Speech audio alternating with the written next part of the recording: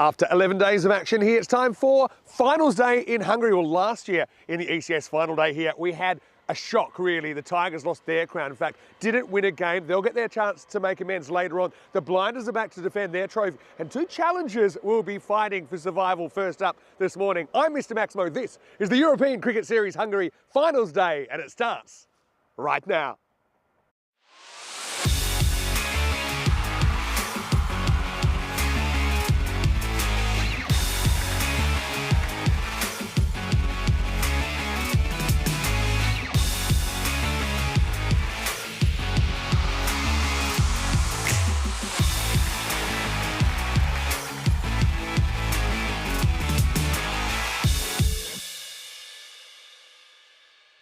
This European Cricket Network event is proudly brought to you by HCL Software and Paramatch. Yoreg out. Good morning to you wherever you're watching from around the world, and welcome to a huge day in European cricket. It is day 12, which is finals day here in Hungary. So we do have the Budapest Blinders trying to defend their title. They top their group. We'll see them later on. We'll also see the Royal Tigers, previous champions, trying to get that crown back after they lost it last year. But we have a new team to the Final Four starting us off today, because the Budapest Super Kings have been really impressive. They're on the park first against the Cobras, who were also in the mix last year. They were the runners up. So we've got the eliminator first up. Only one of these teams can progress to the second half of the day. A little bit earlier, Suleiman Saeed was with the two captains. Let's see what happened at the coin toss. Finals day, eliminator one. We have Super Kings and Cobra. Cobra, you will call. Heads. Heads is the call, and it's heads. We are going to ball first. Cobra won the toss, and they will ball first.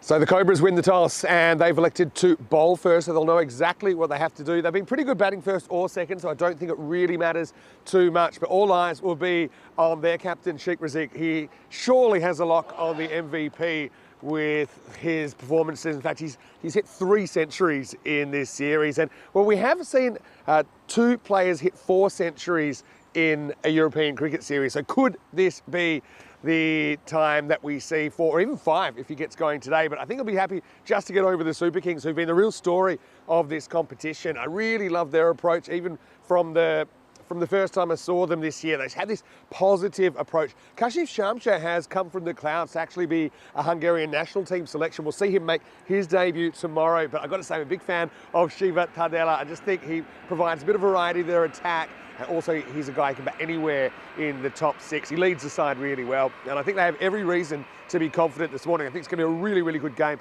Weather-wise, I can tell you we've got blue skies and we're going to have plenty of sunshine today. It wasn't as hot as it has been lately, I think. We saw that yesterday, but we still are expecting 29 degrees, currently about 22 to get us going. Well, Nish did a great job yesterday, and we saw a few teams bowing out in the competition. We'll see 3 more teams eliminated from contention today, and it's going to be a really big day. Nish, it's over to you in the commentary box. I can tell you that at the coin toss, it was the Cobras that won the toss. They're going to be bowling first. Over to you. Let's get ready for the eliminator, and let's get ready for finals day.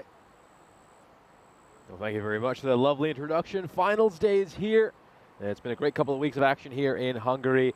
And we've come down to the day when we're going to crown our champion of ECS Hungary 2024. Really looking forward to this. It's going to be a terrific day of cricket. We've got the very best in this tournament left. 4 sides, and they'll all be vying to lift some silverware. Before we, of course, move on with today's action, we'll have a look and recap some of what we saw yesterday. Of course, none of the teams that were involved in yesterday's action will be involved today, as, of course, they were all eliminated from this tournament. We start off by looking at UCB's victory against the Royal Eagles. Dominant performance by them. They put 149 runs on the board, and in response, the Royal Eagles just managed to muster 107 runs. Muils Ul Hassan was terrific in that match, batted superbly, and then came on in the second innings, bowled terrifically with figures of 1 for 10 in his 2 overs. And then UCB would pick up a victory here against the Danubian Kangaroos. The Danubian Kangaroos batted superbly. They put 151 runs on the board.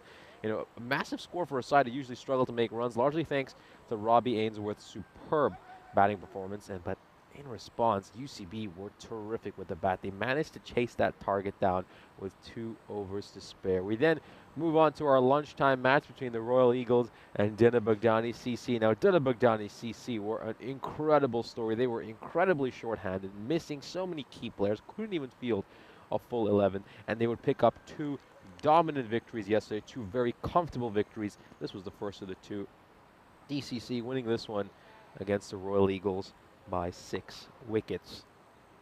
Then Royal Eagles would be defeated by the Danubian Kangaroos. The Danubian Kangaroos picking up their 2nd ever European Cricket Series victory, their first of the 2nd round. They restricted the Eagles to just 95 runs in the first innings, and they would take it in the 2nd, largely thanks to a great batting performance by Matty Ainsworth. He started off a bit slow. Keep in mind, he made just 15 runs of 17 deliveries, but then the next 6 balls, he accelerated, including hitting those 3 consecutive sixes.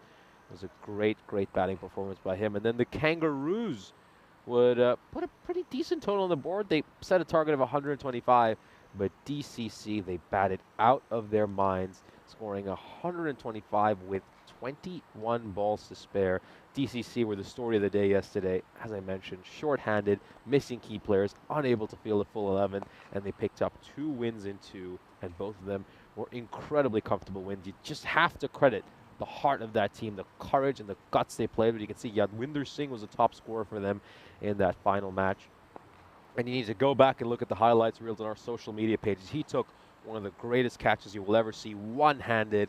It was a spectacular effort, and it was a joy to be right in front of him as he took that catch. Here's a look at the standings, of course, of round 2. So the Super Kings and Cobra Cricket Club booked their place in the elimination match we have coming up for you in just a couple of minutes. Big match, of course. The Super Kings did beat Cobra CC when these 2 sides faced each other. We will be talking about that match throughout the broadcast of our first game. Just looking back at a few things that maybe both sides could improve in this game. It's a bit like the first round between 2 boxers, you could say. I'm sure they felt each other out a little bit. And this is the big one. This is the championship round, as they say. This is the elimination match. The winner of this one will advance to the first qualifier. So it's win or go home for the Budapest Super Kings and Cobra Cricket Club, of course. As it was mentioned right at the top of the broadcast, the Cobra Cricket Club, I should say, won the toss and elected to bowl first. Interesting decision. We know in these elimination matches, a lot of teams like to bat first, put a total on the board, and to put some pressure on the side batting in the 2nd innings. But I think Cobra CC, they want to know what their target is, and then that will allow them to pace their innings accordingly in the 2nd innings. Not a bad idea. I mean, I'm always a fan of chasing in the shortest format of the game. I think it's always good to know what your target is, and then you can pace your innings accordingly. Here's a look at the win predictor. Of course, as you can see, Cobra CC coming in as favorites, 64% favorites.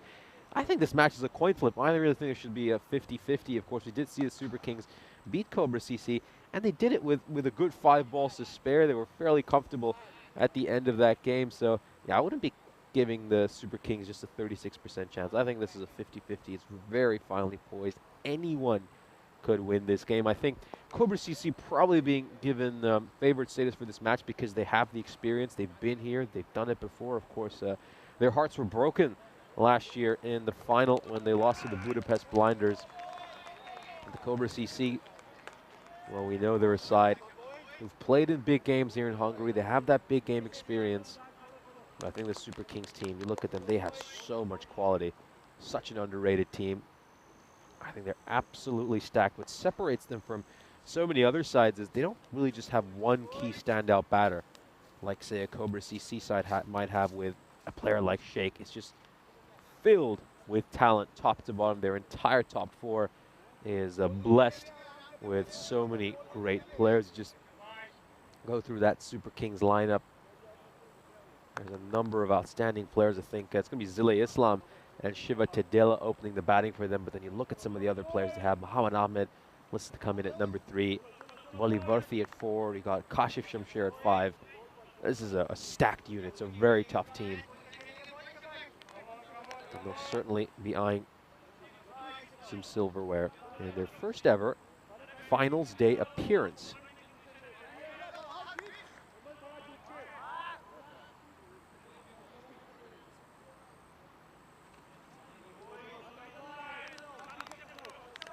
It looks like the talented Sheikh Rasik is going to open the bowling here for his side. how good has he been? He has had an incredible tournament, Sheikh Rasik. He's at the top of the run getters board, currently 299 runs ahead of second place Robbie Ainsworth for the Danubian Kangaroos. But his bowling has been equally exceptional. He's sitting in 5th place in the wicket takers tally. First ball of finals day. Starts off with a wide.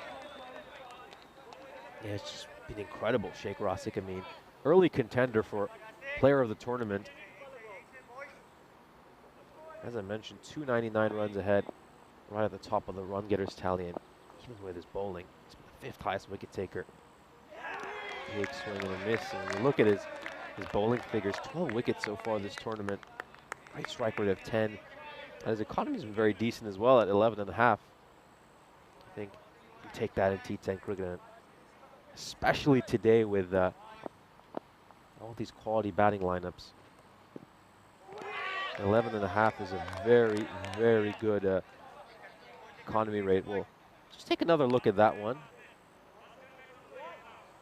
Just wonder if this is a kiss the tram line along the way. We saw a few harsh wide calls yesterday. I think the umpires got this one right.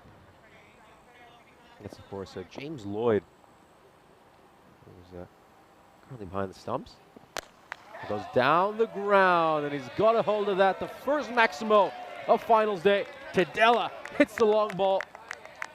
And he's got the chance to free his arms over there. Too much width on offer. And he has smashed that one straight down the ground. A terrific hit.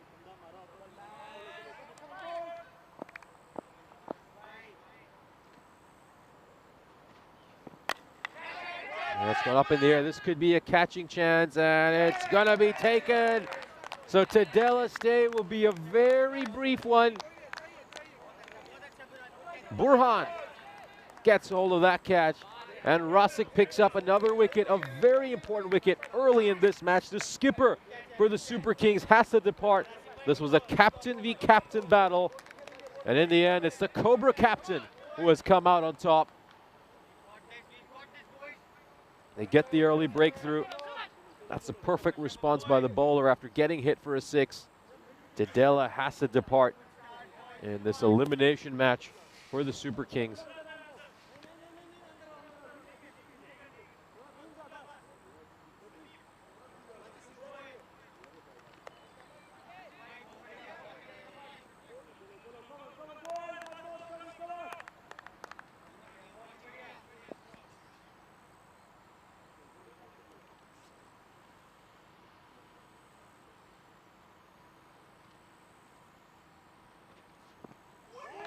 Goes for the big drive again, the new batter, Mohamed Ahmed. He's getting that lovely shape away, isn't he? Beautiful outswing. Of course, did mention James Lloyd. Worth mentioning that Amit Nan as well as over at square leg. And the third umpire is Georgi Takash. On the cell, of course, they're all led. Suleiman Saeed, the match referee, of course, you saw during the coin toss video right at the start of the broadcast.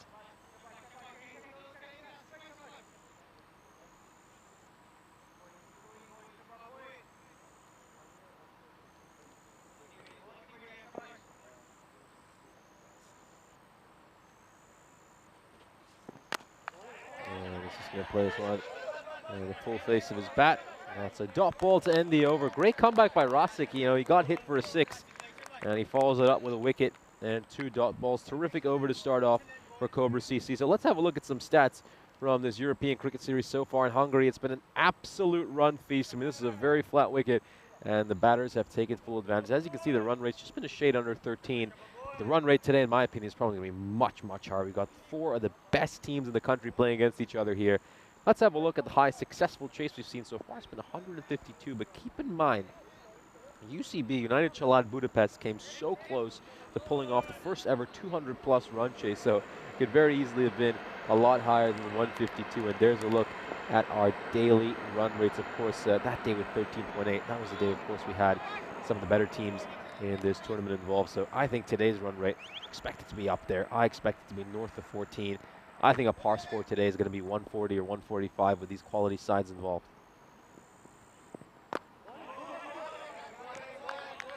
Matur starts off with a nice ball, full and straight. Really good delivery.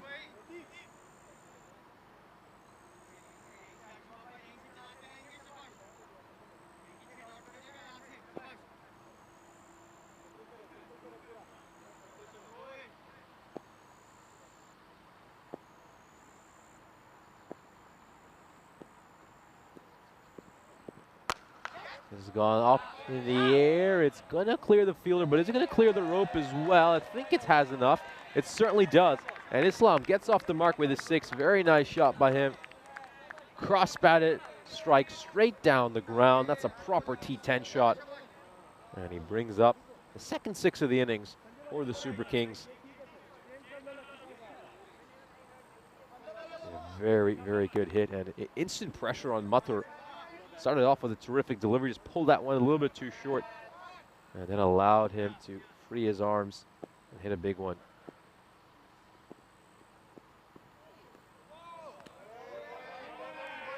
Take some pace off that ball, Matur. Smart bowling.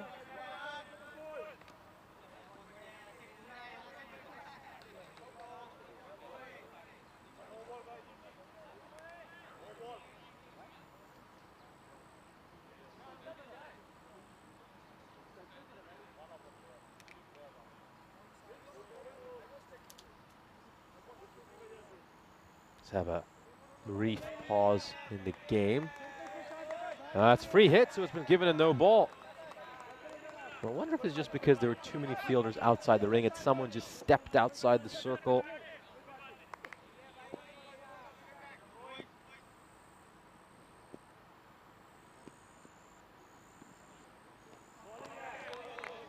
It's a good ball there, very good ball there by Matur on the free hit. Nails the wide Yorker.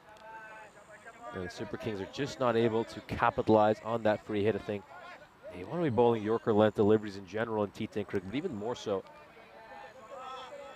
against someone like Islam, who's obviously a tall man, has to reach all the way down to try to get to those Yorkers.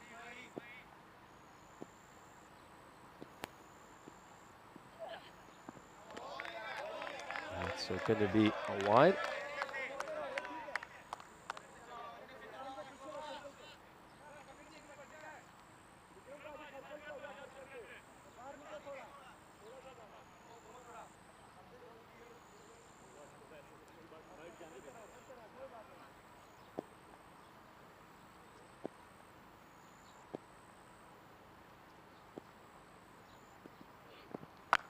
This one's just going to land safely inside the ring. It's a good shorter delivery there by Matur. Dug that one in well.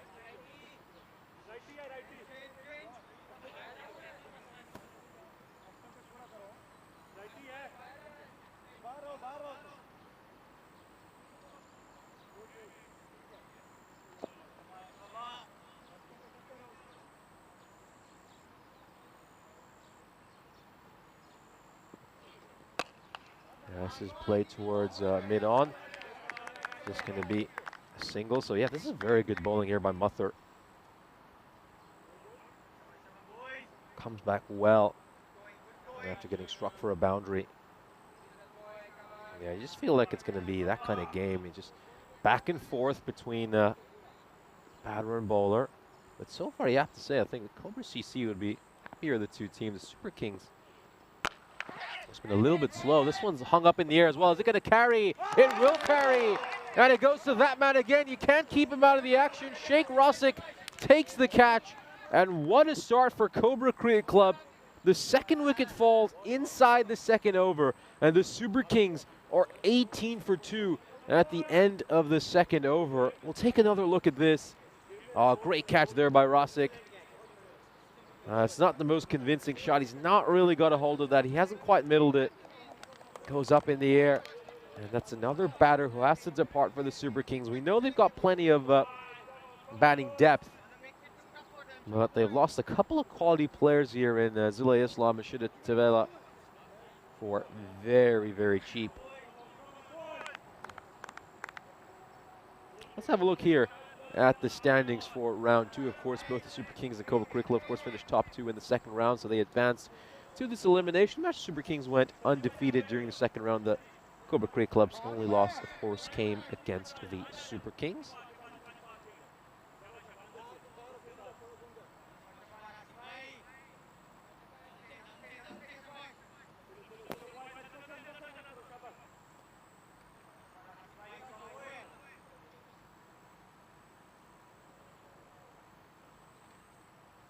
Now then, Rashik continuing. I like this move.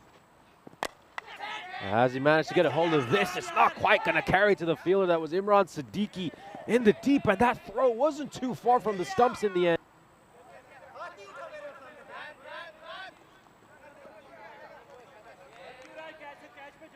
Wow, how close was this? I think direct hit. He might have been in some trouble. That was Akula running to the danger end. We know Akula is a very dangerous batter, and boy, if that one had struck the stumps, then the Super Kings would have been in all sorts of trouble. Well, this Cobras seem to be convinced that there might be an edge over there. Hard to tell from that. It's really hard to tell. I think my initial instinct is that the umpire is right. It does look like there might be a gap between bat and ball. It's going to go big. He's got a lot of height on this. Doesn't have much distance. There's a couple of fielders coming underneath it, and it's going to land right between them. Lands safely. Heart and mouth moment there for Ahmed. But he survives.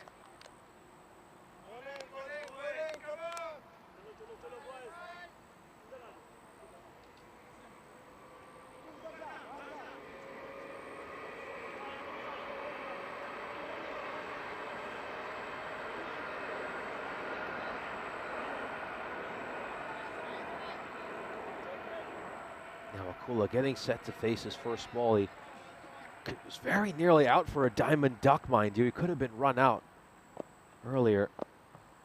Here he is facing his first ball. Oh, beautiful ball there by Rasic. Fuller delivery that just shapes away. Akula doesn't quite get his front foot to the pitch of the ball. He's sort of pushing at it with his hands away from his body. And those are the kind of shots that usually get edges.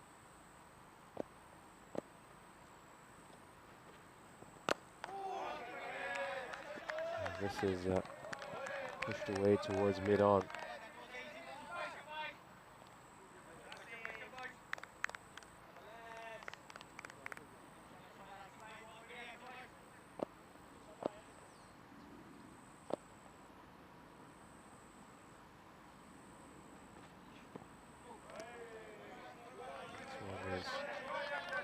Going to be a wide.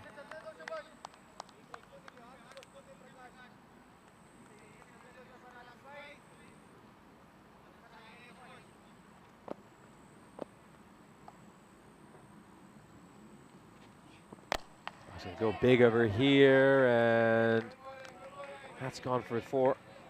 Just one bounce in front of the rope.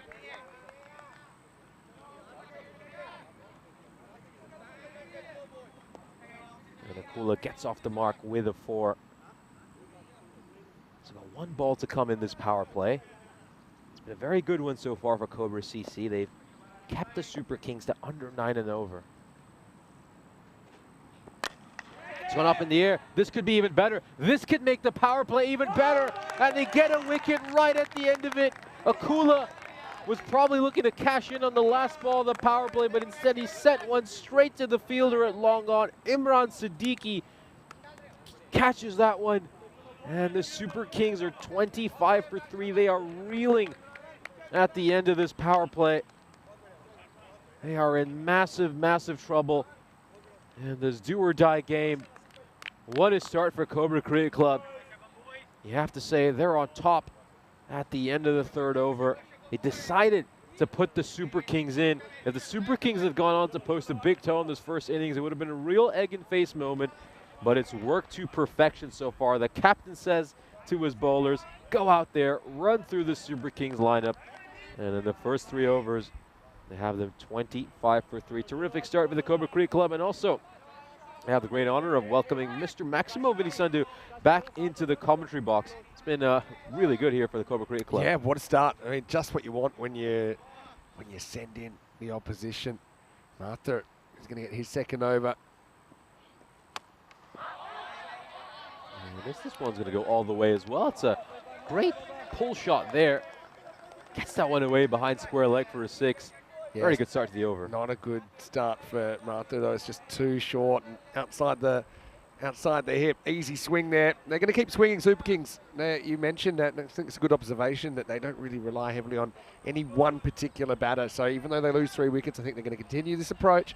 The Cobras, though, I think they were pretty happy to be chasing last time these two teams met was in round 2. It was a couple of days ago, and the Cobras made 148, but couldn't defend it. With Super Kings got to go into town on their bowlers. But both these guys have been in pretty good form. Mohammad Ahmed and Shamsha, who broke through for his first half century on the network last time out, and also has been picked as a bit of a smoky to make his Hungarian debut tomorrow in the internationals. Also want to say, great job yesterday, Nish. I was lurking a little bit because I was in the pool complex. I couldn't watch really too much live, but I did catch up. And geez, I felt for the Kangas when they posted 150 and couldn't hold on. Anyway, looks like we're ready to go now. Mohammad Ahmed facing up. Martha's hoping he can swing the ball. Doesn't want that ball. Wants the original one back, as they have found it. Interesting, a bit of dew around this morning. It's the first time I think I've seen that. I heard there might have been some around yesterday as well. Maybe that's another reason that you elect to bowl first.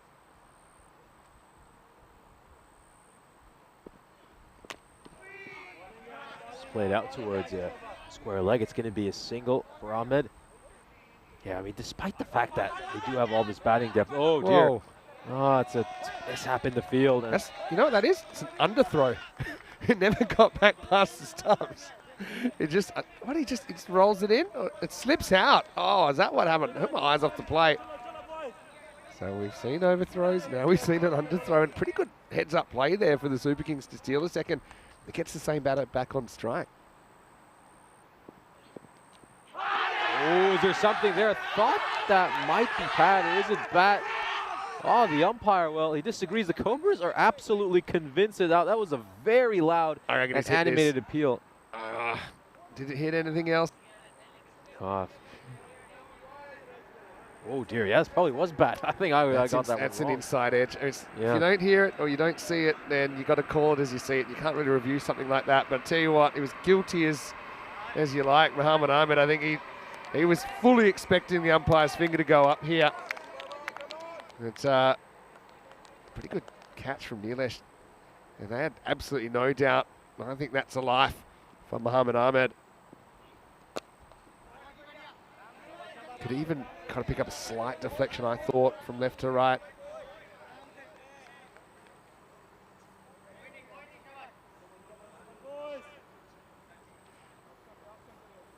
This is normal speed, right?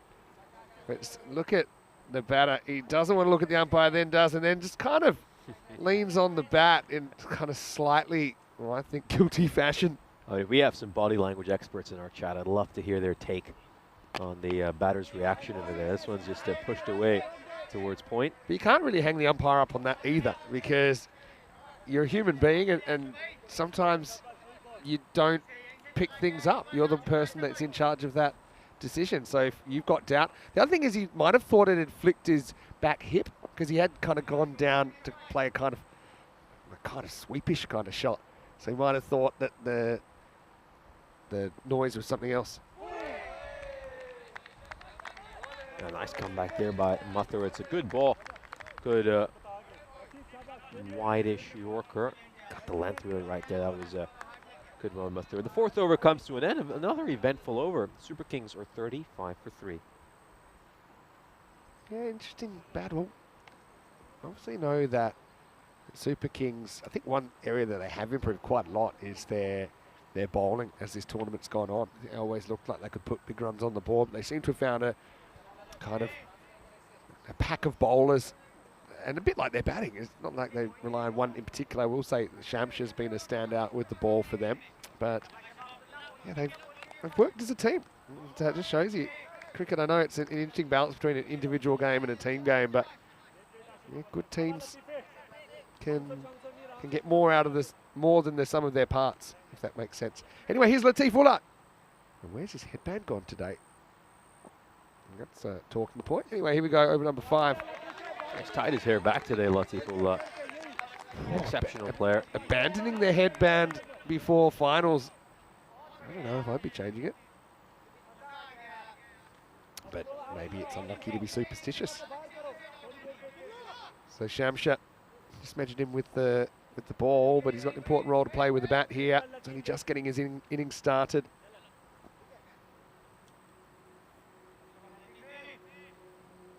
Yeah, Latif Ullah, he does go for runs every now and then. He was a bit expensive during the second round, so he might be the sort of bowler the Super Kings are looking to target. And that's where he might thrive. That might give him the opportunities to get some wickets. Oh, this one goes down the leg side. And doesn't have enough to trickle over the boundary rope. Not quite going to slow up in the outfield. Very good chase there, actually, to keep that Tony 1 extra. That was a bit of a nasty one for Jane down the leg side. Got it on the end of the finger. So, yeah, Latif has to play his part. Super Kings, the 3 wickets aren't as much of a concern at the moment as the fact that their run rate's not even 9. So that's kind of what they'll be working on. Expected score 110 doesn't look enough. Has this got enough to go over the rope? And most certainly does. Ahmed, well, he starts to accelerate, hits a bit 6. You know, just before, I commented as well, I did see Crew mentioning in the chat that it wasn't hurting to keep Ahmed out there because of the fact that he's going at just about a run the ball. But that's the thing with Ahmed, he can shift up the gears so quickly, and you see that right there. Just needs 3 or 4 balls. He could send them to the boundary rope, and then he'll be back to his usual strike rates. The interesting thing here is that James saying he thinks it's an inevitable Cobras versus, I think it means the Budapest Blinders final. Don't count out the Tigers. I mean, the Tigers won everything here in Hungary except the ECS last year. And of course, they lost the national championship last year as well for the first time in a long time. Yeah, it's gone up in the air. And it's going to go straight to the fielder, extra cover, another catch. Well taken. The Cobra CC have been absolutely incredible with their fielding. They've taken all their catches, have been good with their ground fielding as well. And the 4th one departs here for the Super King. Anytime it feels like they're just about to build some kind of a partnership, they lose a wicket. This partnership ends up being worth only 19 runs. Yeah, just didn't quite get out of the middle of the bat, did he? Lifted up. Shamsha has been in pretty good batting form. He has to go. Tip catch down there for Sanjay Kumar. And Cobras, yeah, catches win matches, especially on finals day. Shamsha gets a pat in the back, but he has to take a seat. 44 for 4 after 4.4. Here comes Gaikwad.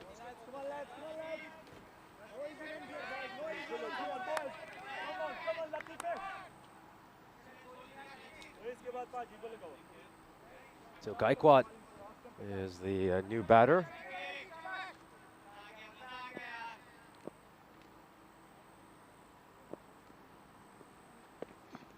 And a nice short delivery there by Ullah. Just surprises Gaikwad to start off. He isn't quite able to get his hands up in time. Got 1 ball to go until the drinks break. Gaikwad would love to pull out a big knock here. Just need a spark. Who's going to provide it? Muhammad Ahmed hasn't quite been himself in this innings. So I have to caught behind Peel not too long ago. Oh, Edge just throws everything at that. It's going to go away for a 4. So streaky boundary to start off for Gaikwad. He gets off the mark. It won't matter how he gets off the mark. The important thing is he has managed to get some bat on balls. Time for both these sets of players to get a quick drinks break, and also a chance for us to welcome you into the commentary box. Very good morning to everyone joining us from around the globe. It's finals day here in Hungary, and we've started off with a really good match here. Cobra Cricket Club, of course, on top, and they'll be looking to make it back to the final for their 2nd year running. Yeah, they'd love to do that and obviously go one better. They're going to have to go the hard way because they didn't top their groups. They have to win an extra match on finals day. But, it's hard to see if their stars click, how they can be beaten. So it's always really interesting here in Hungary when we get to finals day. We had super interesting finals day last year with the Tigers being knocked out and then losing the bronze final, giving up essentially 31 plus 5 penalty runs from the end of the ninth over onwards. So that's going to be interesting. UCB's place taken by the Super Kings this year, and I think they thoroughly deserve their spot in the finals and played some very, very good cricket.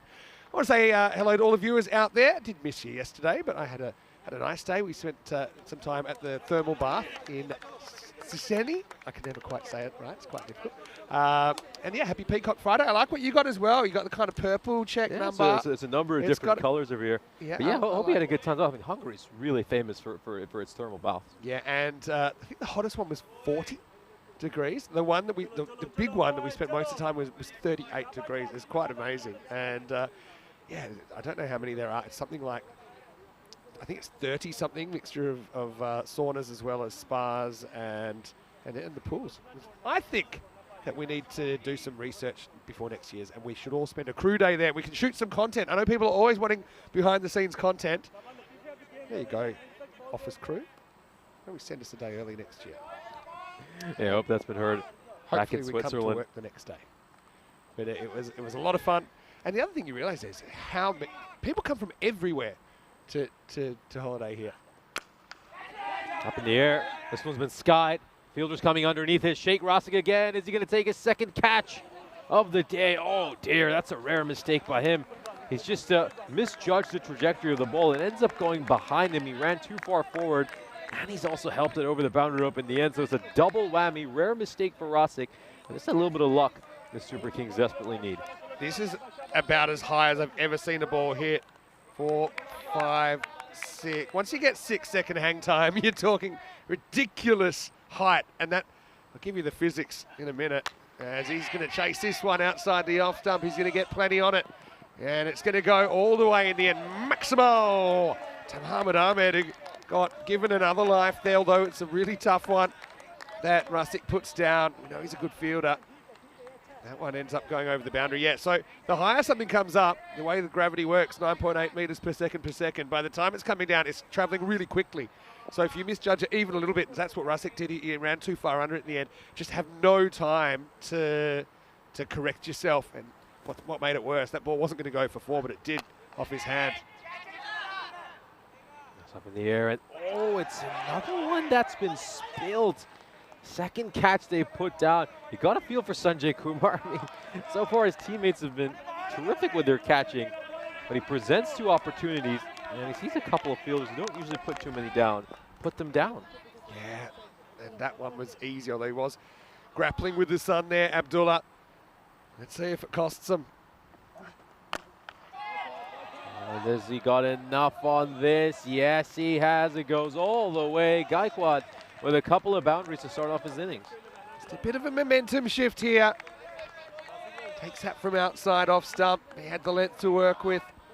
Again, that's probably catchable if there's a fielder on that line, but it was into the hole, and it's 6 more to the Super Kings fighting back.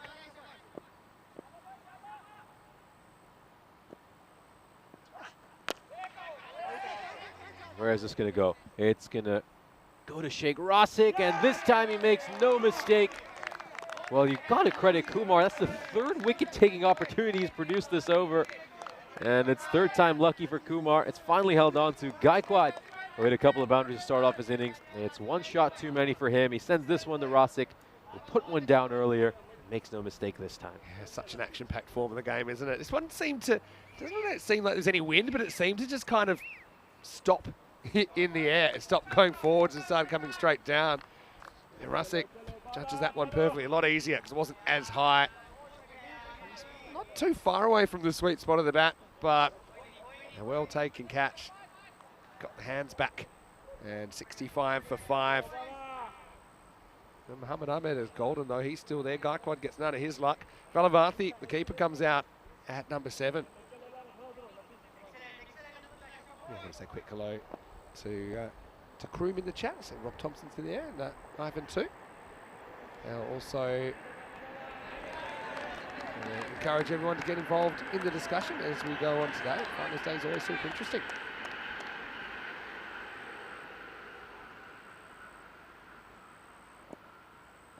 Sanjay trying to close out his over. Slams right into the pads. Great ball there by Volley Varthy. Nailed the length. I should say two Volley Varthy. Of course, the over comes to an end. It's a good comeback there by Sanjay Kumar. Still 18 runs coming off that over. It's a little bit unlucky, of course, with all the chances that were put down. Could have been a much cheaper over. Yeah, true. Let's have a look at the scorecard. Mohammed Ahmed batted 3 in this one. I've seen him opening sometimes. I went for Islam at the top, partner the captain, Tadella. Really, all those top 6 are all very good hitters. I like Pilar's Rai with the bat in this situation as well. I know he's listed down at 9 and he's used more as a bowler. I mean, those next two, I think, are still genuine threats with the bat. So I'm not too panicked about the 5 wickets even at this stage with 4 overs to go. But yeah, the fact that they're only 11 and over, I think that's hurting them. I was wondering what kind of spin they'd go for. They go for Jacob here, the left armer. They've also got Abdullah up their sleeve, the leggy. Struck out towards mid-on, and that's a good throw again by Rostic. That's the second time he's fired one in from that position. This one wasn't far at all. We'll have a look at how close this was. Oh, look at the batter. Certainly doesn't help himself by running the wrong way over there. Worried about getting hit, but he needed to worry more about getting run out. And I think if he runs in a straight line there, he would have made it. But it's in the line he took to avoid the ball. Would have been an outfield hit. Pretty good ball by Jacob here. I wonder if they're thinking of going to Abdullah or not. Abdullah's taken a few wickets in the tournament, but he has been occasionally expensive. Throws the odd half track and full toss in. Straight down the ground. With a very busy man out along on Sheikh Rostic. Gonna have some more fielding to do here. And of course, the last time these two teams played each other, I mean, the Super Kings were terrific with the bat. They had a target of 149 set for them, and they chased it down with 5 balls to spare, hitting a 6, of course, after tying the scores. This is, sensational effort. I thought he might have been able to get to it, but he's put in a very, very good dive here. It's quite unlucky here for the bowler. It's come off the inside edge. You can see him just sprawling down on the ground, trying to get to it.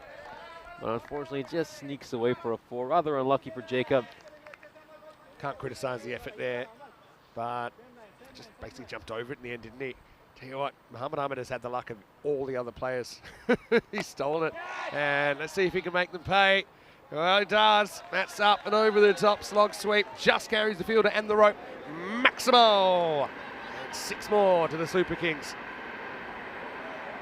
Yeah, 6 runs there. Just dragging his length a bit short there, Jacob. Jacob, mind you, we've talked about all the stars involved in this match. There's one. And Amal Jacob, second highest wicket taker this ECS. He's been a terrific weapon for this Cobra side. He's struggling with his non-bowling hand. He already has a challenge with that hand because his 3rd, 4th, and 5th fingers didn't really develop as the regular hand would. So he's already got a challenge. He also has copped one in the palm of the hand that's caused the other 2 fingers to be pretty painful. But his left hand spinning and winning that over really. At the end of 7, it's 79 for 5. This is where we are on finals day. So we've got Budapest Super Kings here taking on Cobras. One team will go through to qualifier 2. Then they'll take on the loser of the Tigers and the Blinders. Of course, the Tigers and Blinders, they topped their group. They came straight through the finals day and they get the benefit of that double chance. That should be a brilliant game coming up next. Those 2 teams obviously haven't met in the series. They were in different groups. There's an intense rivalry between them. I can tell you that much. Has he got enough of this one? Ahmed going big again. He's had a lot of good fortune today. Is he going to get some more? He will. It's going to be dropped for the 3rd time this innings. That was probably the most challenging of the 3 catches, and even that one really should have been taken. Oh, Ahmed. I wonder what he did before turning up to the ground. Certainly has the rub of the green right now. Jeez, he sure does. He's been so lucky. Can't blame the sun for that one either.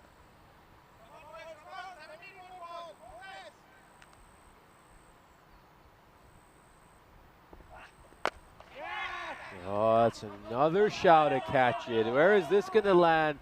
Oh, no. Oh, dear. Oh, they both run right into each other. Oh, I wonder who's come worse off over there. Oh, it could have been run out as well. It's absolute chaos at the moment. Oh, it's good to see that there's movement over there. Let's have a look at it again.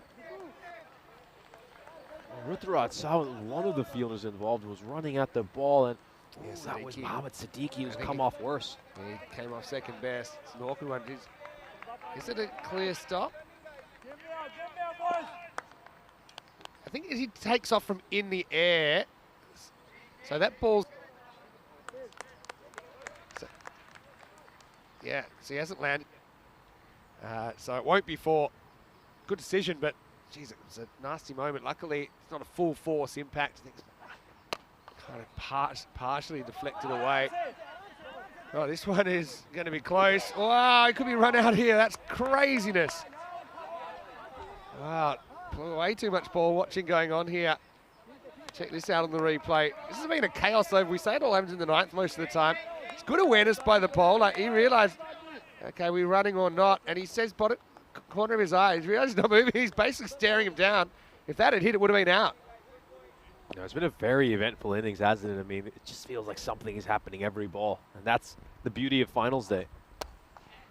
So much on the line. This one, where's it going to land? It's going to just go beyond the fielder, but I think he's done enough to keep that inside the rope.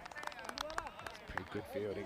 Just, instead of tapping the ball away, he backed himself to just stop that foot from going any further. Martha, he is a left-hander. See, that doesn't disturb the rope. It's been incredibly entertaining, these first 7.4 overs. Seen so much happen, and the Super Kings could easily have been in a much worse situation. The Cobra Cricket Club have had plenty of opportunities to compound their misery. It's been given a wide here. Well, I just wonder if this was skimmed the line along the way. Let's have a look at this. That's not a one. Yeah, feels like it's a harsh call.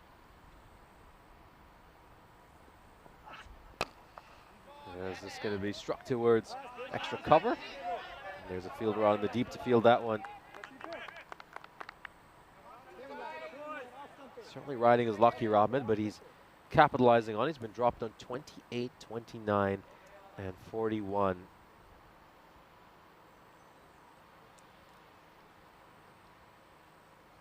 Sanjay, last ball of his spell. He's going to chip this one up. Has he found the gap between the two fielders? No, he hasn't. Just a single. Wally Varthy was he just keen to rotate the strike and get Ahmed back on strike, but well, he'll be facing the first ball of the ninth over. As the Super Kings are 88 for 5 at the 8th over. Interesting.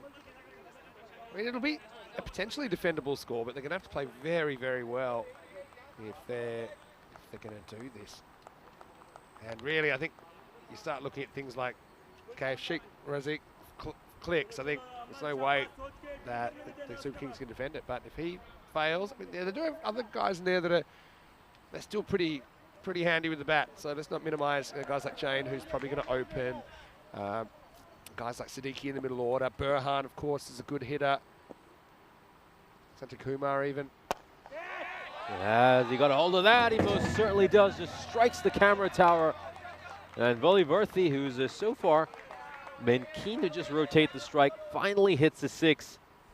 And that's the thing with the Super Kings. Even though we're lower down their order, they've still got plenty of hitters, including Wally Varthy.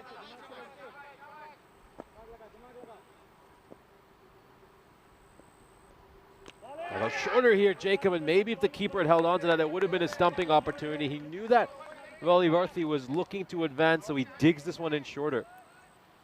Yeah, probably a chance if you're taking it cleanly to get back pretty quickly, though. Sliding down the leg side over there. Oh, he's come back well after getting hit for a 6, Jacob. You don't tend to see Jacob bowling this late in the innings. He usually bowls in the middle overs.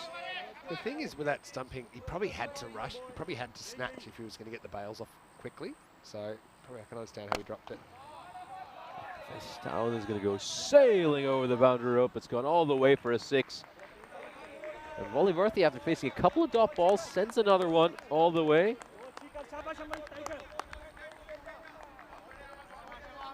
Let's have a look. Where did this go to? Oh, is that Shub down there?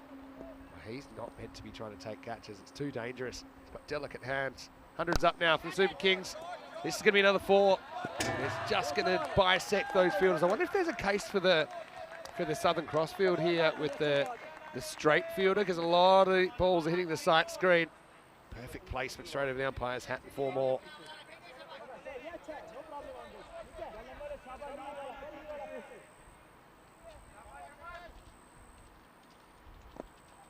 Last ball of the 9th. Just fires that one in there. Jacob, it's a dot ball to end the over. 16 runs coming up. And yeah, I think what the Southern Crossfield is, and I'll just go back to that after this ball. Another chance, you know. It's a tough take for Jane, but if he takes it, then it's just dumping. Yeah, go ahead. I wonder how many teams are actually aware of the fact that he can even do it. Yeah, true. Yeah. I got to admit, I'm in favour of having a rule or interpretation, if you like, that you can't have a field in the way of the sight screen. I think you can still have the same thing and just be not impeding the batter's line of sight. That's just my personal feeling. It's a bit like you can't have a fielder on the pitch or even a moving fielder on the having a shadow on the pitch. And although the general rule, I think how it is policed is that you can have a straight fielder, but they've got to be stationary. In practice, they're probably not completely stationary. It can be distracting. I think that's completely fair, but I like field placing. And like I said, you can do it with the fielder almost straight. Just have a couple of metres off to the side. Now they're going to take an ambitious overthrow, and they're going to get it. Well, I wonder if they might have gone for another overthrow if it hadn't hit the batter. A little bit of triangles happening here. Somehow it goes back to the original thrower. Look here. He gets told, Kent, it's not great running, is it? Talk about running the first one hard. He's just strolling to the other end. It's fatigue factor here from Ahmed is what it is. We've seen him trying to avoid running wherever possible. But funny thing is, it causes him to have to run back twice as fast. 106 now. Muhammad Ahmed on 46.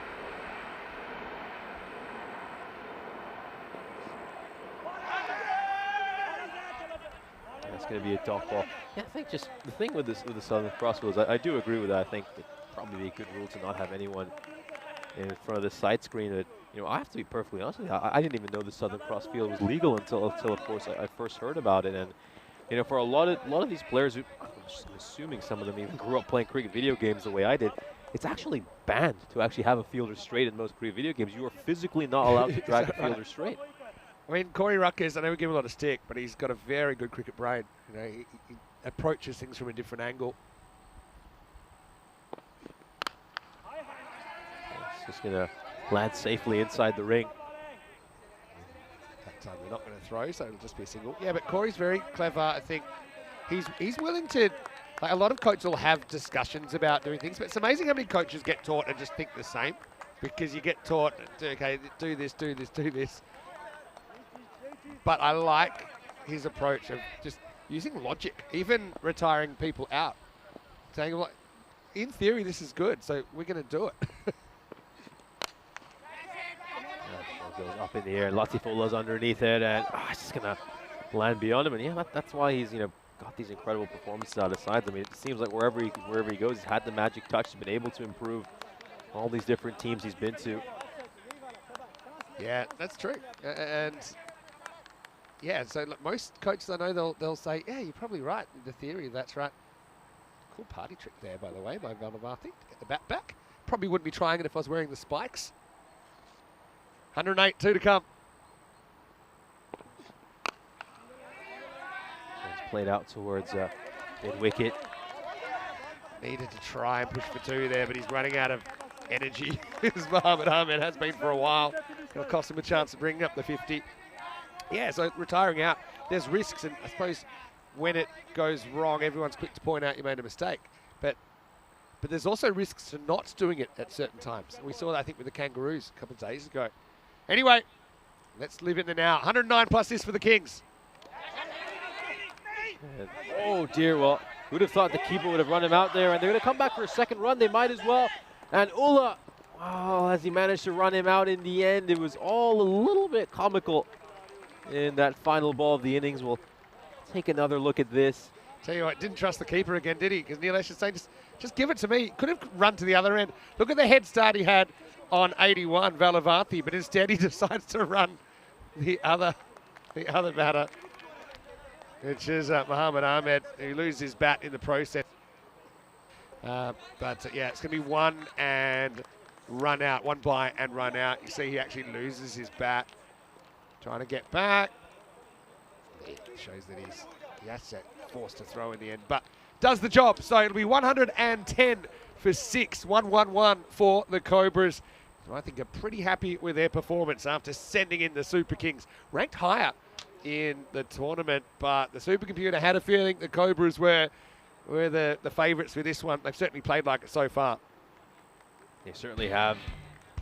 The Cobra Creek Club will feel like they've taken a big stride towards making it to the first qualifier. We'll have a look at the highlights of this innings. Of course, Budapest Super Kings, they hit a 6 in that first over. Then Shiva Tadella was dismissed on the very next ball. Good catch taken there by Mohamed Burhan to get rid of the Super Kings. The captain off the bowling of Sheikh Rasik, Zile Islam, would make just 7 runs of 6 balls. He hit one big 6, but eventually he was dismissed by Ashutosh Mathur as well. Rasik taking the catch to get rid of him. Mohamed Ahmed was the sole bright spot with the bat in hand for the Super Kings. He made 48 of 27, but he did ride his luck. He was dropped 3 times on 28, 29, and 41. There you just see Mohamed Siddiqui taking the catch to get rid of Prakash Ullah, who would make just 4 runs off the 4 balls he faced. And they were absolutely convinced over there that was an edge. Ashutosh Mathur went up, very, very animated appeal. The umpire felt there was no nick, and if that decision had been given, then maybe Mohamed Ahmed would have been walking back to the dugout. So yeah, he certainly did have the rub of the green, but he made sure to capitalize on it, and he got his side into a good position. That was a nice catch taken there by Sanjay Kumar to get rid of Kashif Shamsher off the bowling of Latif Ullah. Dheeraj Gaikwad came in as well. He had a couple of shots, but he wouldn't last for long. Eventually, Sanjay Kumar would have his man, Sheikh Rasik, taking the catch to get rid of him. We saw Rasik, of course, drop one before the catch he took. That's the drop right there. That was, of course, Mohamed Ahmed riding his luck a little bit. If he dropped again in that same over, he was dropped twice in that over off the bowling of Sanjay Kumar. He can just see the second of those drops in that over right there, but eventually Gaikwad would depart.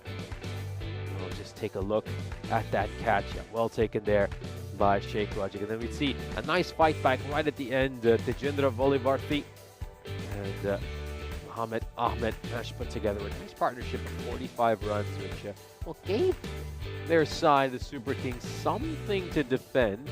You'd still say the total is well below par, and Cobra CC should be the big favorites, but at least they have some kind of a total on the board, a respectable total on the board, and maybe with a big bowling performance they'll be able to pull off something remarkable and make their way to the first qualifier. But as things stand, you have to say Cobra CC look like firm favorites to win this one.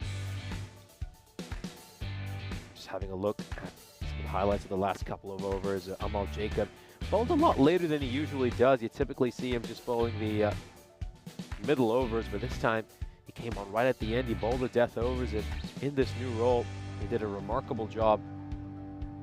Final overs bowled by Latif Ullah, who was a bit expensive during the second round, but not today. Stepped up big time in this elimination round match. He had figures of 1 for 18, and there it is, the final ball of the innings. Runs across to the other end, runs out the batter. After, of course, the keeper, Nilesh Jain, missed out on what should have been a fairly straightforward run out. Have a look, of course, at the scorecard of this inning. The top scorer, as you can see, was Mohamed Ahmed with a score of 48 of just 27 deliveries. Of course, he was rather lucky that he didn't have a decision given against him earlier in the innings. He could have been out on 28, caught out, nicked, and then he was dropped on 28, dropped again on 29, dropped again on 41. And he certainly looked to capitalize on the luck that was given to him. A good innings at the end as well by Volivarthi. He made 23 of 14. Was involved in the 45-run partnership with the aforementioned Mohamed Ahmed. We'll now move on and have a look at the bowling figures. Look at the bowlers here. Has to be Sheikh Rasik with figures of 2 for 15 and 2 overs he bowled. He was superb. Latif Ullah, a big improvement by him from some of the performances we saw in the second round. He had figures of 1 for 18. Ashutosh Mathur did a decent job as well. I think 10 and over is something you'll certainly take in T10 cricket. And Sanjay Kumar was rather unlucky. I mean, he had 2 catches dropped off his bowling. Could easily have had one given out as well. Caught behind. and he ends up with figures of 1 for 27. Jacob a little expensive, more expensive than usual. 0 for 29 in the 2 overs he bowled.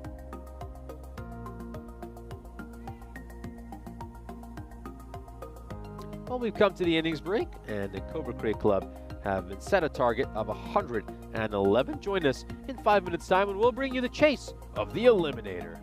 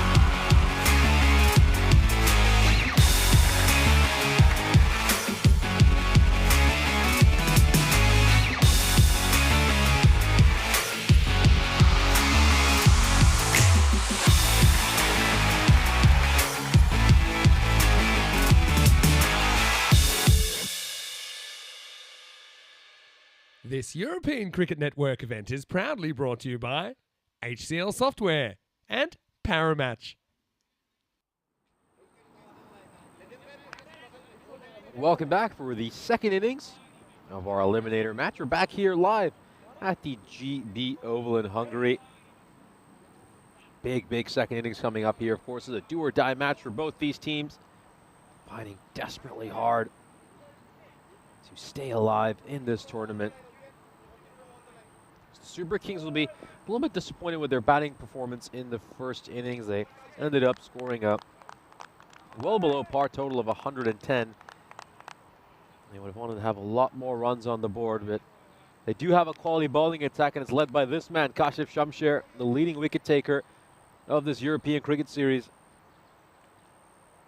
They're going to need him to make some early inroads.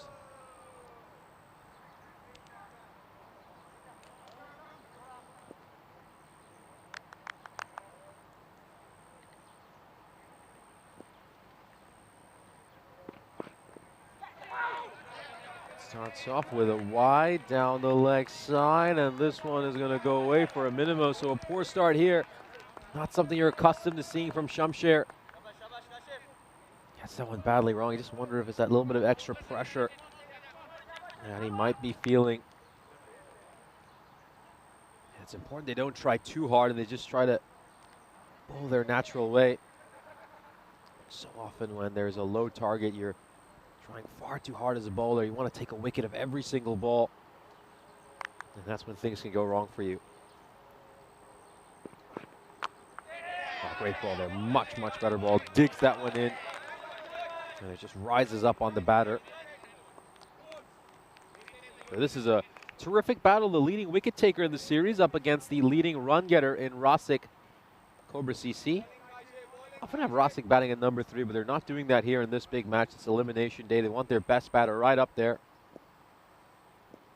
He's opening the batting for this Cobra CC side. Goes over long off, and it goes for 6.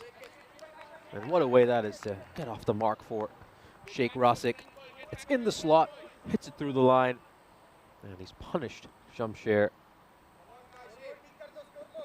for what's a rather ordinary bit of bowling for a man of his quality. Yeah, very rough start here for the Super Kings.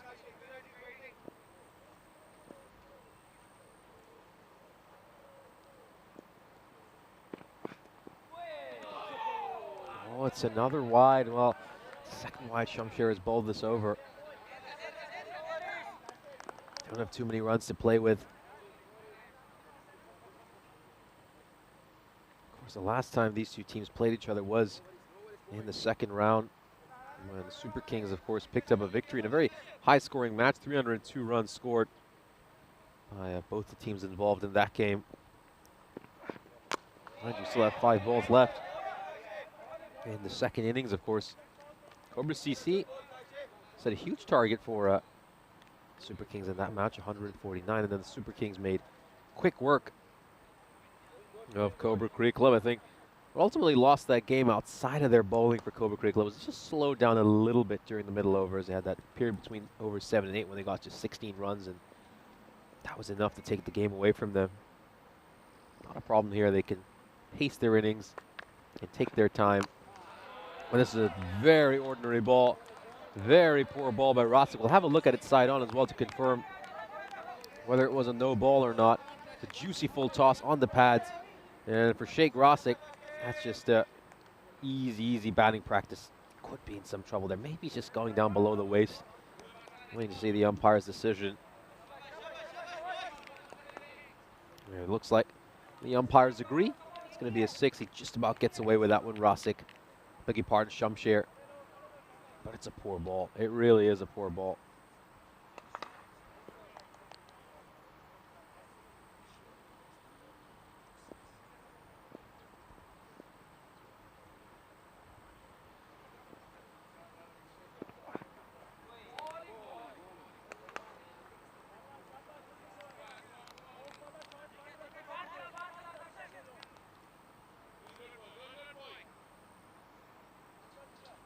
It's wide over there by Shamsher.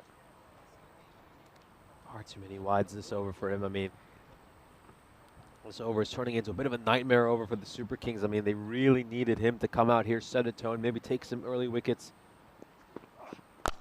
But it's been quite the opposite so far, and that is a majestic straight drive. Beautifully hit with the full face of the bat, straight down the ground. What a shot.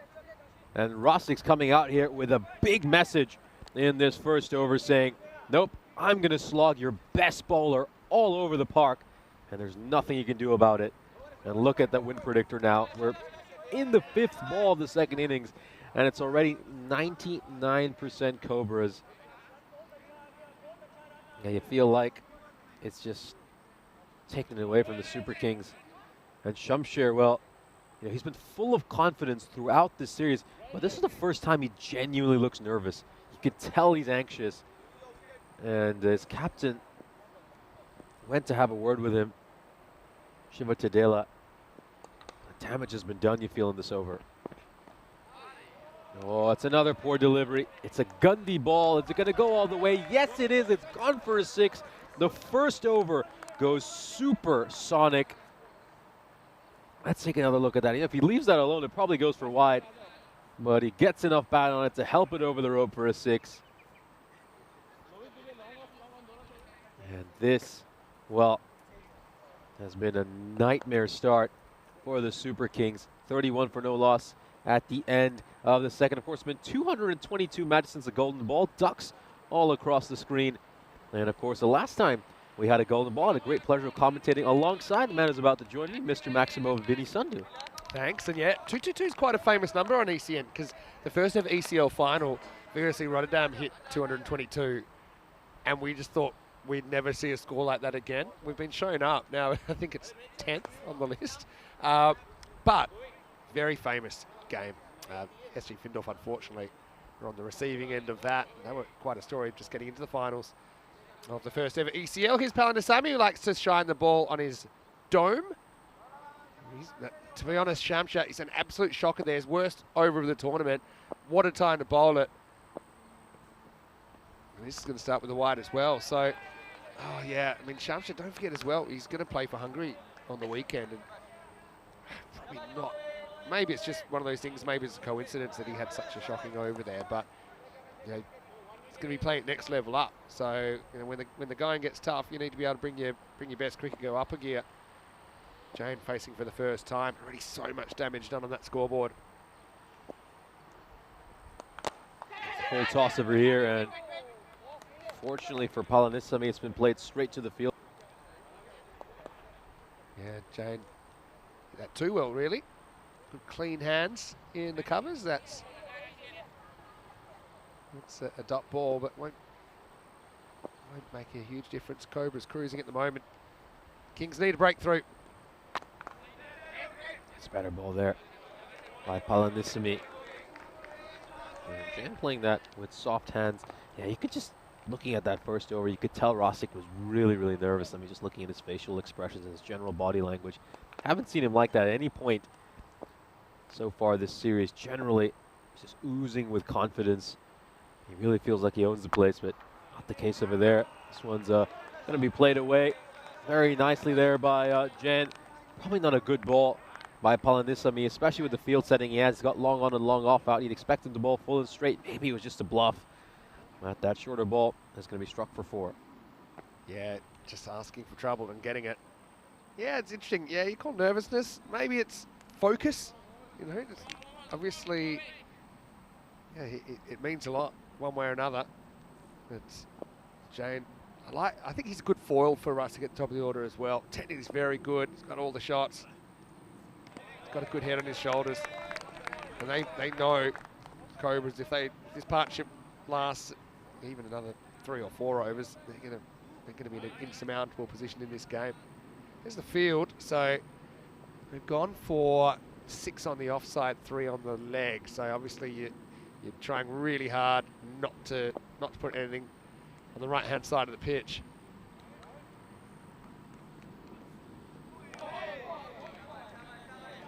Be a no ball. It's actually a pretty good bouncer, but he's already bowled a bouncer in the over. So can't bowl another one over the shoulder. That one clearly is.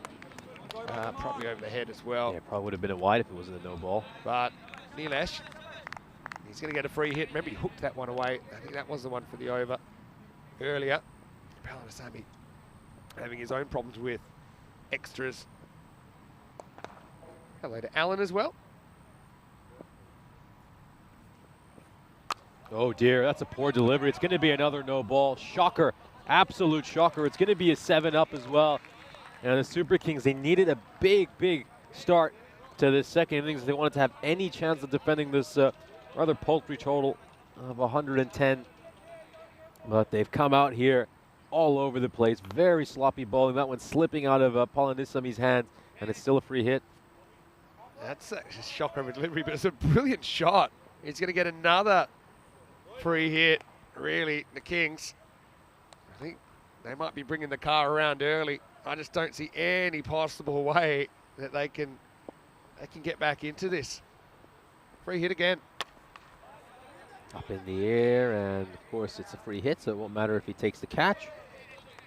Yeah, look, I've seen amazing things. I could just see if you need a collapse. You've still got runs to play with. You've got over 60 runs to play with, but you need a collapse. Can you see it happening? No, but that's the thing about collapses. They come out of the blue and they're unpredictable. But yeah, you're talking pie in the sky kind of stuff, especially when you've got someone like Rasic who's kind of dissolved all the pressure in this game. I think what really tells you they're a defeated side, as this one's going to be run away for a 4, is just the body language. I think they look a defeated team when you look around. A few double teapots around, a few players have folded their arms as well. It's very hard for a side to come back mentally after the situation they're in. It's a very good shot as well, that one. It finishes the over, so 49 for 2. What was that, 18 off that one, I think. So where's it going to come from? Someone needs to do something sensational. This is how round 2 finished. So these two teams topped round 2, and that's why they're here. Obviously, you had the other 4 teams involved yesterday, so obviously there was pretty entertaining games yesterday, and it was nice to see a couple of teams, Jutta Bogdan, for example, being able to have some positive results in the end. But yeah, someone needs to do something, and quickly. I always talk about it. The bowler is in control of the game more than anyone. Where he puts the ball to term, everything else is reacting to that. And so far, they've put it in poor spots. Here's Wright over number 3. Well, could they get a wicket here? They desperately need one, the Super Kings. And oh, well, he will take it on the second attempt. That's the skipper, Shiva Tadel. It just looked like it was going to slip out of his hands for a moment. But he takes it on the second attempt. Rai getting a wicket off his very first ball. Yeah, well, this would have summed it up if this had gone down. But in the end, Tadela grabs it. But it was probably potentially going to be caught anyway. Yeah, but it's the wicket they needed. You're right. I think they don't really have that belief themselves at the moment. Super Kings. If they get Rasic, then I think maybe they'll start to believe they can do it. That's only one ball away potentially. Sanjay Kumar is going to face up at number 3. Well, they'll be telling themselves with 1 comes 2. I mean, this is a little trigger they might need to trigger a collapse.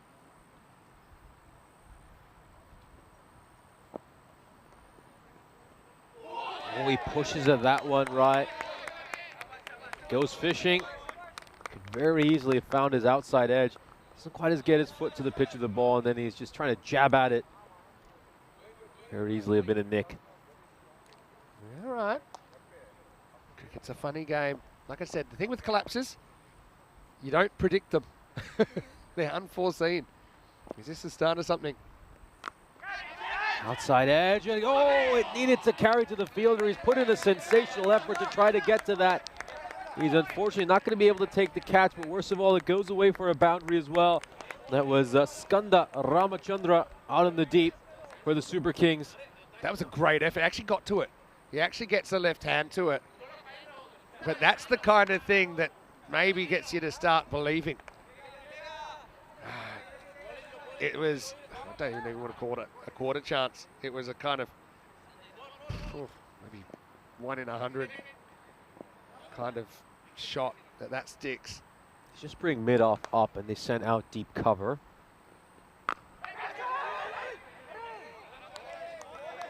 He's a little bit anxious to start his innings here, Kumar. Now, can they just string together a few dot balls, get rid of Kumar as well? Even though Rosick would still be out there with just a few nerves in that Cobra CC camp.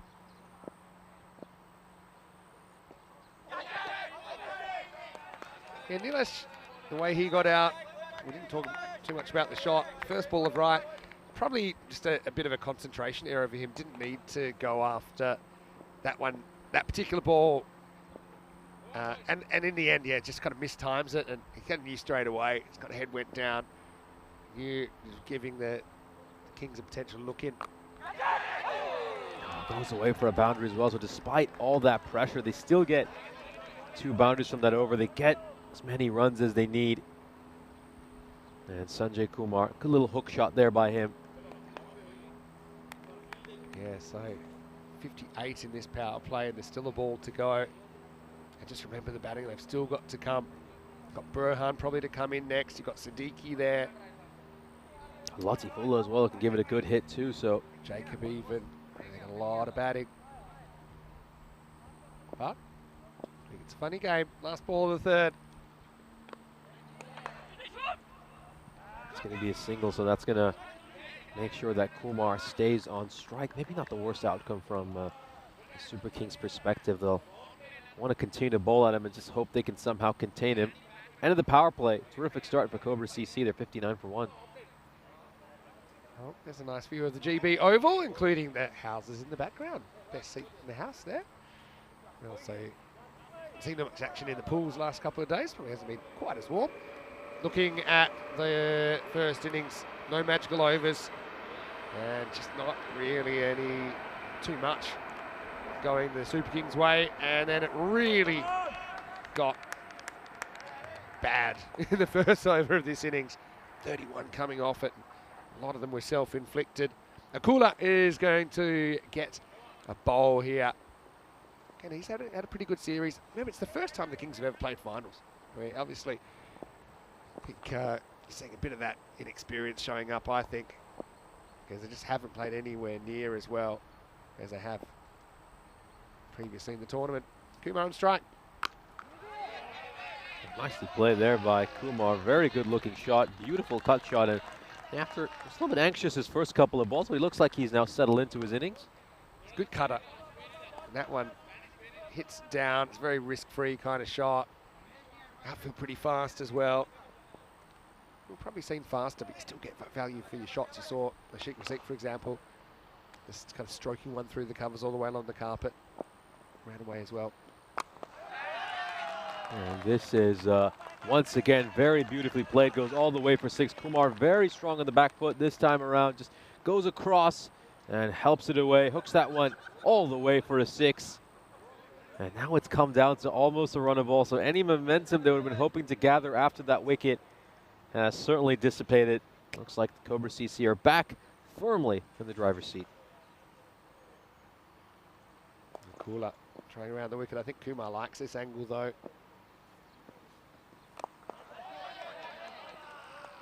This is played out towards third. They'll just pick up another single. So, and no need to take any risks here if you're Cobra CC. Of course, there's no bonus points at play.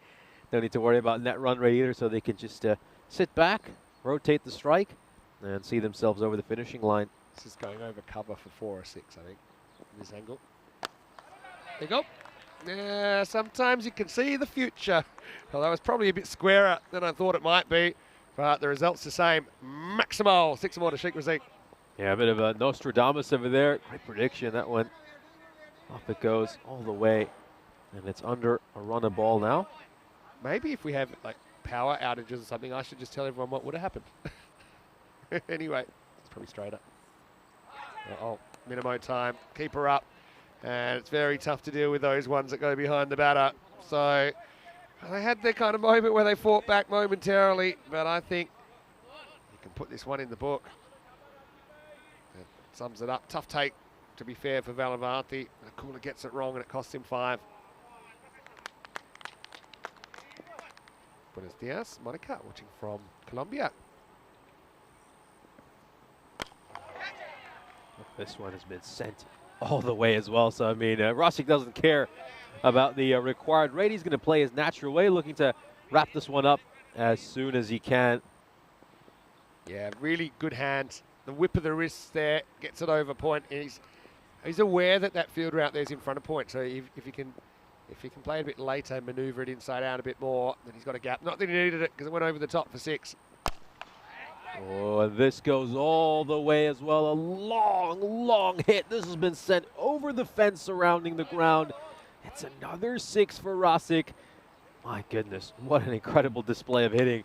And Akula, well, this over goes supersonic. 34 runs coming off it. And Cobra CC are now just 3 big hits away from booking their place in the first qualifier.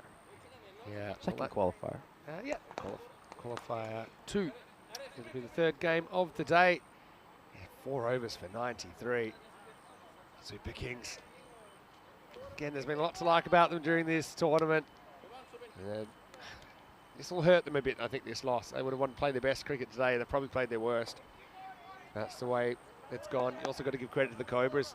I think the Cobras obviously put a lot more pressure on when they had the ball in their hands, and that's how it all starts, like I said. Now, you're getting Rosic, who's on for an 11-ball 50 here, potentially. We'll have to wait because Sanjay Kumar is facing up. Sundaran will get the ball at over number 5. Yeah, these two teams, of course, are very evenly matched. We saw the Super Kings beat Cobra CC during the second round. I think you just wonder sometimes where if championship experience, knockout round experience comes into play as well. I mean, Cobra CC have been in this situation a number of times, and it looks like they've just been the cooler of the two teams. I think at times the Super Kings just looked a bit nervous, in particular with their bowling. And even now, you're seeing Sundaran, who he hasn't batted or bowled in the tournament. He's played 3 games.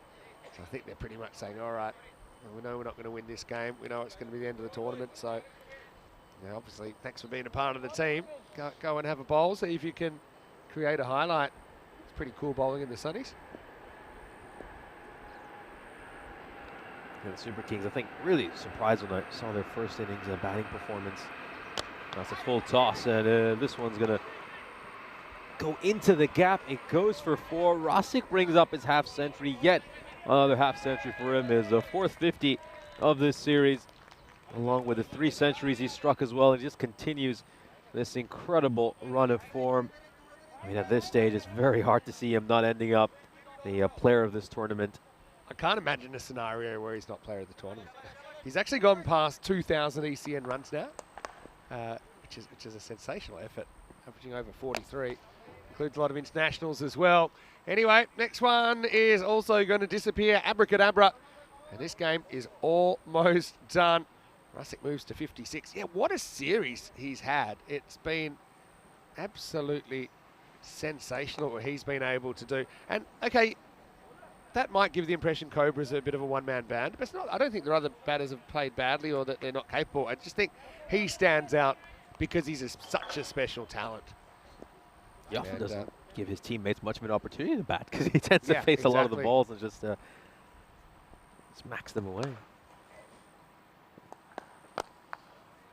Pushed away with a straight bat nicely for a single. So Kumar, well, he has a chance here to wrap this game up in style. I'm certain he's going to look to hit this one for a 6 and give his side the perfect finish. He's hit 75 sixes before today, Rosic. In the tournament. I said he might end up with 100. That'd be crazy. Has he got enough on that to send this all the way? Yes, he does. What an incredible performance by the Cobra Cricket Club in this one.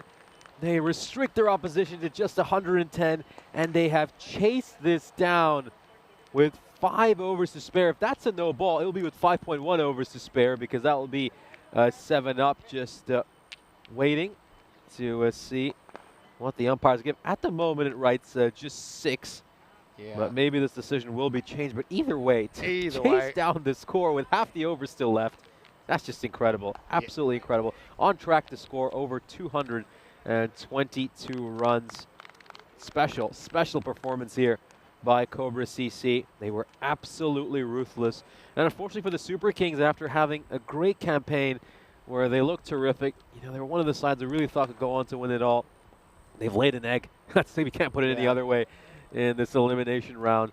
And commiserations to them, of course. Big congratulations to them for making their first ever finals day. And I'm sure they're going to come back stronger next year. Yeah, well, Rusik walks off victorious, and it means that Cobra CC are through to qualifier 2. They'll play whichever team doesn't win the next game, which is between the Tigers and the Blinders. First time those two teams have played each other in this tournament, and they are fierce rivals. Really looking forward to that next game. It's starting in around about 35 minutes. These are the two teams with the Blinders winning the toss and bowling first in that one. Probably a good toss to win, but really two very even sides. And that should be fireworks. Sufyan comes in for the Tigers as well for the first time in the competition. Let's have a look at the highlights. Well, it was lights, camera, shocker really in the first over from Shamsha, who's been one of the bowlers of the tournament, but he just got taken down in that first over, 31 coming off it, and really from there on in, there was no realistic chance, I think, that the Cobras were going to mess this up. Yeah, certainly didn't look like the Cobras were going to lose from there. Taking a look at some of these great shots that Rosick hit. Shamsher just looked a lot more nervous and anxious than he typically does. Balanisami bowled the second overs, and unfortunately for him, he got taken to the cleaners as well. 18 runs coming off the second over of this inning. You saw some good shots struck over there. That was a really nice hit by Nilesh Jain. He hit a 6 and a 4, but his time out in the middle will be very brief, as of course Pelat Rai would get rid of him. Shiva Tadela taking that catch on the second attempt. I just wondered maybe, just maybe the Super Kings could fight back. If you remember, Sanjay Kumar looked a little bit nervous his first couple of balls. I mean, there was a half chance to get rid of him. Sanjay Kumar would eventually settle into his innings very nicely, and he would add the finishing touch to this game. He made 27 of 11, striking 5 boundaries. But the star man was once again Sheikh Rosick, 57 of 13. We're just taking a look at the highlights on that Prakash Akula over, which went for 34 runs. And then right at the end there, Subin Sundar was handed the ball. I think at that point, Super Kings were well aware of the fact that they were not going to win this match. Sundaran came on to bowl. He went for 18 runs in the sole over he bowled. And Cobra CC chasing down this target with half the overs spared. They were on track to score 222 if they kept going at that same rate. So a really, really good batting display for them. We'll have a look at the scorecard. Yeah, and doesn't make for pretty reading, especially when you look at the 14 wides, 2 no balls in there. Last one was considered a legal delivery, but it did disappear for 6 anyway. Rasick with 57 on just 13, 11 balls only to bring up his half century. So that's lightning going. Jain was there early on and was a steady head before he holed out for 11. And Sanjay Kumar, he was able to contribute pretty significantly as well with 27 off his bat, including some nice cut shots in particular that I enjoyed. And, well, you might not want to look at the bowling figures if you're a Super Kings fan, although I suppose it's just a bit of an off day. You still got to applaud them for making their first ever finals day in the European Cricket Series. But, yeah, Rise over holds up, the rest don't. I took 1 for 10, but Shamsha, well, I suppose I'm pleased for him that he's played well enough to get into that Hungary team tomorrow. And let's just hope that he can bowl well on the weekend and prove himself, because the first time he's really been put under pressure in the finals, he kind of fell apart. Anyway, it can happen. And what will be happening here is we're going to take a break for about half an hour. Then we'll be back. It'll be the Tigers and the Blinders. A bit like oil and water, these two teams don't mix. And I'm looking forward to seeing who gets the chocolates in the first spot in the final when we return for Qualifier 1 right here in Hungary. You're watching the European Cricket Series.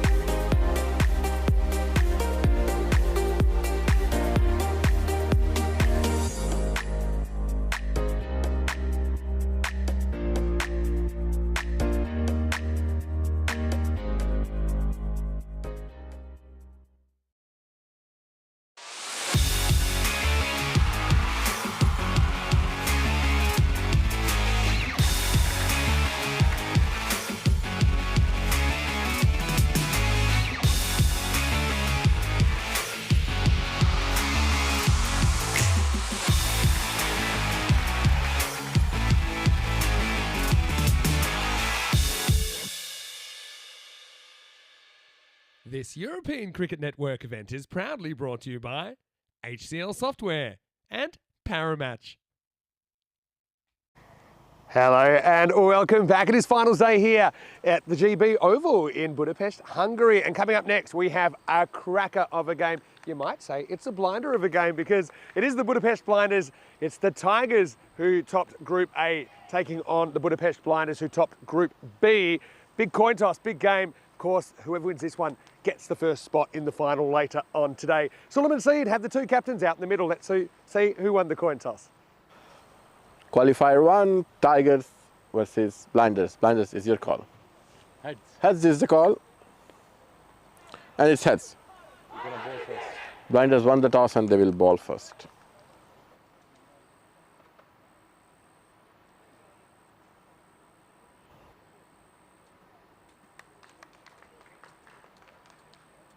So the Blinders get an early win with their captain Ali Farasat winning the toss and electing to have a bowl. Interesting that they want to chase. I do think that probably doesn't matter too much. I think both teams are very capable of winning from either batting first or batting second position. And the Blinders, well, they were flawless, weren't they? 8-0, a perfect record through their group. And look, not that they weren't challenged. They had some challenges along the way. They have a hyper-aggressive approach. They have a long order. They back each other. I think that Abbas Ghani, of course, he has had a breakout tournament as well, including his first ever century. He'll be a bit of a key. They got a lot of threats, but don't count out the Tigers. And interestingly enough, last year we saw the Tigers go out in straight sets. They ended up finishing 4th in the tournament. But also interestingly, they didn't play the Blinders on finals day. The Blinders, of course, ended up picking up their first ECS trophy in 2023. So, well, these two teams, they've got a very intense but friendly rivalry. Looking forward to seeing them hit the park in just a few moments. Nishay But will take you through the first moments of Qualifier 1 with the news from the toss that the Blinders bowling first after winning the toss. Thank you very much for that introduction, and here we go. It's our first qualifier between the Royal Tigers and the Budapest Blinders. These two sides have had a number of days of rest. They haven't played since last Monday, and they're set to take part in our first qualifier match. Of course, the winner of this game goes straight to the final, and the loser will get a second bite at the apple, as of course they will play Cobra Cricket Club in the second qualifier, and what will be by virtue basically an elimination match. We'll have a look at the fantasy dashboard for our first qualifier. The Royal Tigers, the Budapest Blinders, the defending champion Budapest Blinders, who went undefeated in the first round, are looking to head back to the final and make it consecutive ECS titles. As you can see, we have some of the key players to look out for in this series. Of course, for Budapest Blinders, fancied as 78% favorites, according to the win predictor. They won the toss, as you heard, and they decided they're going to have a bowl first. Of course, a number of players need to look out for this Blinders side, and the likes of Akuruguda, Ibrar Ahmed with the ball in hand. They've been really, really good, bowled very tightly, and they've given the opposition a tough time. Meanwhile, for Royal CC, beg your pardon, the Royal Tigers, I think got tons of quality with the bat in hand, and of course all starts off with the likes of Arslan Basharat and Stan Ahuja. Both of them have 500 runs together so far this ECS. Darshan Shetty will be opening the batting for the Royal Tigers. Scored 115 runs so far this ECS with a strike rate just under 160. He was a quality player, but it hasn't quite clicked for him so far this ECS, but they'll be looking to put on a big performance here in the second, I should say first, qualifier match and the second match of the day. Here we go. Ball number 1. Oh, beautiful. Absolutely beautiful. What a peach of a delivery. In swinging Yorker, and it's a terrific start. What a ball. Sandeep Mohandas with a peach of a delivery. This is almost unplayable. Oh, there's nothing the batter could have done about that. Sometimes you just got to take your hat off to the bowler and say, well, I've been done great by a great one. A Royal Derek is going to be striding out. And this is the perfect start for the undefeated defending champion Budapest Blinders. The Royal Tigers lose a wicket off the very first ball.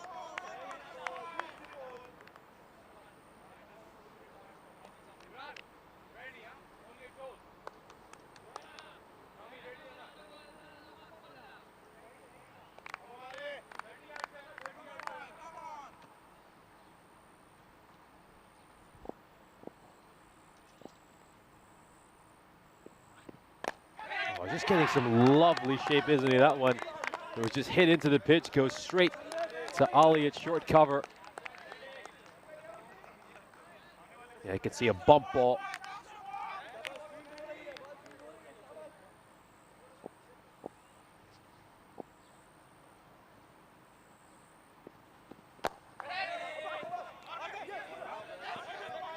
That's a dot ball.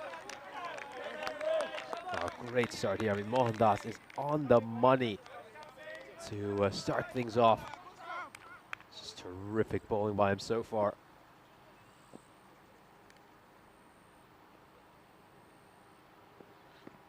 Oh, again, just lovely swing back in. And Stanahuja has been in such great form throughout this ECS. Is going to have to give the bowler here the respect he deserves.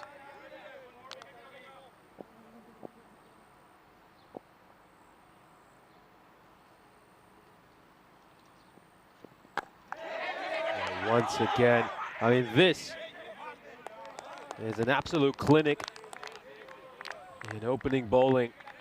He's really set a tone here for his side in this first over.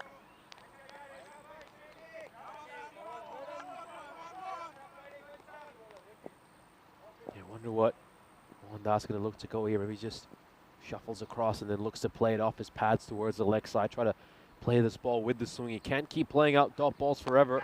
He's going to go for a big shot here. That's slightly streaky. Takes a thickish outside edge and goes much squarer than he would have liked for a 4. It's a lucky boundary, but they'll take them however they come. My word, what a terrific first over for Sandeep Mohandas. Gets the early wicket and gives up just 4 runs. Here's a look at our schedule for today. Of course, it's finals day, and we've had to say goodbye to the Budapest Super Kings, who were eliminated in our first match of the day. And Cobra Cricket Club will move on to the second qualifier. The winner of this match goes straight to the final, and the loser will have a second opportunity to make it to the final in the second qualifier. So, should be a very, very exciting day of cricket. It's a very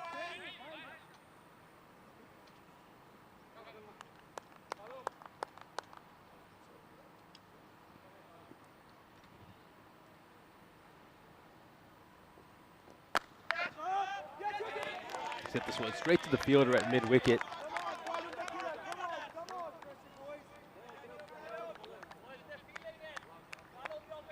Yeah, it's Ali Farasat at mid-wicket, who's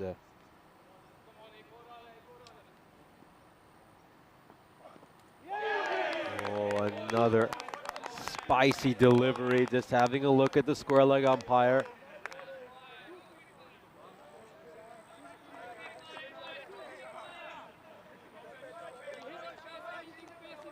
Yeah, well, he's got that right. He's certainly got that right.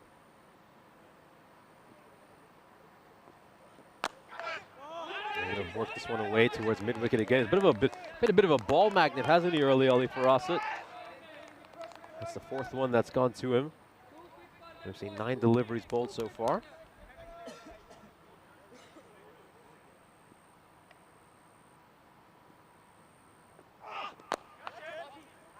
Hasn't quite timed this one. Just comes off the toe end of the bat.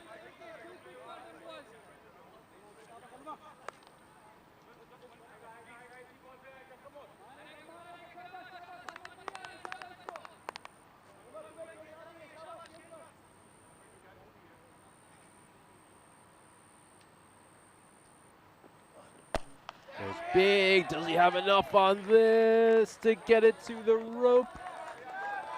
Certainly does. And that's a 6, so a much needed boundary here for the Royal Tigers. Batter advancing down the wicket, gets a hold of that one, and smacks it away for 6. They're going to start hitting a few more boundaries here. As you can see, just 10 runs so far. Keep in mind, they're not rotating the strike either, so we've only seen runs scored of 2 balls so far this innings, a 6 and a 4. Goes big again. Oh, he struck this one nicely. Should go all the way. It will. Just lands beyond the boundary rope. And it's a couple of 6s to end the over. They desperately needed that. They really did, the Royal Tigers. I think 12 runs and over is still something. You won't be too displeased if you're the bowling team. You know, the Tigers, they need to make sure they don't let this game slip away from them in the power play. Of course, these two teams didn't face each other in the first round since they were in different groups. However, last time they faced each other in the European Cricket, it was all the way back on the 13th of July last year during the 2023 ECS, which took place basically around the same time of year, all the way back on the 13th of July, as I mentioned, in match 52 when the Royal Tigers took that one against the Budapest Blinders, winning very comfortably after restricting the Blinders to just 79 runs in the first innings. They chased that down with 2.1 overs to spare and 9 wickets in hand. It was a very comfortable victory for them. Of course, the Royal Tigers, though, would get eliminated in the semi-final last year. They would lose to the Cobra Cricket Club. They would leave the tournament empty-handed as they were in 4th place because they lost the bronze final to UCB. This is a beautiful shot, lovely stroke there by Stan Ahuja. Hits that through the covers. That's a gorgeous shot. Checked cover drive, but he's timed it so beautifully. He's just raced away towards the rope. I think Mohan Das just got a little too full over there. And the batter did the right thing. He just met it on the half volley and caressed it towards the rope. Wait a second. The batter's not quite ready. He's going to have to go back.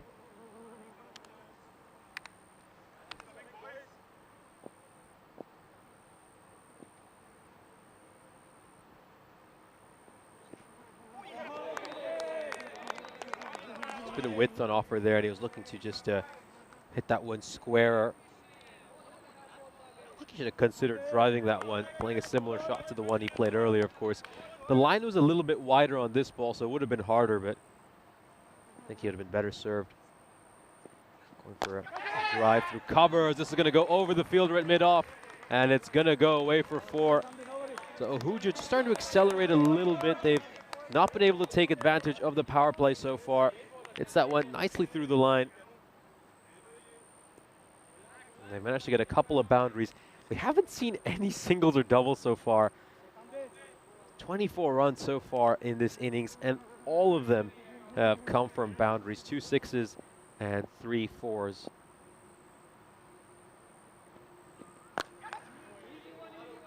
They're going to go out towards long on.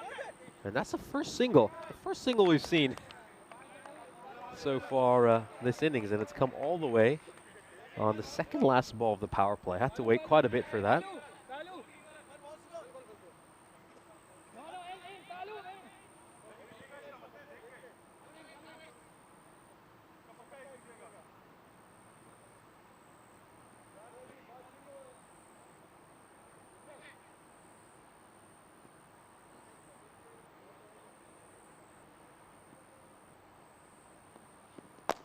Straight down the ground and over the rope for 6.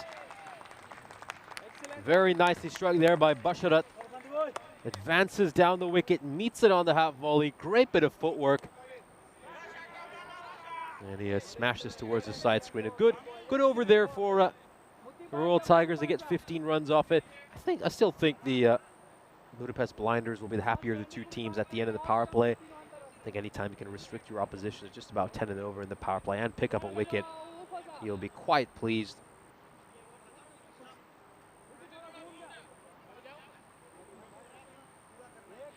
It's going to be coming on Wahid, bowling the first over after the power play. Wahid, the leading wicket taker for the Budapest Blinders so far this ECS, picking up 7 wickets in the 8 overs he's bowled, so certainly someone you can turn to break a partnership. It's a terrific strike rate of 6.8. He has been a touch expensive at times during this ECS, going at almost 12.9 in the over.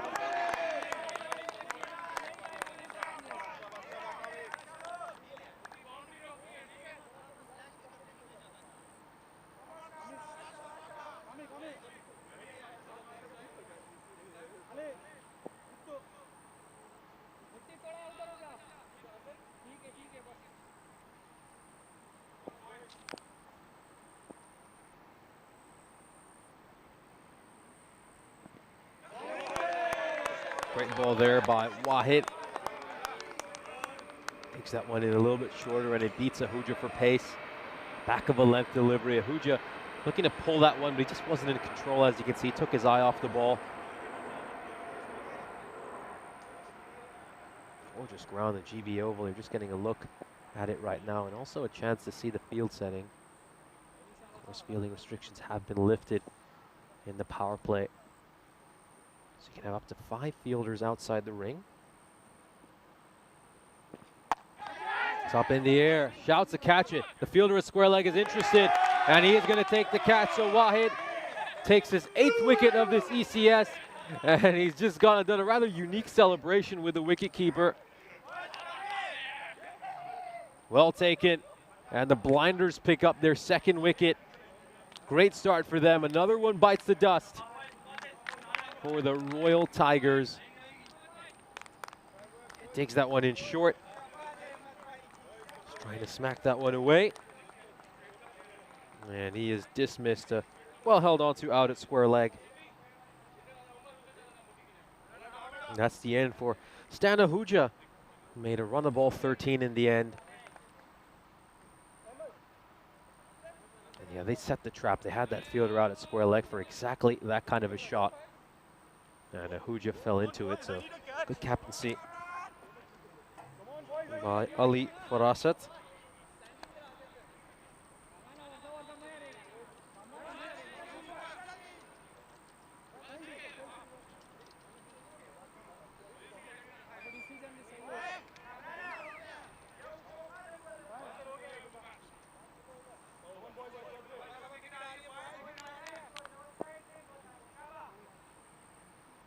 Ketapal is the new batter.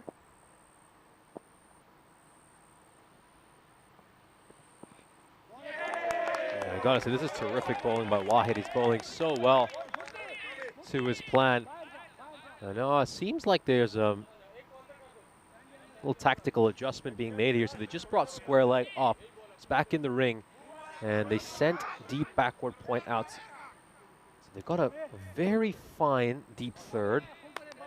And you could say a deep backward point, or maybe a very square deep third. Yeah, I think maybe the plan here is to bowl short and wide. Certainly goes very wide there. That one just over the line. The ball was fine. You see a little thumbs up from the non-striker as well, just to indicate that, yeah, the umpire got that right. Can't have any complaints. Just to give you an idea of where the other fielders are outside the ring. There's a long off in place, long on as well, and a deep mid-wicket.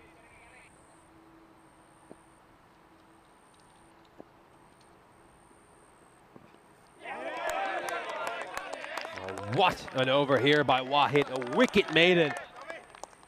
And that's how you bowl right after the power play. Incredible start for the Budapest Blinders. The defending champions are off to a blinder. Now, of course, we'll take a look at the graph so far. This innings is also a good chance to welcome back Mr. Maximo Vinny Sundu into the commentary box. Great start here for the Blinders. Yeah, it really is. You couldn't get a better start than what Sundeep delivered. What an in-swinger to start this game. Just obliterated the stumps, and then wicket maiden from Wahid. And the Blinders, obviously, they're keen to defend their title. Tigers had the yips on finals day last year. We saw them go down to the Cobras, 114. They scored batting first, got chased down. Then we saw them score 153 against UCB in the bronze final, and UCB chased it down dramatically. Here's Ghani getting a bowl. This is lifted up nicely. Going, and gone. In fact, it's going to land right on the hill. Watch, I don't think I've seen this before. If it was like a mini golf hole, this would be an incredible shot. Watch this. Bang. Oh, very good hitting. Need a counter-attack. But Stan actually batted really well, I thought, when he came out, having to deal with the moving ball. But Basharat, he'll be hoping that he's the one that clicks, and someone needs to for the Tigers.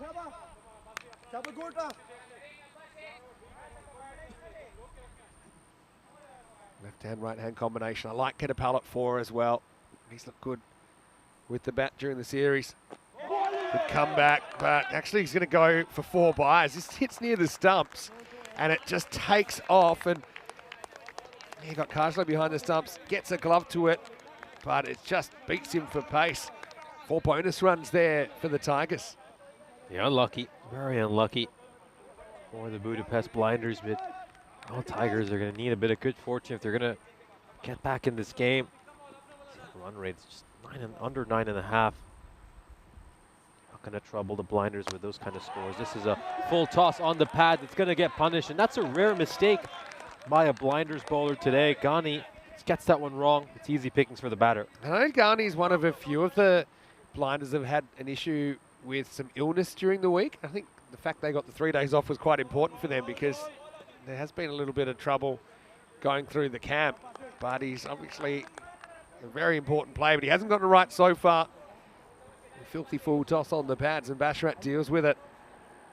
47 now. The run rate's climbed up over 10.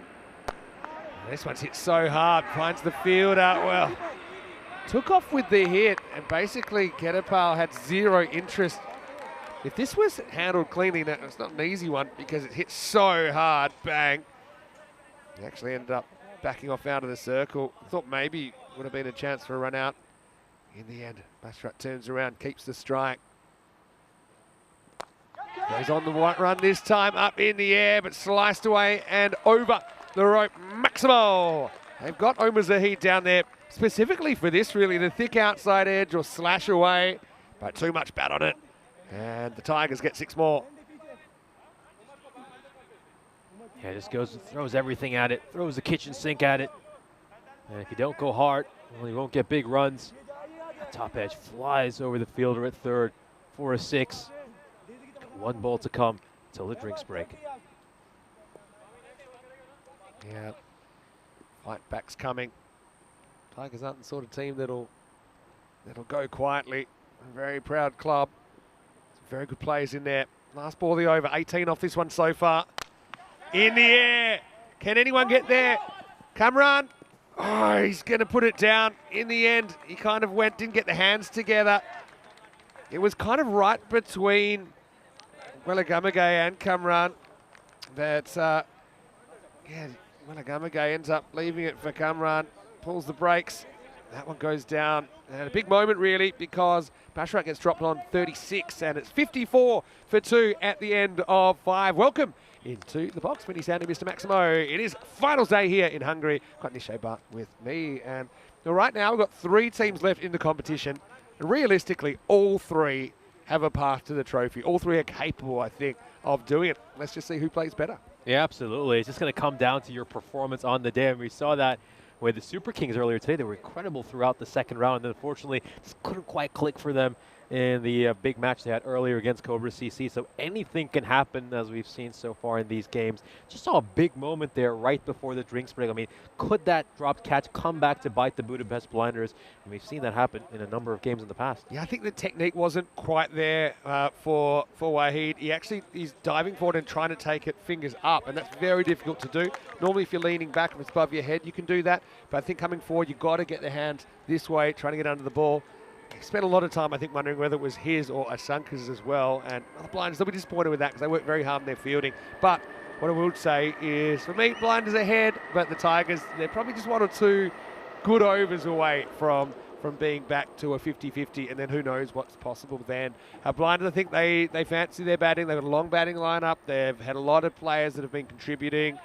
So they probably feel there isn't a score that they can't chase down. But obviously, if they can limit, keep it to kind of that 100, 110, something like that, similar to the score we saw the Cobras chasing down earlier, I think the Blinders will be pretty confident. But the Tigers, we always knew they were going to fight back, and here it comes. Yeah, I mean, but we've seen stuff like this a few times. I mean, the Super Kings were a side we talked about a lot. They're very similar to the Blinders in that they have tons of batting depth. But today, couldn't quite click for anyone, so you never know what can happen. There's always that pressure of finals day. And maybe if they just get a decent total on the board, let's say if they get to the 120s and 130s, they give their bowlers something to defend. And you never know what can happen. So it's certainly not over by any means for the Royal Tigers. Got a lot to play for here. He's Big Ibra. He's going to go round the wicket first up. Now in the end, another one catchable. 2 fielders coming together and they mess it up. Oh, Ahmad Khan going back and Mahanda's coming in. I don't know if there was any communication there. It's a slight collision. I suppose it could have been worse. It also could have been better for the Blinders because they've dropped Basharat twice in consecutive deliveries. The lucky boy, Basharat. We saw Muhammad Ahmed ride his luck a little bit in the previous match for the Super Kings. It wasn't enough, though, for his side to get the victory. Let's see if Basharat can really punish the Blinders for these mistakes. Got a big guest joining us in the chat as well. Maida Gooch is watching the game. Of course, she'll be PMing the next tournament over in Bulgaria. Yes, she'll be travelling, I imagine, in a couple of days. Yeah, I'm looking forward to Bulgaria. The Vasilevsky National Sports Academy ground there. We've got 8 teams, including, I love the Blacksmiths. They're an all Bulgarian team. Swing and miss from Kedapal.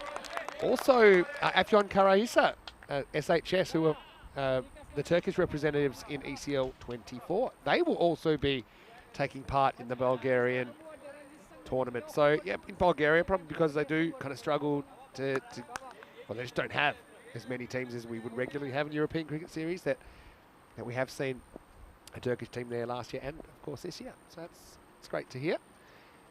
Kedapal hasn't gotten going yet. It's just borderline on height. I have a feeling it's probably just below the waist, but it's definitely going to be worth a look. It's also out of his crease slightly, but there's a step out. He probably hits it at the waist there, and it's still got a bit to travel, so it won't be a no ball, but like I said, it was pretty close. Yeah, hello, Meta, and hello to Michael Glover as well. Thinking that probably was the Sunker's catch, but I think it's just had to be the communication. I don't think it was there. Right, in the end, another one. This one surely gets taken. It does. That time, it's third time unlucky for Basharat, who just kept going to the skies. You can't continue to get away with that, Ahmed Khan. This time he was solo, and he holds on to the chance. Ibra breaks through with his first wicket on finals day, and the Tigers 56 for 3. Yeah, it was in a rush to get back to the dugout, wasn't he? Arslan Basharat gave chances on 36, 37, and he's finally caught on 38. Third time lucky for the Budapest Blinders. They hold on to that catch. Another one falls here for the Royal Tigers. I mean, we're just waiting for them to rally at some point and try to get to something respectable, but haven't quite seen that fight back just yet. I don't think that Prashar gets the hurry up. And then from the umpire probably said 20 seconds or something like that. So he's ready to go. Geez, Prashar's a good player. I always think he could bat a bit higher. But I suppose they feel they've got some specialists in the top 3. They don't want to mess with it. He's a match winner, Prashar, with the bat or the ball. He's going to hit this first one down the ground. Very good stop there from Ghani. He just slaps it back into play. He was on it in a flash about Ghani. His anticipation was perfect. He just read it right out of the bat. And he sprinted across, gets a big mitt to it. And he saved his side 3 runs.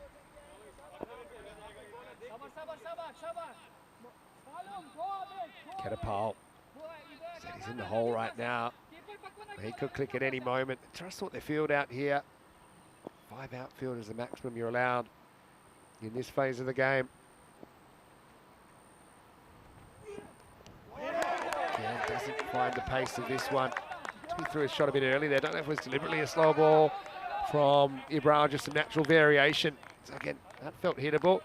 It wasn't hit. Kedapal 1 off 6, and after 6, the Tigers 57 for 3. And that kind of resurgence seems to have been quietened now by the Blinders, who are pretty lucky, I'll be honest, to get Basharat, because they'd allowed him a couple of opportunities. He offered them yet another. The third was taken by Ahmed Khan.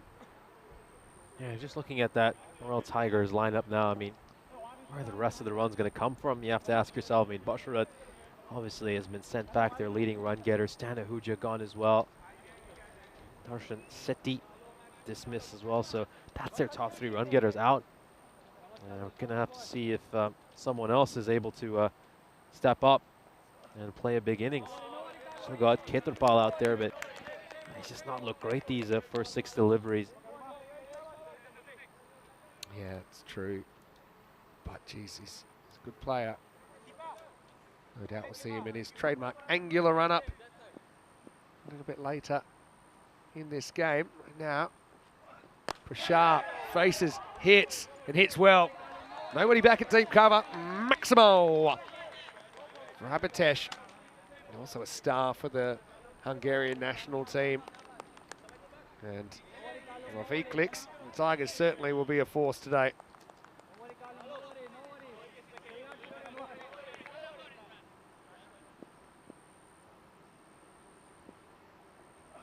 Oh, is there a little edge there? Is there something there? They're absolutely convinced the blinders. I think the umpire's checking if it's carried. That's why he's having a confidence. I think this is out. I think it's right off the bottom of the bat. Bounces, then takes the toe on the way through. But yeah, to me it's out. Can we see it there? Yeah, definitely carries. And if that's the question, then I think he's going to be given out, because that's the only reason you'd have a conference. Does it carry? For me, definitely takes a bit of bat on the way through. They're super confident, definitely carried. So I don't see how this isn't out. If they're asking a question, they can only be asking about whether it carries. And waiting for the decision. It's been given. Well, he's already walking. And there we go, officially given now. They must have heard it coming through in the walkie-talkie. But the blinder's got a real danger man. Prashar, just a little scratch off the bottom of the bat. And that's an excellent catch by Cardinal behind the sticks. Under pressure. And the Tigers, he's another playmaker, 64 for 4. Yeah, Prashar, we know he's a big hitter. Hasn't batted too much throughout this series. Hasn't had tons of opportunities, but whenever he's been asked to, he's certainly shown that he's capable of hitting some big shots. Had a strike rate of 308 in the innings he's batted in so far. So just to emphasize, he was the kind of player they really needed late in this innings to give them that acceleration. And with him gone, well, where the run's going to come from? Great shot over there of the team just receiving the decision, and everyone going up and celebrating the fact that they picked up their 4th wicket.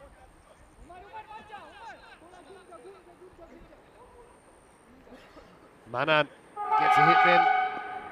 Yeah, as another train comes past. Abdul.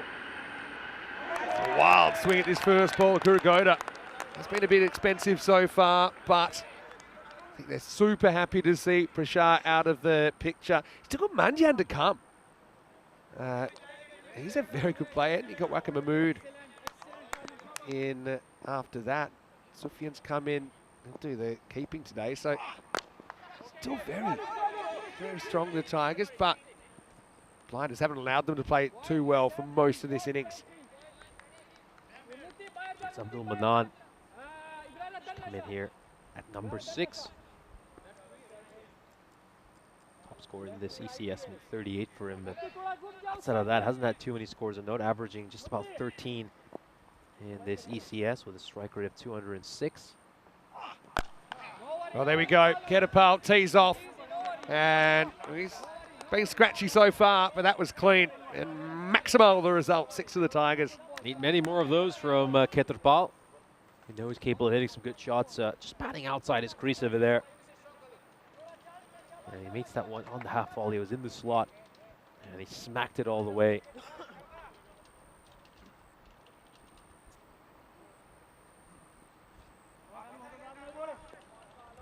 Still a ball to come in this over. 14 runs off it so far.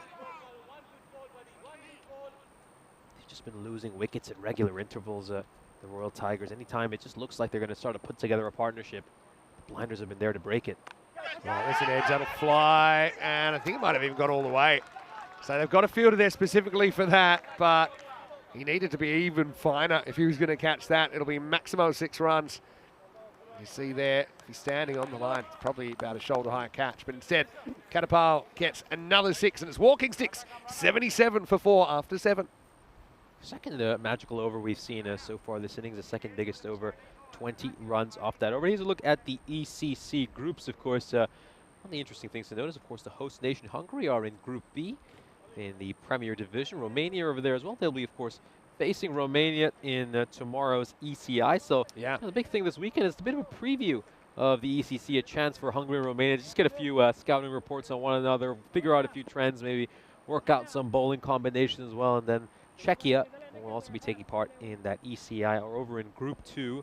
You'll probably expect them to be favorites in Group 2 of that Challenger Division. I certainly look at them as one of those teams that I'd fancy to go on and win in the Challenger Division and earn that promotion up to the Premier Division. Up in the air, this should be gone. Simple catch for the bowler, Wahid. He's got the yips. And he's dropped another high ball, this time off his own bowling. That's his first run. He's conceded. He's bowled brilliantly, but the catching's let him down.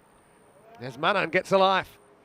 Third catch that's been put down by the Blinders so far this innings. It's a real testament to how well they've bowled that they even have the Royal Tigers in this situation despite putting down as many catches as they have.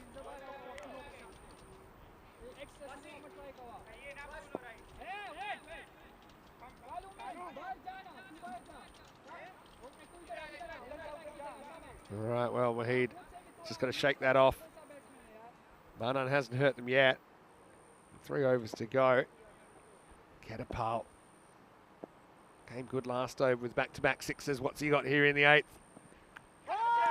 He's going to be on his way. Little Nick and Cameron. This time, he's got a smile on his face. He gets the protractor for 13. And the Tigers lose a 5th wicket now, 78 for 5. Kitherpal's gone.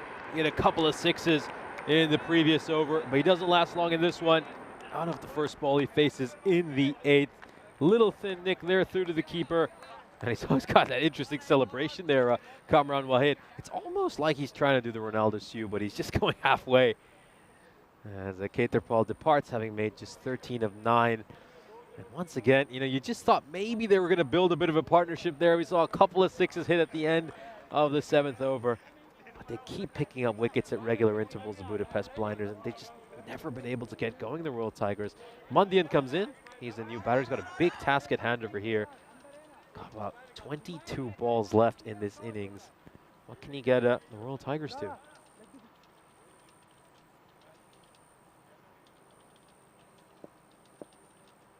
All right, so here's Harsh Mandian. Perfect guy for this situation.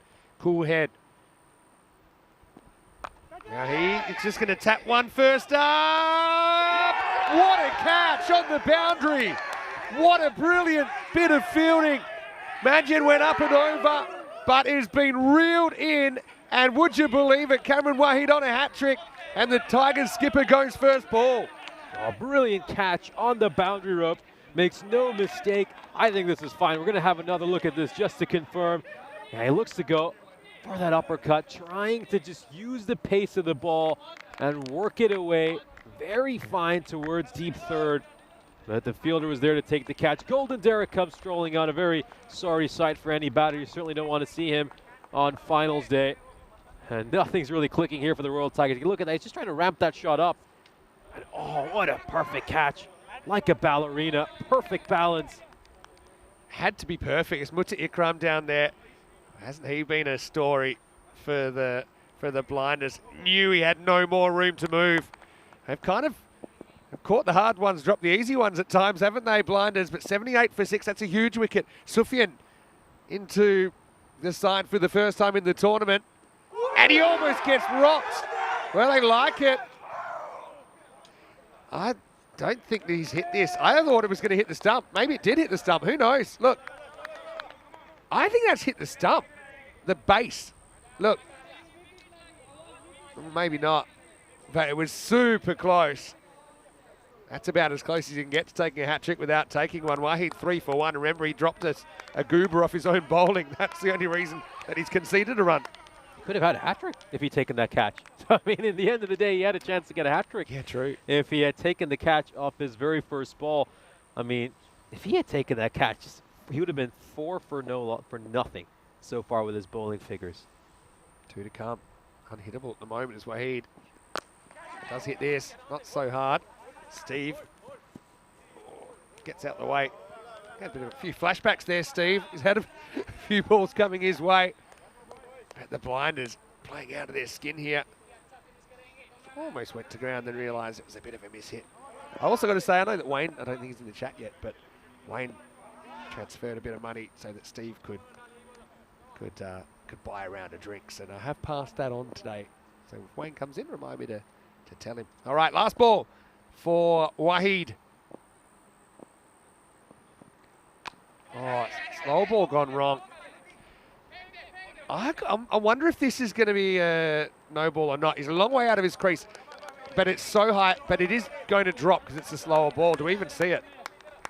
Let's have a look. think it's fine. If you draw a line there to the crease, it's going to come down, even though he hits it chest high. So that'll be the end of the over. Good call from the officials. It's 80 for 6 after 8. What a qualifying one we've had so far. Yeah, great qualifier. Certainly been terrific for the Budapest Blinders. They've got the Royal Tigers exactly where they would have liked to. What a spell from Wahid, though. He's going to finish with figures of 3 for 3 against the Tigers. And have a look at that run rate. Every time it's kind of bounced back, wicket has pulled him back.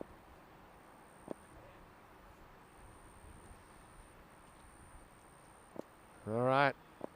9th overall. Happens in the 9th if it hasn't already. A big swing and miss. Oh, chance at the bowler's end. He turns and throws, misses. Misses the take. Pretty good run there. I think at this stage, anytime you see the ball's going to bounce the second time, I think just take off. That's exactly what Sufyan does there. He's a keeper himself, he probably knows. But it does mean if the keeper does handle it cleanly, there's a chance of a run out. But I think the odds are that you'll be safe. It would have to be perfect behind the stumps. Pretty good stop in the first place from Usama. Bowled, very good area. Very good area. See how he charges, and it just means with the angle he's bowling, he can almost bowl around him. So by making the pitch shorter, the batter has made it more difficult for himself there. Mida saying so proud of these boys. Of course, Mida and Steph Gooch were instrumental in the creation of the Blinders. I think it's 2 or 3 years ago now. Steph's here today to support the guys. Nice. He's walked. Oh, well, he must have nicked it, but he gets in the way, Ibra, run right in front of the umpire. So that you can't expect the decision. I don't think it's quite a wide because it was over the line for me. But he must have nicked it because he walked. Yep, he walked and then there. he unwalked. He moonwalked. I mean, maybe the umpire sees a bit of it, but Ibra shouldn't be ending up there. Non-striker wants a wide. Batter thinks he's out. Bowler's run in front of the umpire. Umpire can't see. This is a proper 9th over job. Bowling well, though.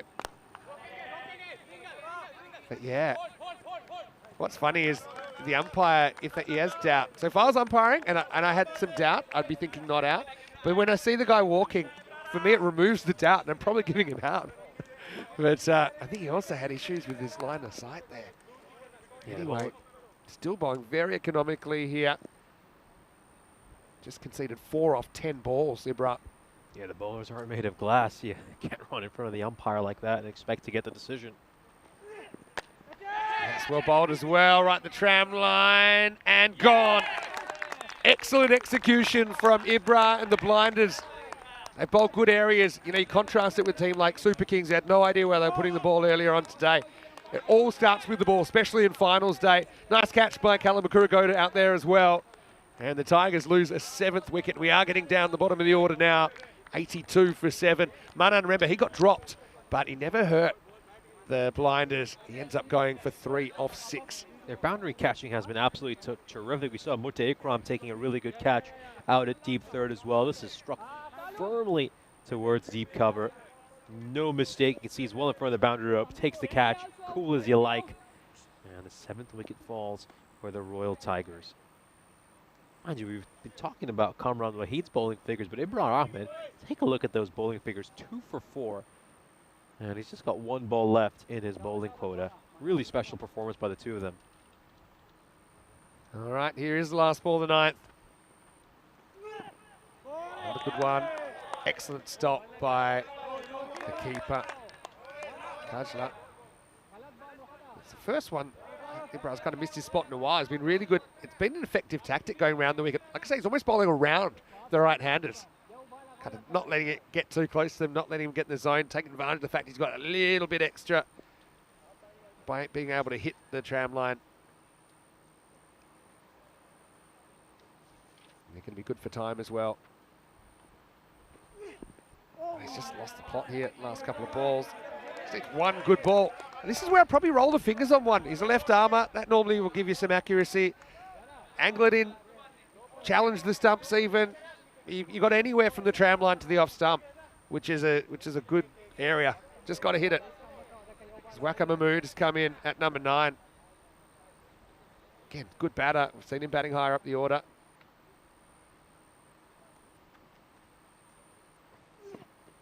There you go.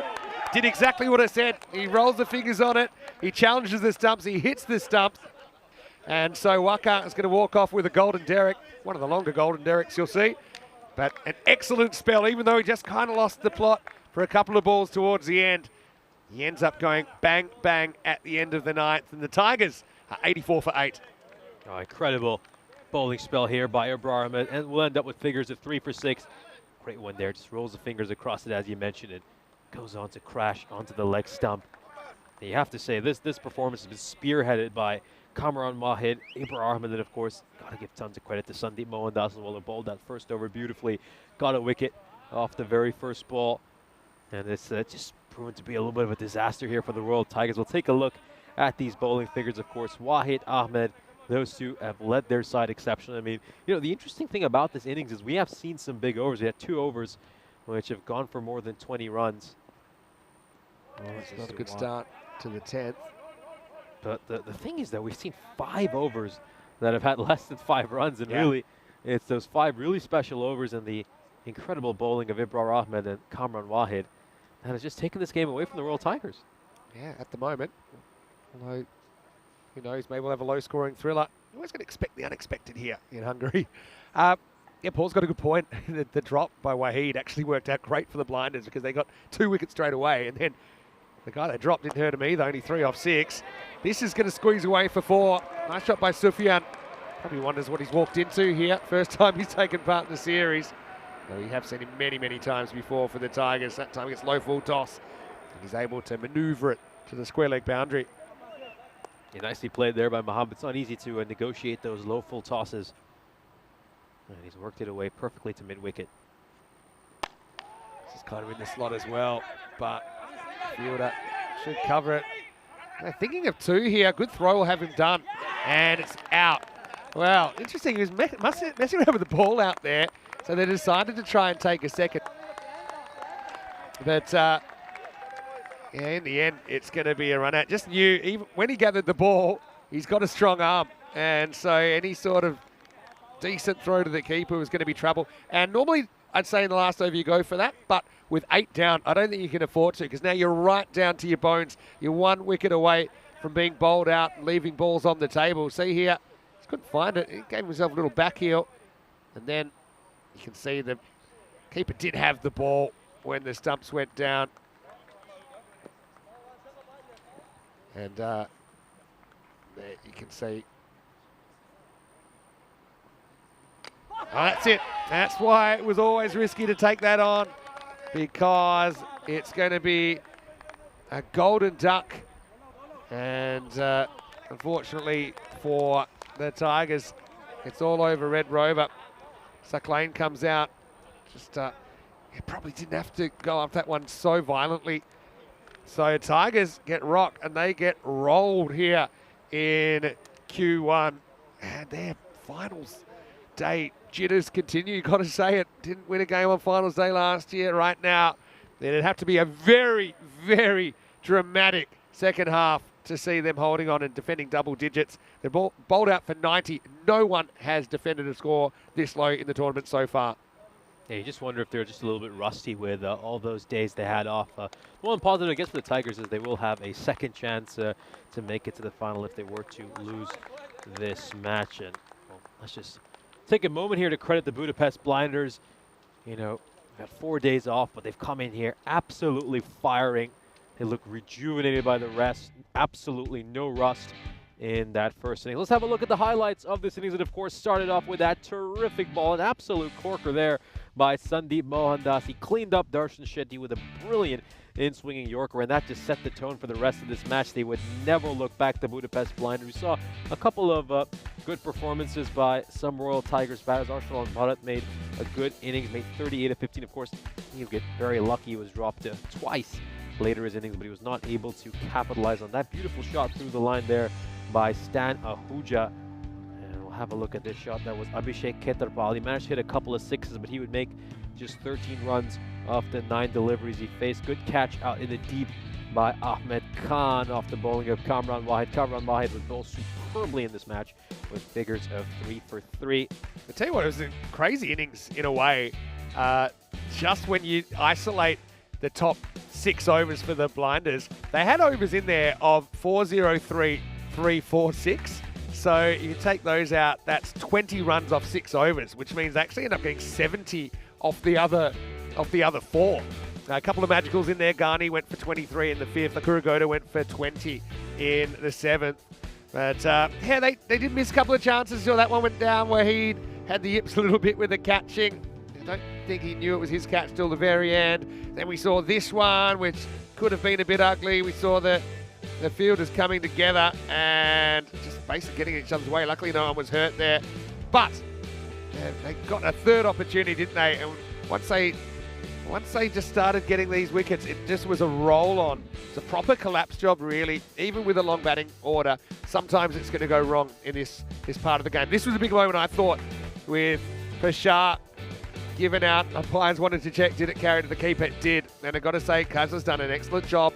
Hasn't got so much experience behind the stumps, but he kind of held his nerve under pressure. Ketapal never really found his gear, though he did get 2 sixes back-to-back here. That was pretty much all he did while he was at the crease. And then we saw, that bit of a collapse down the bottom. Even though that one went down, it actually worked out great, didn't it? Because then they got back-to-back wickets. Manan, who was dropped, never hurt them. And they just fall away. They lose their last 6 wickets for just 12 runs to be bowled out, leaving 3 balls on the table. This was a highlight for me. Went to Ikram down there, taking Manjan first ball. And the Blinders knew that was a huge wicket. Such a rivalry between these two teams. I talk about it a lot, saying that rivalries are very, very important in building the character of competition. So, yeah, you love to see this competitive cricket. Ibra bowled a couple of wides, but then he was able to get that right on target to finish his spell. Yeah, he took 3 for 6, but a couple of wides at the end actually inflated those figures. That was a boundary in the last over, but then a decision here again strategically. I don't think it's on when you're 8 down to challenge an arm of a guy like Wahid. And then we saw the innings would only last 1 more delivery. Sucklane had his stumps removed. So it kind of ended how it began, didn't it? With the stumps being scattered. And the Tigers, oh well, they are going to have to play out of their skin. 90 on the board, the Blinders 91 runs away from the final. And the Blinders, as things stand, look set to return to the final to defend their crown. We'll have a look at the scorecard of this first inning. The top scorer was Arslan Bharat, who was dropped on 36 and 37, but eventually they managed to get him out on 38. And no real scores of note outside of that. Abhishek Khetarpal got a start. He hit a couple of 6s off the 9 balls he faced, but eventually he'd be out for 13. Stana, who just spent some time out in the middle, but could only go for a run of ball. And then right at the end, you can see massive collapse, looking a bit like a phone number, 7307000. 12 for 6 is what they were right at the end, the World Tigers. We'll now turn our attention to the Budapest Blinders bowling card. And I think there was a great point made in the chat as well by Michael Glover that it's not too often that a bowler has figures at 3 for 6 and he has the second best figures in a T10 match, but he did, because Kamran Wahid went even better. Of course, started off with a wicket made and ended up with figures at 3 for 3. Have to give a big shout out to Sandeep Mohandas as well. That first over he ball was absolutely terrific, and it really set the tone for the rest of the innings. Yeah, all the bowlers, I think, played their part. I know there were a couple of big overs in there, but yeah, it all starts with the ball. If you can put the ball in the right spots, if you can locate the deliveries, then you certainly give yourself the best chance of success. We will take a break and we'll be back in around about 5 minutes with the response. 91 required. Now the Blinders, interesting to see how they approach this. Do they just play as if they're batting normally, or are they a bit more careful, knowing they only need 91 to win? It'll be a super interesting second innings of this qualifier 1. Vinny Sandu, Mr. Maximo for ECN, alongside Nishay Barton. We'll be back shortly with more finals day action here in the European Cricket Series.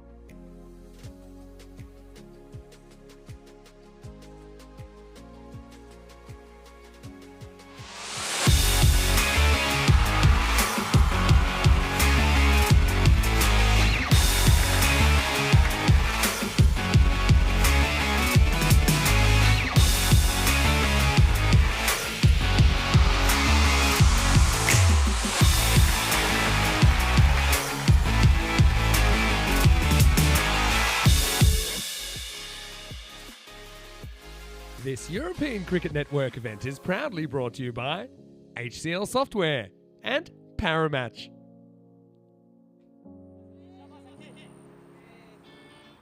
Hello and welcome back. It is time for the second half of this game.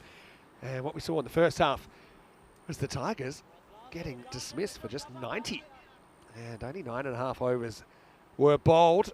So the Blinders coming out chasing 91 for the first spot in the final. But can the Tigers rally and do something similar?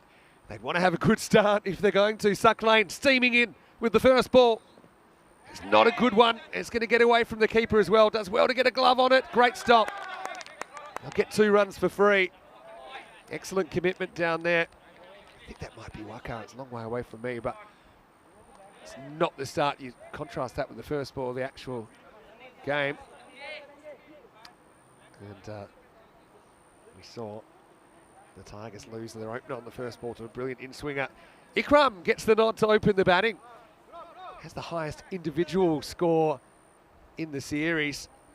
It was a real breakout innings for him as he piled on the runs.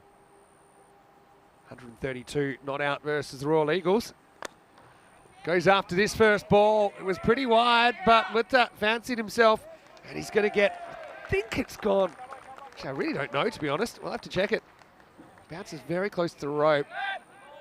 No line of sight. Was it great? It is 6. It's Maximal. 6 runs. So, yeah, Suck Lane, things go from bad to worse. Here's one more time. We'll show you exactly where it bounces. It is over the rope, unless I'm crazy. Am I crazy? Huh? That's 6. So, we're away. And there's 8 off the first ball. Ikram off the mark with a Maximo. This one will be a wild swing, probably not the right choice.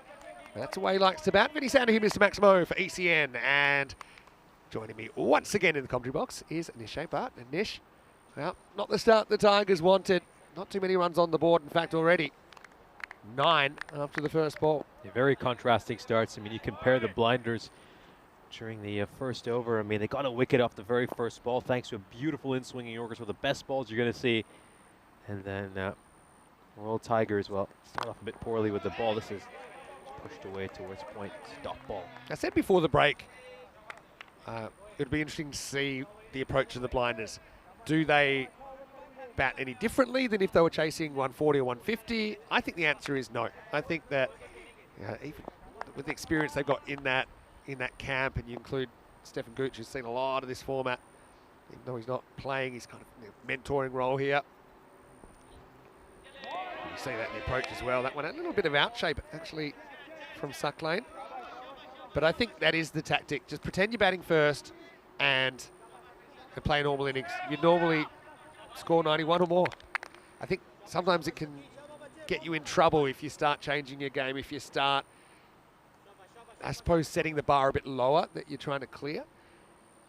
And suddenly that 91 can feel a bit more like a 120, especially if you lose a few wickets along the way. Still can respect the good ball though. I suppose it does give you that, what's the word? Kind of, it should relax you a little bit knowing that you can afford to keep a good ball out. But yeah, you wouldn't want to be doing it too often. And you also want to carry that momentum into your next match as well, I think. Budapest Blinders, it looks very likely they're going to make the final from here, so they'll want to carry those good habits, that aggressive mindset into the big game. So I don't know if the umpire heard something or something, but batter rightly pulls away because the umpire's hand went out and he pulled it back in. Couple to come this first over. Goes after this, doesn't really get it. Simple catching opportunity, and it's dropped. Wow, Arslan Basharat, you would have thought he could have caught that with one hand tied behind his back, and nothing going right for the Tigers. It's one thing that has surprised me in this game is a couple of these easy catches being dropped. Basharat drops a goober. Not going to get too many simpler catches than that. And unfortunately for Basharat, a player of his quality doesn't tend to put those down. He did on that occasion. Baskani horns the 6 first ball, was angled in towards the body. You kind of see the difference here. Ghani was comfortable with that kind of pace. Ikram would probably try and keep this out. It was speared in, but Ghani's hands are so fast, and that's the end of the first over. 16 without loss. Quick hello to Jules Udebridge, who's in the chat. Nice to see you. And hello to Jacob in the chat. Today to you, Jacob. Always a pleasure to have you in as well. 223, that's how many matches since the Golden Ball. And we're talking kind of top streaks now, or barren streaks without a Golden Ball. I think I mentioned the other day it was up to the 6th most. But yeah, we're certainly June-ish. Maybe we'll get one today on finals day. Yeah, we lovely to get a finals day Golden Ball. It is. It's the 6th longest streak. Andrus has got a bit of a Golden Ball tingle for the final.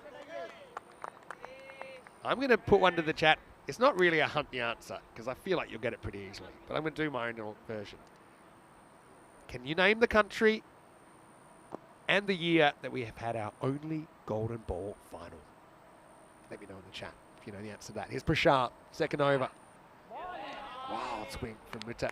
I don't mind him swinging like this, but I do think he should take up a better initial position and not have his feet outside the leg stump, because Tigers, you'd imagine they would see that and just keep bowling here. It's that left leg, actually. He's just making it really tough for himself. But as we saw when he scored that 130 odd, when he's hot, he's really hot. And it was against a team that were wearing the same shirts as this team. All right, goes after this, but doesn't get it. Manan is under the ball, and he'll take the catch. So Tigers do get Ikram. Just looked a little bit out of his depth, maybe, against the quality attack of the Tigers. Might have hurt his finger there on the way in, but looked pretty regulation. Again, it's that left foot, which basically made it pretty hard even to reach a ball that was fairly straight. Manan doesn't get the yips, and the Blinders lose the first wicket at 16 for 1. Yeah, they're going for the aggressive approach here at the Budapest Blinders, regardless of what the total is. And we'll have to depart. So it's the captain, Asanka. Beg your pardon, it's not the captain, it's Asanka Veligamage coming out to bat in at number 3. Maybe a future Blinders captain. You never know. I think Ali Farasat is going to be settled in the job for a while. I think that Manan's done either a webbing or just something's gone wrong with his finger. He's going to go off the field. So I suppose the main thing was he took it. You could see the ball almost popped out. It might have just flicked the tip of the finger on the way, and he's getting the magic spray at the moment. Anyway, Prashant does the job. Said he's a match winner. If anyone can get them out of a jam, it'd be Abhitesh. If he could maybe take a haul and cut a swathe through the Blinders batting order. Yes, Irish Dayaratna will be coming on, the 12th man for Abdul Manan. He's on the field right now, stationed on the leg side. Good shot first up. Cut away by Asanka. He's going to get 4. Very good shot selection here. You can see the difference in the approach. He's not an easy bowler to take back over his head, Prashant, because he's pretty quick, and with the kind of length that he bowls, it's tough. So it's a better shot selection there. Welagamage gets off the mark first ball with a 4. Yeah, very nice shot there by Welagamage. Just uses the pace of the bowler, runs it down. Smart cricket, played it beautifully, nice and late.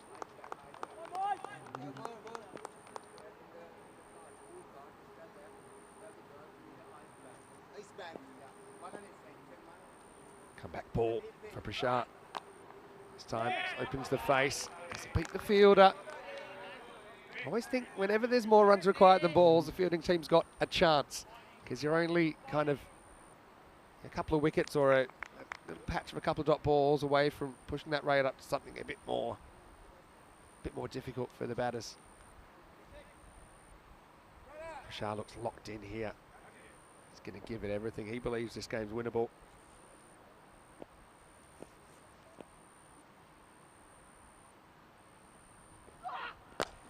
Great shot, really good shot this time. He pitches up. Welagamage goes smash straight through the covers. Very good cricket stroke, 4 runs. Beautifully struck through the line, right between the Fielders at mid-off, an extra cover. Pierces the gap. Good power play batting.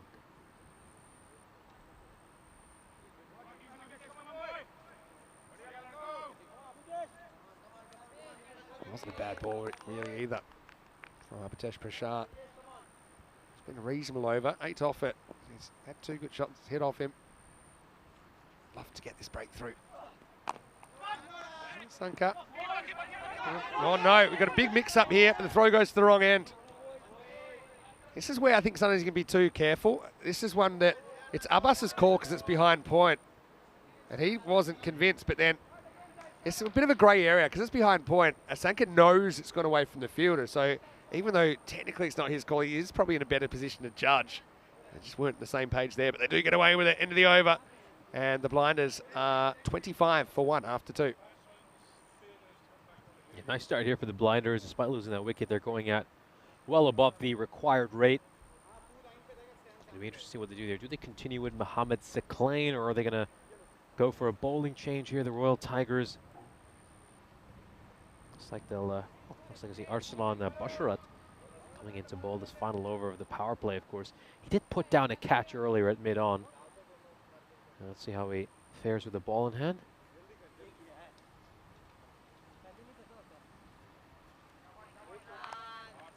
All right, Basharat will be very keen to make amends. Although it was Ikram they dropped and he never really hurt them, so it hasn't cost them too much. Here's Arslan in the third. First one, not offered out. I think Asanka would have liked to wide, but we'll check it out in the replay. See, that to me is a good ball. I think that's a perfect wide Yorker. He's absolutely nailed it. Couldn't have bowled it any better. Very good decision. Because remember, it's when it passes the crease, it's got a bit of outswing, and it bounces, even bounces half on the line, right? So it tells you it had to be inside. Yep, excellent. Good umpiring.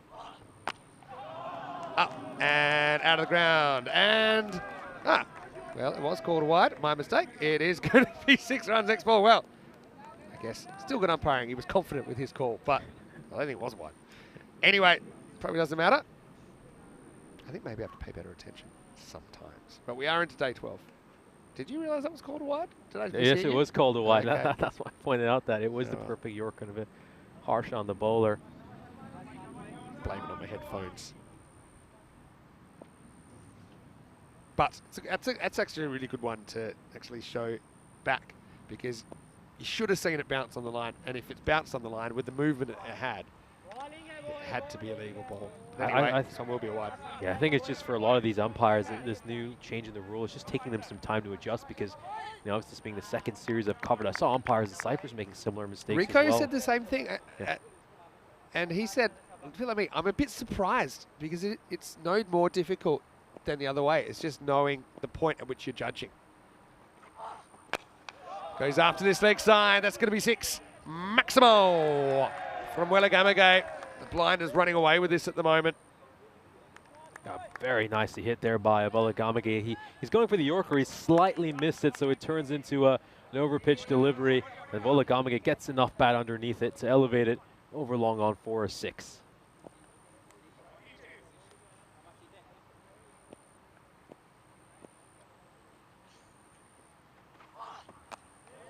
Nice little attack, but he's such a talented cricketer. And even with that kind of packed infield in the power play, he's able to get it into a gap into the boundary. Great precision with that shot. Very graceful. As you mentioned, just finds that little gap, threads the needle, and away it went for 4. Now whips this away. This beats the field as well. So Ghani's on. And the blinders are already over halfway there. We're not even out of the third over yet. This over's already gone magical. 23 runs off, and we've still got a ball to come. And Basharat, it's been difficult for him so far, hasn't it? I mean, he obviously put down a catch earlier, and he's having a torrid time with the ball so far. Just not able to follow up from his good performance in the first innings with a bat in hand.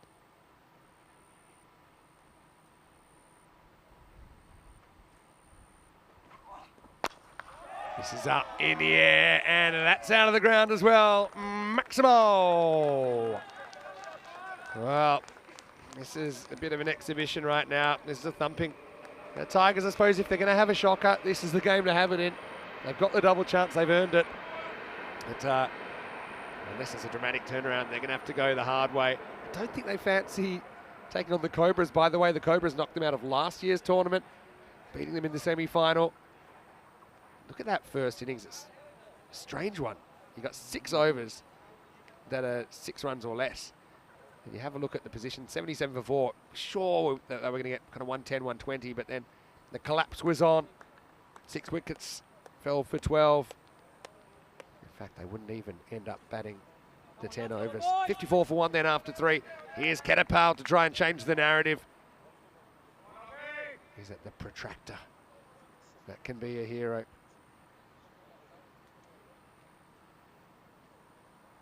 Yeah, so we've come to the end of the power play. Fielding restrictions have been lifted, so up to 5 fielders allowed now outside the ring. And here we go. One of the most unique run-ups on the European Cricket Network. He hits him very far back, but it was angling out the leg side. I mean, this being my first time, of course, getting to see Ketapal in person. I mean, I was wondering why there was no bowler over there, and I thought he might be fielding it mid-off. But no, this is a really unique run-up. I've never seen anything like it. There he is, coming from very wide on the crease. Chopped, but doesn't beat Prashar. Very good start to the over. Okay, so first thing they've got to do if they want to try and pull off a miracle here, Tigers, is get the runs back above the balls remaining. See, -3 at the moment, 37 or 40 required. And the question for me is, what's the thinking with that kind of run-up? Are you just trying to throw off the batter? Well, in the air, it's going to be 6. Knock, knock. One hits the production container. Maximal. And, yeah, really good shot. It's got to be a bit unusual to face as well. I think normally when, I don't actually know, but I think normally it's when he's been learning his cricket when he's young, if they're playing in spaces where you're forced to do that. And so, yeah, maybe there's obstacles that are straighter. This is a nice little dab cut from Wellagamago. We'll get a 1. So I know that bowlers like Bumrah, for example, he's one that, you know, where they're playing their, they call it gully cricket, or whether it's tape ball cricket or just informal cricket with your friends and with your family, that's how you've learned it.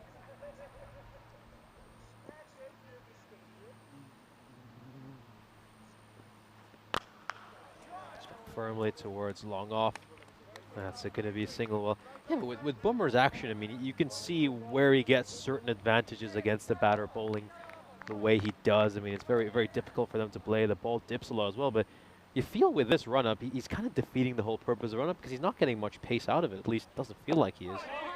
I think he'd bowl the same pace if he bowled straighter.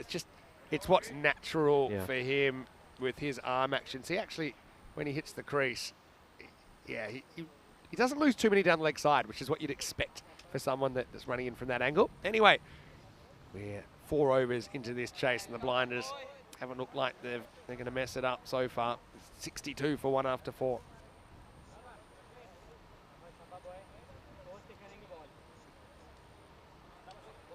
Miles above the line at the moment.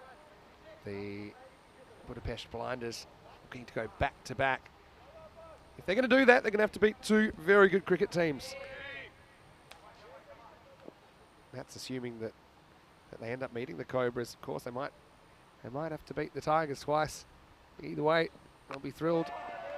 Garney loves it there, doesn't he? In towards the hit, fast hands, just turns it around the corner. Maximal, 6 carreras. Beautifully played, just swivels on the spot and helps it behind square leg for a 6. As you mentioned, just look at his bat speed and how quick his hands are. Gets underneath that so well. And it's 23 runs needed now for the Budapest Blinders to win this one. Plenty of time left as well, 5.5 overs. I think that the key thing now for the Royal Tigers is, I mean, do you even bowl your best bowlers for the remaining overs, or maybe just give them a rest and start thinking about the next match? No, full toss. Yeah, it's interesting. I mean, I suppose in this form of the game, I think there's nothing wrong with them. Oh, no, I'm going to take another run here. It's very cheeky, but also very good awareness from the Blinders to take that off the stump. Shows you they're still looking to squeeze every run out of this. out of this innings, even with the game so far tilted towards them. Yeah, I mean, if there's nothing wrong with your bowls, I think you'd want them to bowl. If they're a bit sore, then yeah, I agree with you, Nish. Probably worth giving them a rest. Might not be too much longer before they all get a rest the way this game's going anyway, with only 20 more now required. Yeah, and I guess they have, of course, had plenty of days of rest heading into this match as well. Haven't played any cricket since Monday. Another reason you'd probably want your bowlers bowling, especially with a sudden death game on the cards. Next game is an hour and 40 minutes away.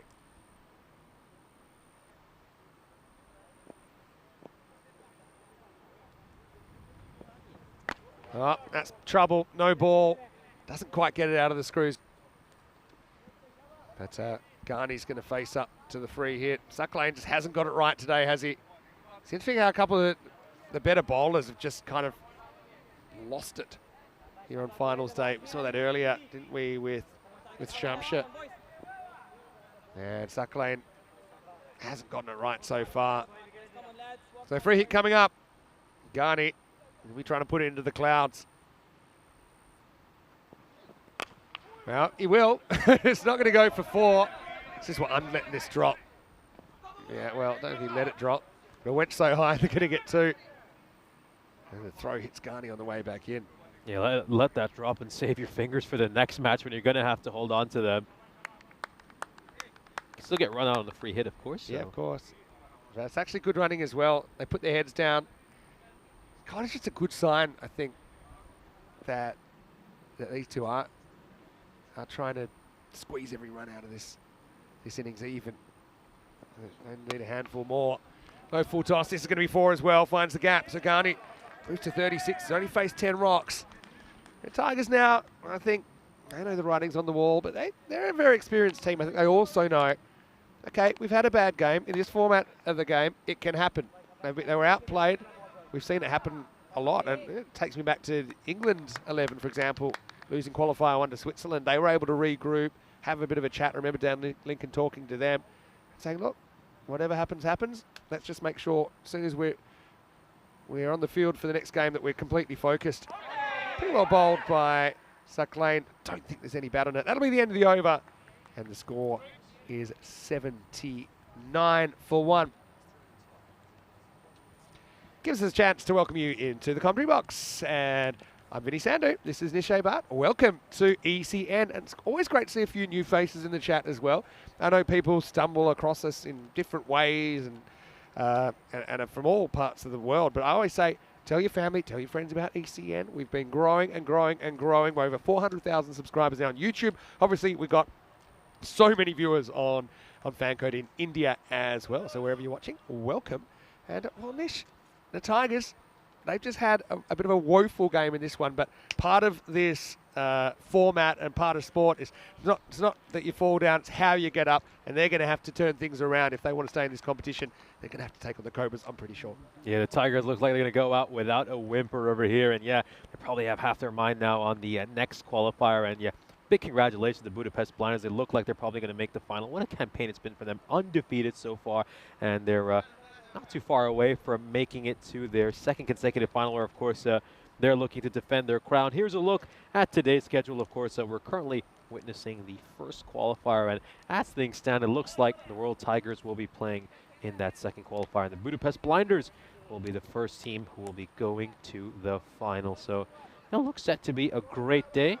Yeah, first couple of games have been, I have to say, a little bit lopsided, and I think that next match, they'll expect it to be a really tough, hotly contested game. Well, they're knockout games from here, aren't they? So that next one you can see on your screen there, it's starting at 12 GMT, which is 2 o'clock in Central Europe, and 5:30 p.m. in India. Harsh Mandian getting a bowl. Just 12 required for victory. And he's going to be greeted with a 6. So these two have come out and they've been pretty brutal. Maximo to start the 6th over. Big 6 to start off. And they're now just a couple of big blows away from wrapping this one up. 1 big blow away, actually. So just 6 more runs. And the Budapest Blinders will book their place in the final. Well, Gamage certainly is going to be looking to end this one in style. Is he going to send this one sailing over the rope? Can't get under it. And it's down to Hudra. Rare to see him not wearing the gloves, actually, but with Sufyan being back in the side, he's taken over the keeping position. Stand to concentrate in his batting. 5 to win then. Clever ball. It's that kind of, it's almost like a doosra. Comes out the front of the hand. And Mandian has sometimes called a doorknob kind of ball. Kind of rolls out. 4 to win though. These two are batted very, very well. I wonder what they'll do. I might not get a chance to talk about it yet. Oh well, good hands by Sufyan. Just from what I saw from Ikram, I don't think I'd open with him in the final. I know you might say, okay, you don't lose anything if he... So the counter argument is, well, if you don't open him, where you're batting him. That's a good point. Good ball and climbing over the... Oh, he's given him? No. Has he? I saw something happen. Maybe saying it was going over the top. Well, what's happened here? Let's have a look. Steve likes it, so he's going to be out. But I will say I think that's gone over the stumps. It's hit him above the pad. You know what? Steve has a sense of theatre, and we're going to see a new batter. It's this one. It's actually got a bit of overspin on it. Don't think the keeper thought it was out, but... Yeah, well, I suppose given the situation, Blinders, as you see it, Sunker's not thrilled about it. If you're going to get that kind of decision, probably no better time to get it though, because they only need 4 to win. And yeah. Yeah, I have to agree. That is a rather harsh call on the batter, but in all honesty, it's just going to delay the inevitable. Yeah. Thing is, I thought he might have been, because no one really celebrated or believed it, and I thought he might have been pointing that was going over the stumps, because Gamage was news to him, put it that way. Pretty got over, I suppose, in the end by Mandian, conceding 9. That was after going for a 6 first ball, 88 for 2 after 6. Have a look at the scorecard over here. Abbasghani and Asanka were the top scorers for the Budapest Blinders so far. Seen the captain Ali Farasat stride out to the middle. They just have to knock off 3 runs here, the Budapest Blinders, to pick up this victory and punch their ticket to the final. All right, well, surely this is the last over. Bala is going to get it. See how many balls he can get through here. Jeez, lost the plot a bit here. But Ali Farasat, maybe not a bad thing that he comes out and at least gets a hit. He wouldn't have planned on it, but he's probably been one player that hasn't played to his potential in this series. So, yeah, silver lining. Me asking, was there an appeal? Yeah, I think Bowler appealed. He was the only one. All right, up in the air, and it's game, set, Maximo. The Blinders, the first team through to the final at the ECS Hungary 2024. The Tigers get tamed. They're going to have to do it the hard way. The Cobra's waiting for them in the next game, which is about an hour and a half away. But the Blinders put on a bit of a show here in Qualifier 1 and thoroughly deserve that first spot in the decider. Yeah, big congratulations to the Budapest Blinders. They're now just 1 step away from defending their crown. They've been incredible throughout this campaign. Undefeated, yet to lose a game, and they have been absolutely dominant. They brush aside their rivals, the Royal Tigers, with absolute ease. And this first qualifier match, and there it is. They're off to the finals, and they'll be waiting to play the winner of the Royal Tigers and the Cobra Creek Club. So we might see a rematch again later today if the Royal Tigers are able to beat Cobra CC. Or if Cobra CC win, then we see a rematch of last year's dramatic final between the Budapest Blinders and the Cobra Creek Club. Whatever happens, just get the popcorn out and get set. Cancel your plans. We're in for a brilliant second half of the day with 3 incredibly evenly matched cricket teams, I think. And I'm looking forward to seeing how that goes. Let's go look at the highlights then. And the Blinders, well, they came out swinging, didn't they? They didn't really bat like they were only chasing 90. They were going for it. Ikram at the top, just kind of, in a sense, got shown up a little bit with the bowling he had to take on. Ghani looked very, very composed when he came out and started smashing them all around the place. But that was the only wicket to fall. Like I said, that's the only thing for the Blinders, just with that innings. If you had the same matchup, say you're playing the Tigers again for sure, not sure I'd go with Ikram maybe, give him a different role. But really, the run started to flow. Some brilliant cricket shots in there. The Blinders flying into the final.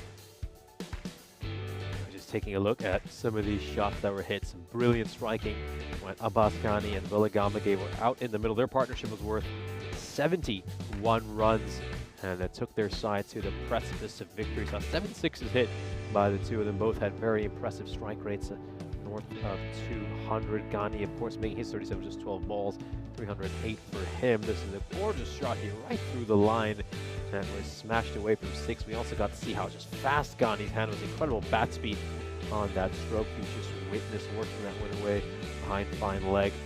Another stroke there over extra cover. We saw them hit the ball all over the park, and then this one was a wicket right at the end. A slightly puzzling decision. I think Willa Gamage will feel hard done by, but all that did was delay the inevitable as the captain, Ali Farah, stride out to the middle, smash one away for 6, and those would be the winning runs. The Royal Tigers, well, they ended up looking like Royal Kittens.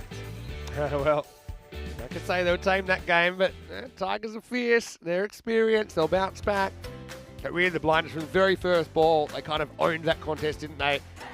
Mohandas getting him off to the perfect start. And then they back it up with about a couple of 37s there. Ghani, 37 off just 12 faced. Willa Gamage struck the ball beautifully as well on his 37. I would say his decision was a little bit harsh. No pun intended. I think that one was probably climbing over the stumps. But hey, umpires are human. People are human. And I suppose the good thing is it doesn't really alter the course of the game. As you said, Nish just kind of delayed the inevitable. Ikram at the top. Interesting whether they go with him again or whether they maybe just kind of get straight to the point and get the two that did the damage to the crease straight away. Bowling-wise, well, they fought, didn't they, the Tigers? Prashar 1 for 9 of his over. I'm a bit surprised they didn't bring him back. 1 for Mandian, but I think they take the opportunity just to bowl all their bowlers a little bit.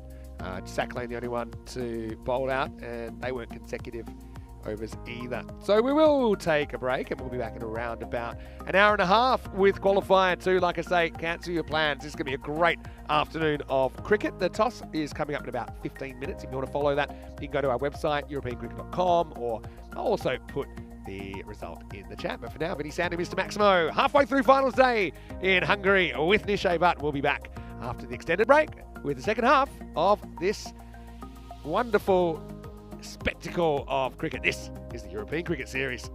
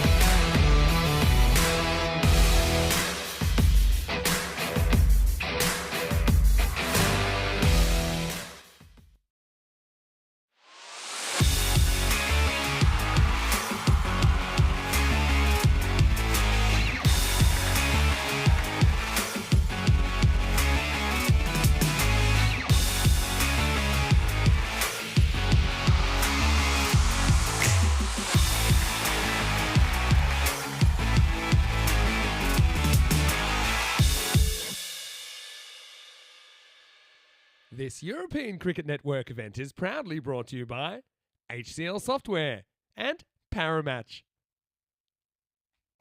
Hello and welcome back. We're halfway through finals day now here in the ECS. Hungary coming up now, qualifier number 2. So we saw the Cobras get through by winning the eliminator. They actually played the Super Kings off the park and they're taking on the Royal Tigers here. And the Tigers, well, they got kind of rock and roll, didn't they? Not even batting the 10 overs in qualifier 1 against the Blinders. So 2 teams will show, but one will have to go after this game a little bit earlier. Sulman Saeed had the 2 captains. Let's see what happened at the coin toss. Qualifier number 2, we have Cobra and Tigers. Tigers, you will call. Heads. Heads is the call. And it's heads.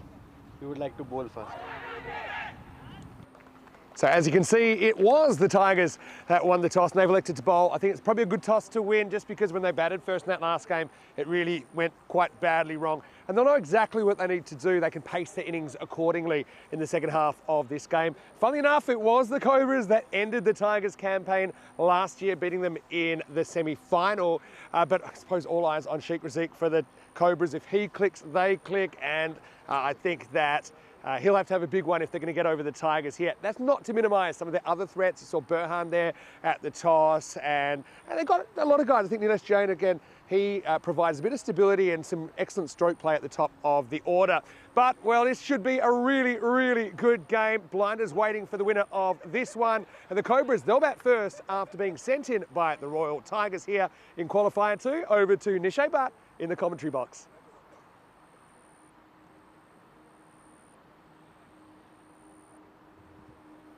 Welcome back for our second qualifier of the day. And it's a Cobra Cricket Club against the Royal Tigers. Big match over here, of course.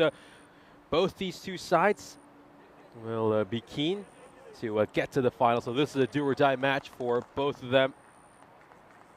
We'll have a look at the fantasy dashboard for our upcoming game. Huge game, of course. The Royal Tigers, unfortunately, well, they were tamed in their opening match today in qualifier 1 against their bitter rivals, the Budapest Blinders. Meanwhile, the Cobra Cricket Club picked up a win in the opening day eliminator, as of course they have now found their way into qualifier 2. So they have to win this game. They need 2 wins today to make it to the final. Meanwhile, the Royal Tigers, by virtue of finishing top in their group, get a second bite at the apple in this match. Just having a look at some of the star players on both teams, of course. Cobra CC are fancied as favorites for this game. And you can maybe understand why, especially with Cobra CC's history. They did manage to make it to the final last year, and this is, of course, a rematch of last year's first semi-final. Both Cobra CC and the Royal Tigers took part of that one, and of course, Cobra CC came out on top in a thrilling encounter where the Royal Tigers set them a target of 115, and Cobra CC 7 wickets down to their tail. Managed to chase down 12 runs in the final over to win it, and they had a couple of balls to spare. That match, of course, was very dramatic, but the matches so far today have been a little bit lopsided. They've been a touch lopsided, and we're hoping this one is a lot closer than the games we have witnessed so far today.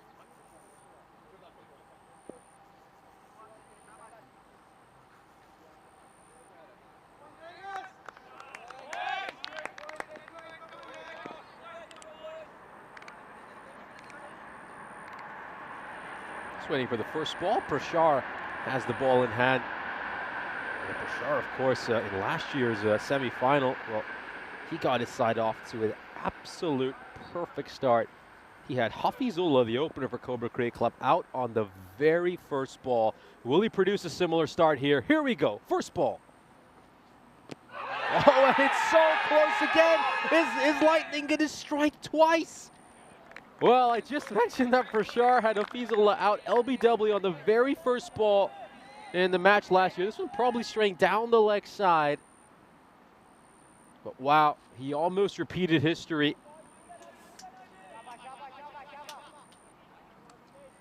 And if he'd managed to get this man out, Rasic, what a story that would have been. Of course, Rasic, we have sung his praises for this entire European cricket series. as we mentioned, leading run getter in this ECS, and he's more than 350 runs ahead of the second place batter, Robbie Ainsworth. This one's gone up in the air, and it's going to go over the rope for a 6. And that's how you respond after a close LBW shout. Great shot through the line, over long off, and it's gone the distance for a 6.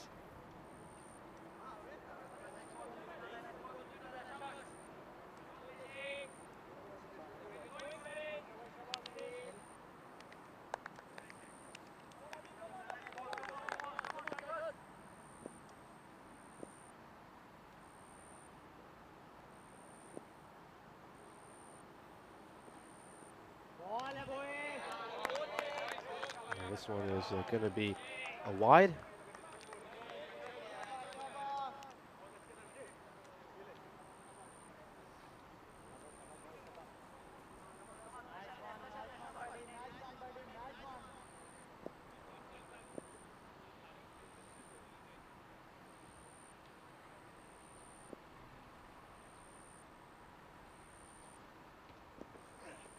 Oh, nicely played there by Rosic. It's a good ball by Prashar. Back of a left delivery. Just wonder if there was a chance for a runoff. There's a direct hit.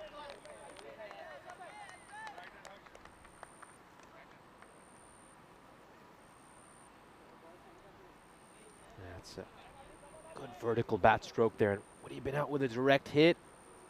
Would have been close, but it looks like he was in. The issue there, of course, is has he grounded his bat in time? But well, it's not going to matter in the end since fielder never struck the stumps in the first place. Now then, Jen. We know he's a quality player. Oh, great shorter delivery there by Prashar. Just wonder if that's struck his helmet. Has it struck him on the grill? Shorter delivery. Yeah. Right on the grill by the looks of it. Or where does that get him? Oh, well,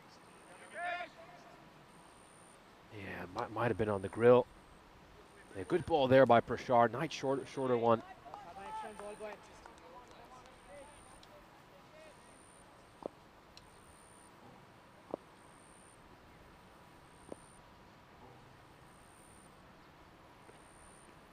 Oh, beautiful ball. Brilliant delivery. This is some lovely bowling by Prashar. I love the way he's mixed it up. He's some lovely swinging deliveries. Got the batters to drive, and he's trying to draw these edges, and then he's also bowled some good short ones. Nice first over here by Prashar. And the Royal Tigers needed this, of course. They started off the previous game very poorly against the Budapest Blinders and were immediately under pressure. That match drifted away from them very quickly, but they started this one on the right note. 1 ball to come in the first. Lovely, lovely bit of bowling. That was a great over by Prashar. Probably deserved a wicket for his bowling. But the Cobras are 8 for no loss at the end of the first. And of course, here's a chance to just remind you that it's finals day. And of course, we've seen the eliminator in qualifier 1 already. The Budapest Super Kings were eliminated in the first match of the day. The Cobra Cricket Club handing them a massive loss to Cobra CC, chasing down their total with plenty of overs to spare. And then the Budapest Blinders won the first qualifier against the Royal Tigers. They booked their place in the final, and that's why the Royal Tigers are here in the second qualifier. They've earned a second bite at the apple, second chance to make it to the final by virtue of finishing top in their group. Let's see if they capitalize on this chance, or if Cobra CC can go on a bit of a roll on finals day. It's wide down the left side. Sakleen going to bowl the second over.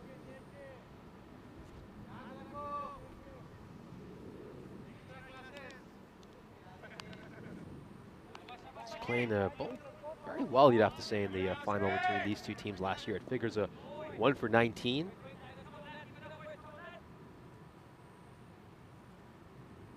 Let's see if he can replicate a similar performance in this elimination match. Straight down the ground and just over the fielder's hand. And well, he was all the way back at long off just a couple of balls ago. And he just watches this one sail over his head. That's, of course, Abdul Manan, who was fielding at mid-off. They had him back, and they just moved him in. at the end of the first over.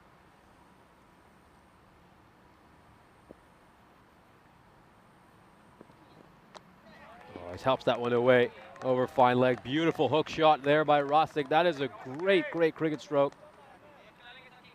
Watch this. He's just judged the length of that ball perfectly. Rocks back and hooks it away. That's terrific. Very, very good cricket. And he's off to a great start. 17 of just 5 balls. Jan at the other end, still settling into his innings, is yet to get off the mark.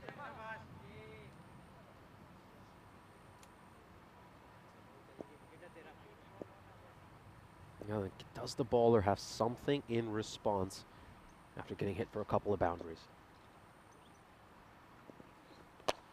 Oh, it's gone up in the air. Should this clear the rope? It will. It should clear the rope, and it has cleared the rope. And Rosick with another terrific shot. Just over pitches it again, the bowler. He's struggling to find his lengths. Yeah, it's a rough start here for Mohamed Saklaini. As I just mentioned, he killed 19 runs in the 2 overs he bowled in the semi-final between these two teams last year, and he's already given 17, 3 balls in.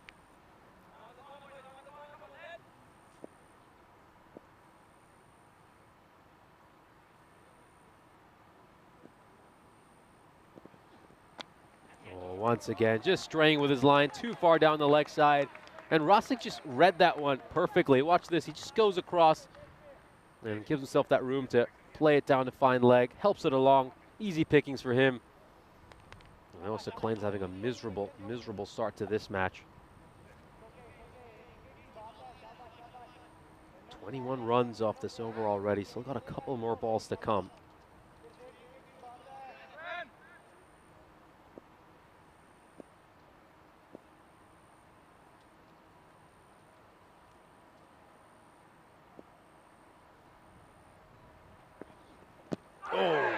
For the Yorker, much better ball there by Saklain, much, much better delivery. That's where he needs to be bowling. Nice ball there, finally gets the length right. 1 ball to come in the second over. It's been a rough one so far for Saklain, but can he get out of this without further damage?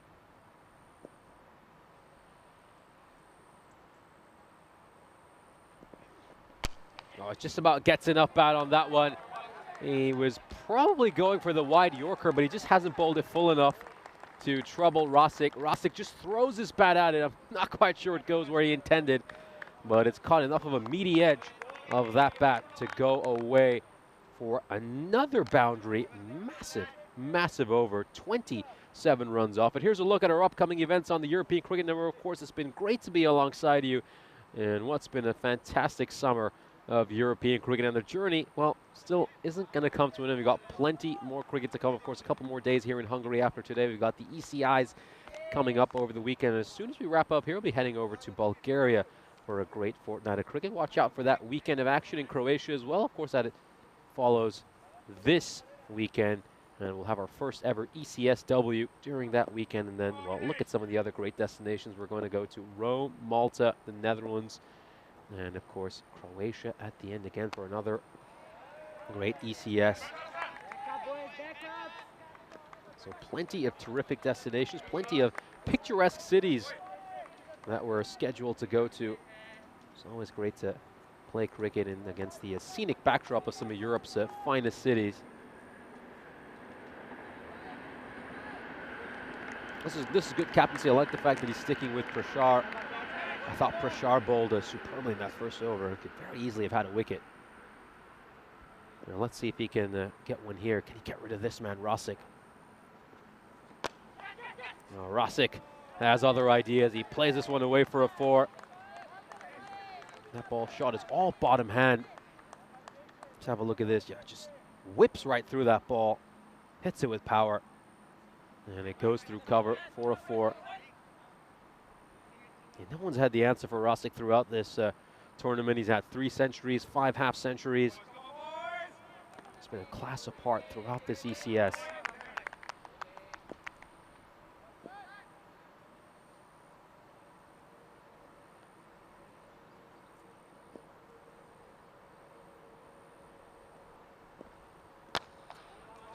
firmly down the ground, but they've decided to plug that gap. Someone's out at extra cover. They just moved Manan from long off to deep extra after the previous shot. Probably not a bad idea with the kind of line Prashar is bowling. Now then, Jen at the other end, played 4 balls, just made 1 run so far. He's obviously had the time to settle in while Rosik's been teeing off at the other end.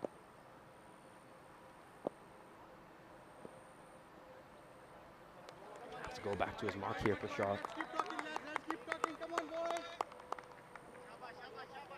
Obviously, the Royal Tigers, a club with plenty of success here in Hungary. Their great winning streak, their championship streak, was of course snapped last year by the Budapest Blinders when they won their first ever ECS crown. Oh, could this one be close? Might have some question marks here about where the impact is. Let's have a look at this once again on the replay. I want to just slow this down where the impact is. Yeah, maybe some question marks about impact. And yeah, just comes off the bat as well. I think there might be an inside edge involved too, so it probably explains why there weren't too many appeals.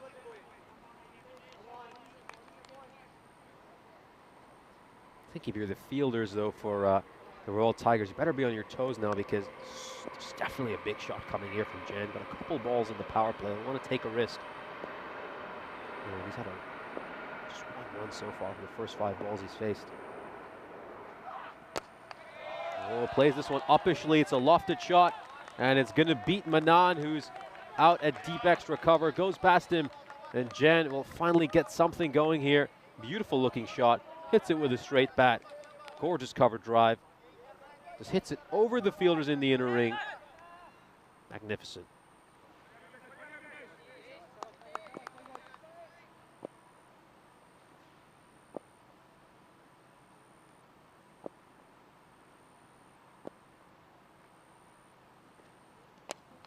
Oh, outside edge, goes away for a 4. Unlucky for the bowler. Not much Prashar has done wrong here, but that's just the nature of cricket sometimes. Thick outside edge, sails over the inner ring, and it will trickle over the boundary rope. 49 runs from this power play. It ends up being a terrific power play for the Cobra Cricket Club. Now they're also nearing the 50 partnership as well, these two. Here's a look at the power play graph. Of course, it was that second over which really threw a spanner in the works. 27 runs coming off, and I think Saklan was just all over the place in that over. He had a miserable time. And Prashar thought he bowled well in that first over in particular, and then you could just see that second over at the end, that thick outside edge just kind of spoils his over when it goes away for 4. I don't think Prashar did too much wrong. He bowled all right. In the end of the day, 22 runs of 2 overs, going up against one of the better teams in this European cricket series. You have to say it's about par. You know, I mean, 11 over is 110 runs after all in T10 cricket, which we would often say is not a great total.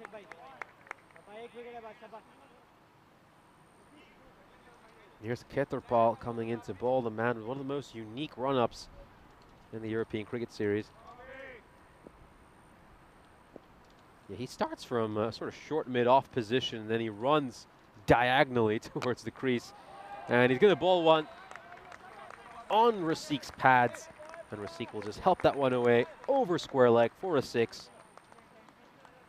What a great ball. And just a little flick of the wrist by Rosik, and it helps him go over the rope for a 6.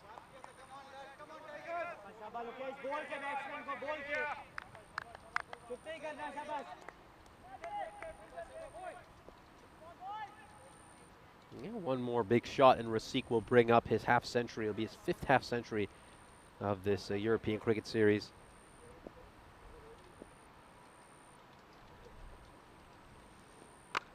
Now he cuts that away. Is it going to go all the way? Yes, it will.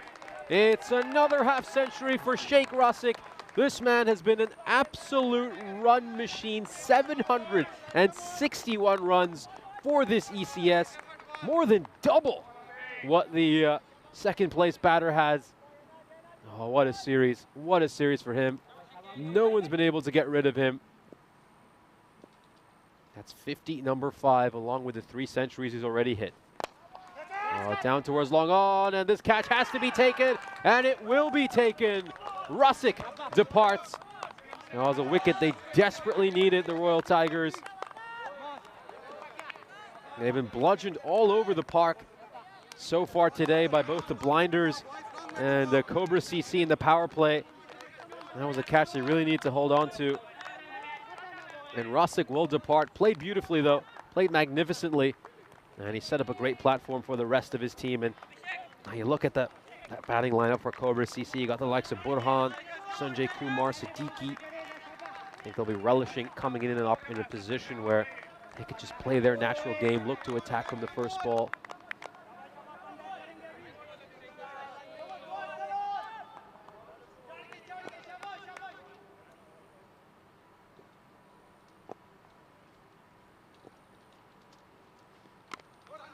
Yes, pushes this one away. Burhan will get off the mark with a single.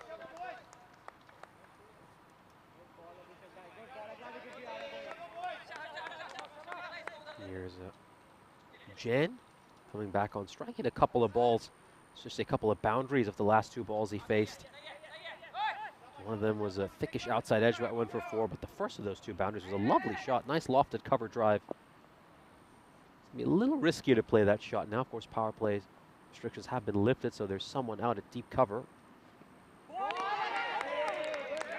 great shape there by Kater Paul. Just gets that to swing away from Jen.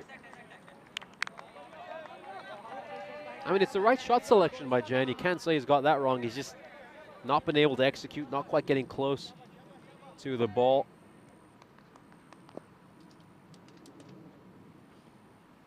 Oh, was there something there? No, there wasn't. It's going to be a wide.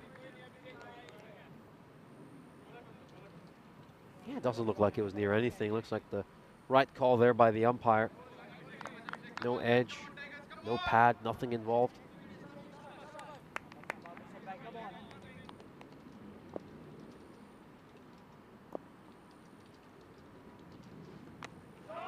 Beautifully played. Great pickup shot. That is just gorgeous.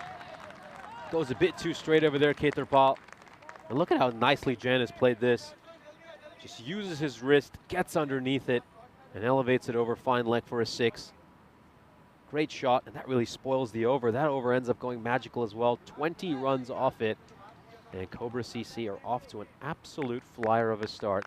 Have a look at that run rate. 17.25 and over.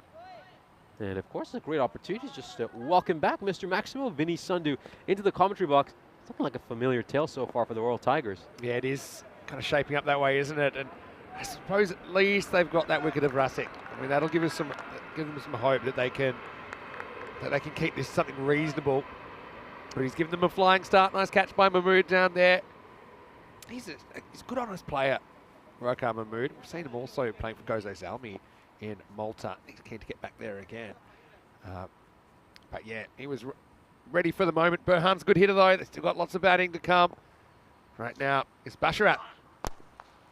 Dug that one out beautifully. He's dug that one out so well, Burhan. That is an incredibly difficult shot to play. Take another look at this. Look how strong his bottom hand is. And now he just whips through that ball. There was no way that should have gone for 6. Yeah, just very strong bottom hand. That's very Burhan, that shot, actually. Thing is, he is super attacking, Burhan. Occasionally he'll miss one, get through the gate, because he does like to go across the line. Those balls on the stumps. Great keeping. Big fan of Sufyan with the gloves. I know Stan Hooge is a very good keeper as well. He's playing just as a bat in this. What makes this a very good take is that he actually uses his feet to get across, so he's not just relying on his hand. See that? The whole body getting across. Keeps your eyes in line with the ball. Technically very, very good there. Yeah, Fuller delivery again. This should be a catch, and this is taken at chest height by Manan. He's been very active in the field. He's had quite a bit of fielding. He's been running around all over the place. And one finally goes to him. He takes the catch, and the second wicket falls for Cobra CC. He goes inside out on this one. It's not really his natural idea to go inside out, Burhan. Well, Basharat gives Burhan some free directions as well. He might have a little bit of a talking to after that. But the Tigers strike back, and the Cobras have lost a second wicket, 76 for 2. Yeah. Take another look at this. Looks to hit that one through the line. He's trying to play a similar shot to the one that went for a 6 earlier. But in the end, he's going to pick out the fielder, so a second wicket falls. Do you think that you should be allowed to have one send-off per game? A bit like reviews in tennis. You get 3 in a set, right? You get 1. So make it count. Anyway, Bashrat does get the breakthrough. It's a crack at Sanjay Kumar. Oh, just gets that one wrong there, Burshot. Gets that one wrong. Down the leg side. It's going to go away for a minimo. Well, Bashrat won't want to turn and look at the Tigers, look at the Cobras bench, because if I was Burhan, I'd be pointing at the boundary saying, yeah, where's that one gone? Because that was a really tough one. And even Sufyan, with all his skills up to the stumps, couldn't get anywhere near that.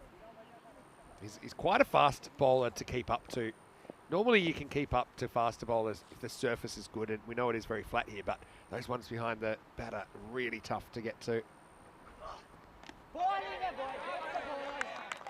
Rushes that one through. Quicker ball there by Basharat. Just beats the batter for pace. Another very good take there. But you can see it is really tough. It was behind the batter because you lose your view of the ball for that critical moment as it's heading towards you. And it looks easier on TV to say, well, just step down the leg side, but honestly, it's very, very tough.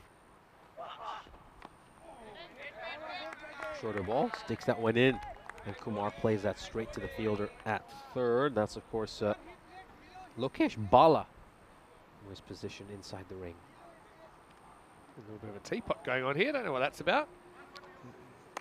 Is it about the field, maybe, that he wants?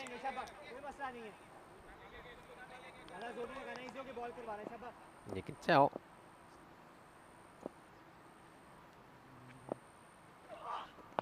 Oh, it's going to go big here. This one's definitely going to go over the rope. Nicely played there by Kumar.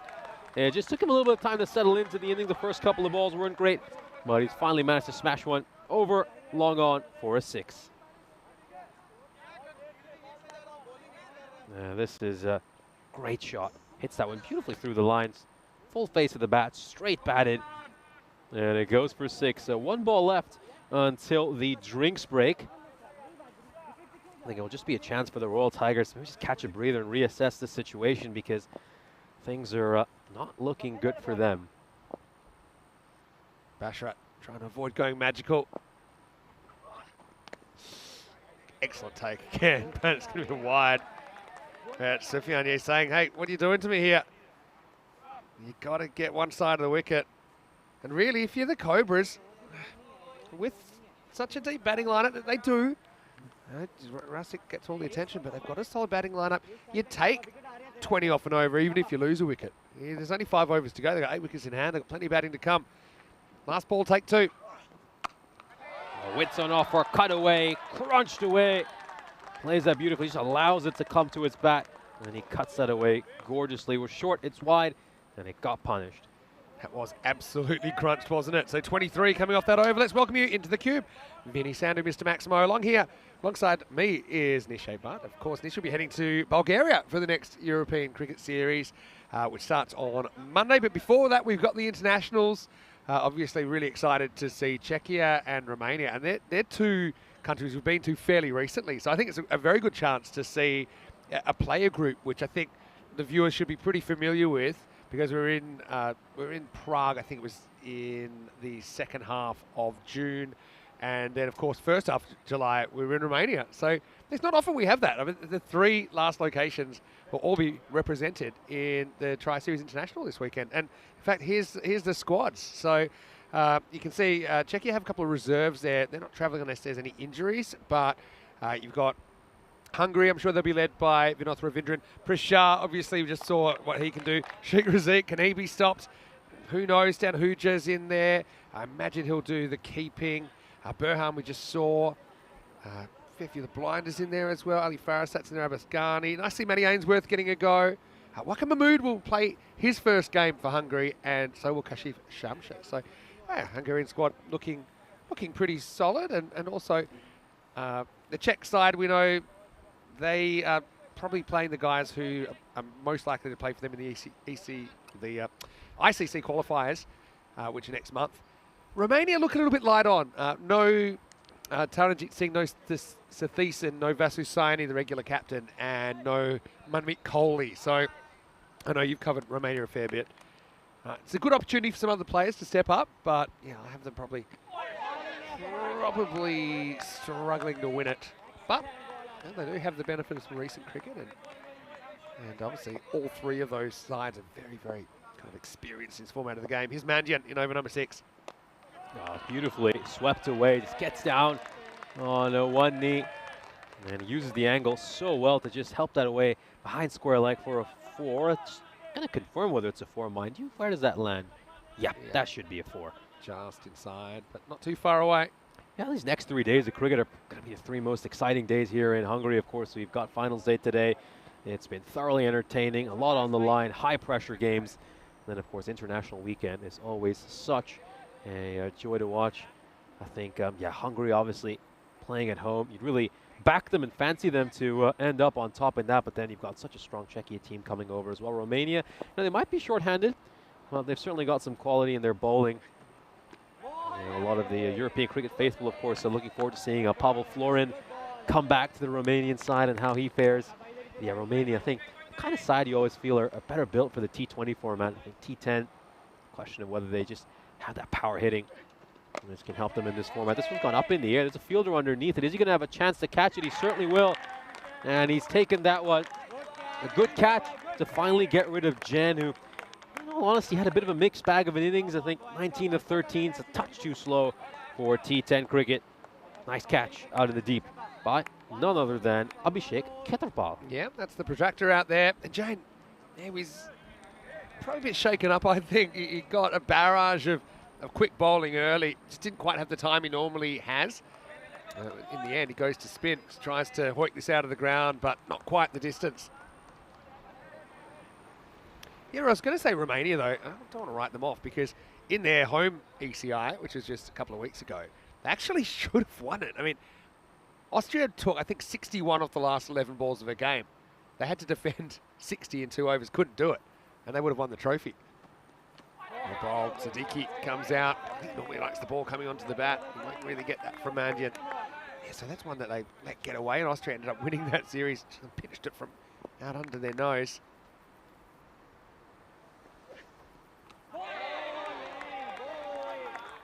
Brilliant over from Mandian, really. And Siddiqui not able to score. Fight back continues for the Tigers. 96 for 3. The Tigers all day, though, they've been playing catch-up, haven't they? They've had some shocking starts. But, look, if they can keep it to, what are we talking? 6 over check-in time. They're going 16 and over right now. So, you're probably looking at trying to go, keep it to 140s from here. And if you bat really well, their batting clicks, and don't read too much into that bowled out for 90. Everything that could have gone wrong pretty much did go wrong for them in that first game. We tend to think that about 140's par today, but it hasn't really panned out that way so far. We're just having a quick look at the scorecard. Good little few innings here for Cobra CC. Of course, Rasic with that great half century. Sanjay Kumar has come in and he's settled in very quickly. Hit a 6 in the 4 early in his innings. Just bringing mid-wicket up now for Khetarpal. They're sending square leg back.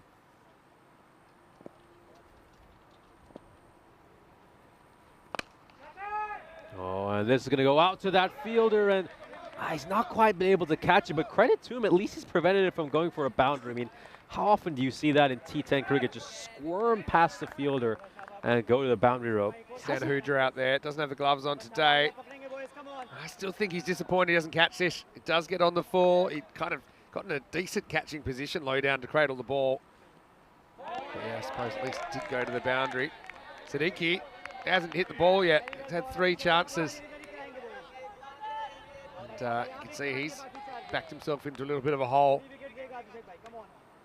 The Tigers are thrilled with this comeback.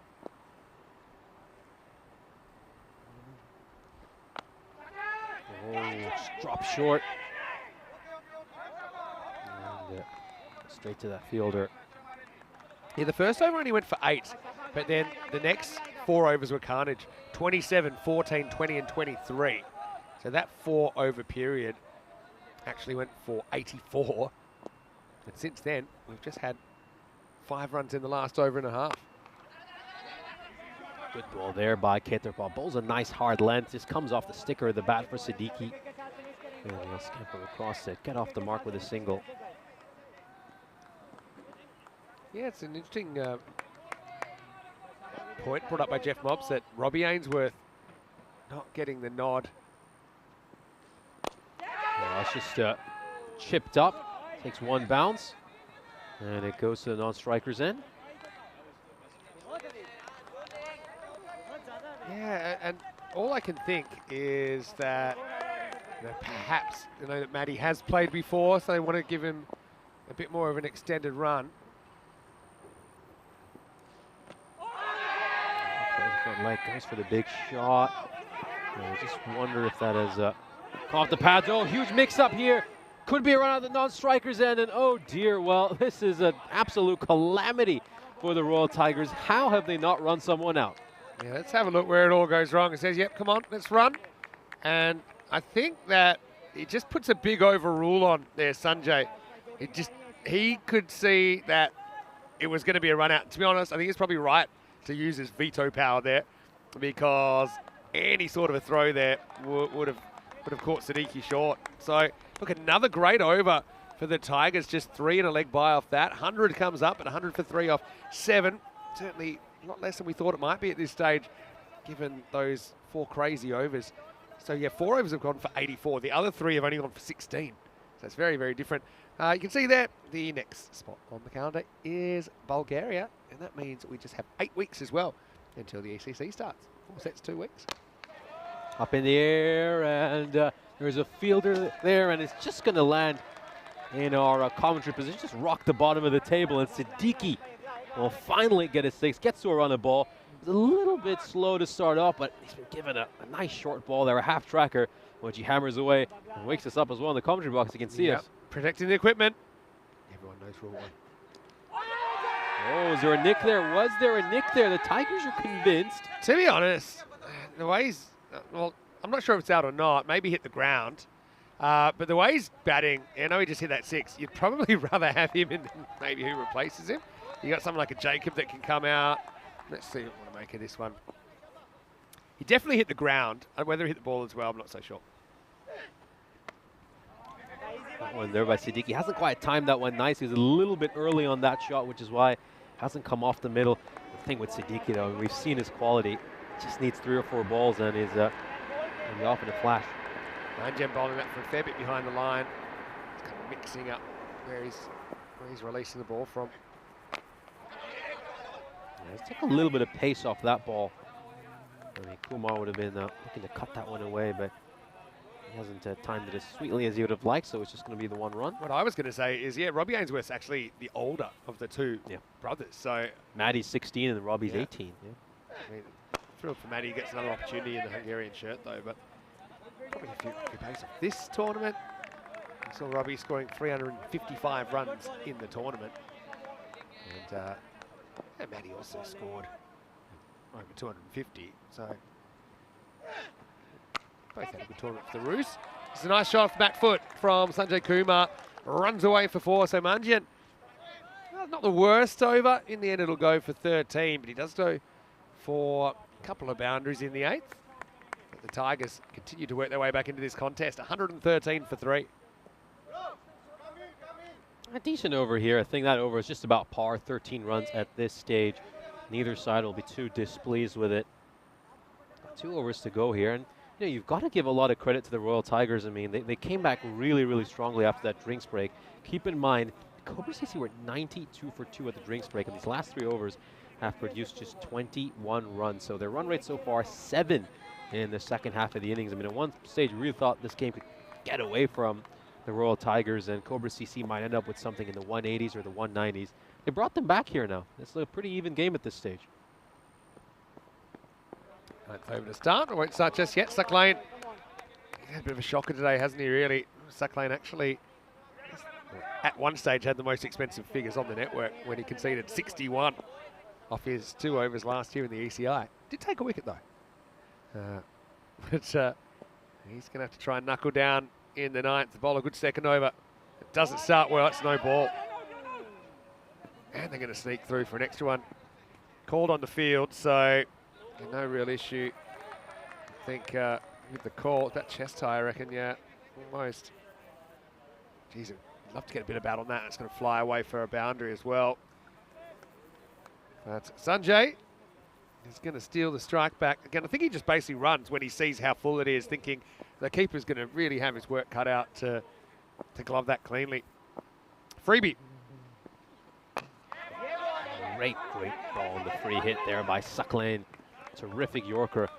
Yeah, Sucklane obviously had a very difficult first over. His first over was inside the power play. The second over this innings went for 27 runs. He got taken to the cleaners by Sheikh Rasik. You know, the captain's going to keep the faith in him. And we'll see if he can deliver a better penultimate over. That's a brilliant ball. Needs to dial that one up again another 5 times to Sucklane.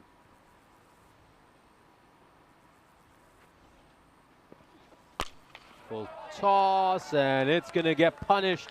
Well, we've been talking about how Siddiqui's been a little bit slow to start this innings, but it doesn't take him too long to shift up the gears, especially when you serve him up full toss like that. That was on a silver platter, and he got punished. Yeah, and just shows you the tiny margin of error that you've got as a bowler. That was pretty close to another Yorker, but not quite. And so it disappeared out of the ground.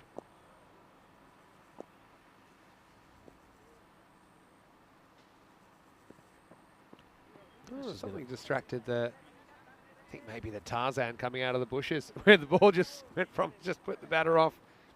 Siddiqui didn't have a good start, but he's caught up now. That's why I said, would you want to leave him there? Probably not. I mean, he's tailor-made for this situation. He could click any time.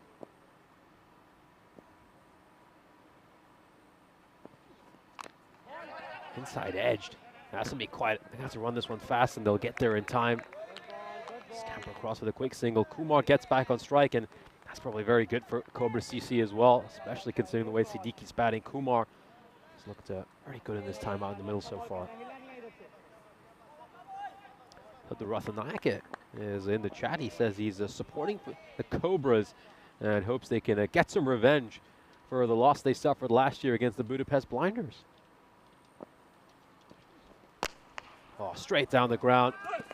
And that is a great fielding effort by Manan. Puts his body on the line, dives to his right, and he saved his side 3 runs. It's little things like that that can prove to be the difference between winning and losing a game that will lift the entire team. Bowler needed that as well. I mean, Sucklane, we know he's had a few struggles. Started off this over with a no ball, was hit for a 6 later. If that had gone for 4, it really hammered his confidence. Back of a length delivery there by Sucklane. Siddiqui, you can see what he was trying to do. The thing is, he just wasn't still at the point the ball went past him. He was just moving all over the place, and so he was just not in the right position to play a shot. In the end, he just played the wrong line. All right, last ball of the over. Sucklane trying to stay out of the naughty 40s. To go big here. He's got enough on that one. He certainly has enough on that one. Cleared the front leg, hit that one through the line, over long off, goes for a 6. So it doesn't stay out of the 40s in the end. Sucklane goes the journey here in qualifier 2, none for 43. 1 over remaining, 130 for 3. This is shaping up to be what we thought at the start of the day was a past score, about 140, maybe a handful more. All depends on this last over. Looks like Waka is going to get it. Here's a look at the bowling card, of course, so far this innings. Harsh Mandian, pick of the bowlers, figures it 1 for 17 in the 2 overs he bowled. The captain's got a bit of a dilemma here. Who does he turn to for this final over? Arslan Parsharat obviously went for 23 in his first over, so he goes to Mahmood, the left armer, and he gives a bit too much width, and oh dear, the fielder, well, he's come forward and tried to leap up and get that one. If he was all the way back on the boundary rope, this could have been at a nice catching height for him. It's these little mental mistakes that can really cost your side. I mean, that goes from potentially being a dot ball in the wicket to a 6, so a 6-run swing in one moment. Yeah, big misjudgment. And I think it's going to get even worse for the Tigers. So they've been put to the sword at certain times. And, well, that last misjudgment doesn't just cost 6, now it's cost 12.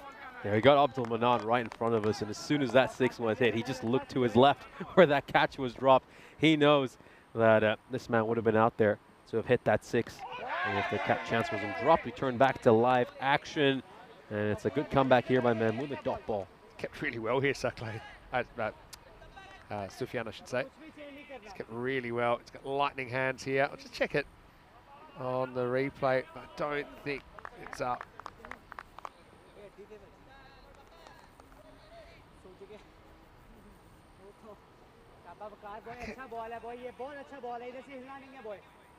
It's very close to a no ball. Does he break the plane before or not? Definitely not out.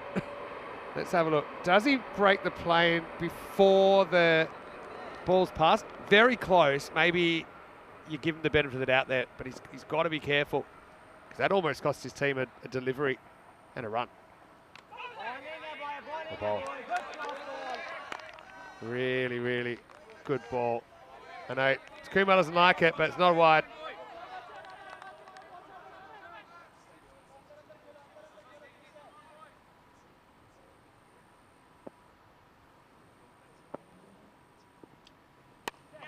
Hasn't quite got enough on that one. It's come off the toe end of the bat. It's gone up in the air, and he will take this catch off his own bowling. Mahmoud gets the wicket. That's the end for Kumar. You have to say Mahmoud's bowled superbly in this over.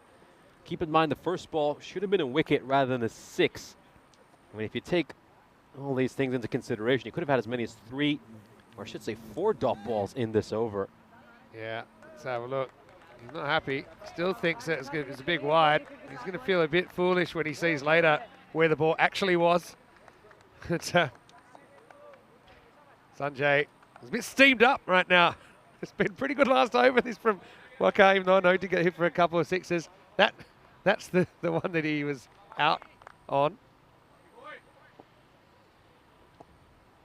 And anyway, last ball coming up.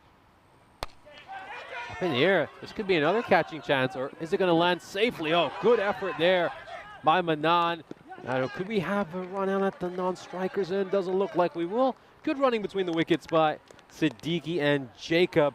And it looks like we've got a really, really good game on our hands over here. This looks like a very competitive total. Should produce a thrilling second innings. You can see Manan just diving in there. Just trying to get to that one. Good throw to the bowler's end, and is he safe? Looks to me like he is. Looks to me like he most probably is. And I'm just having a look. That's the first frame. The bails are off. I think he's safely home, but yeah, pretty close.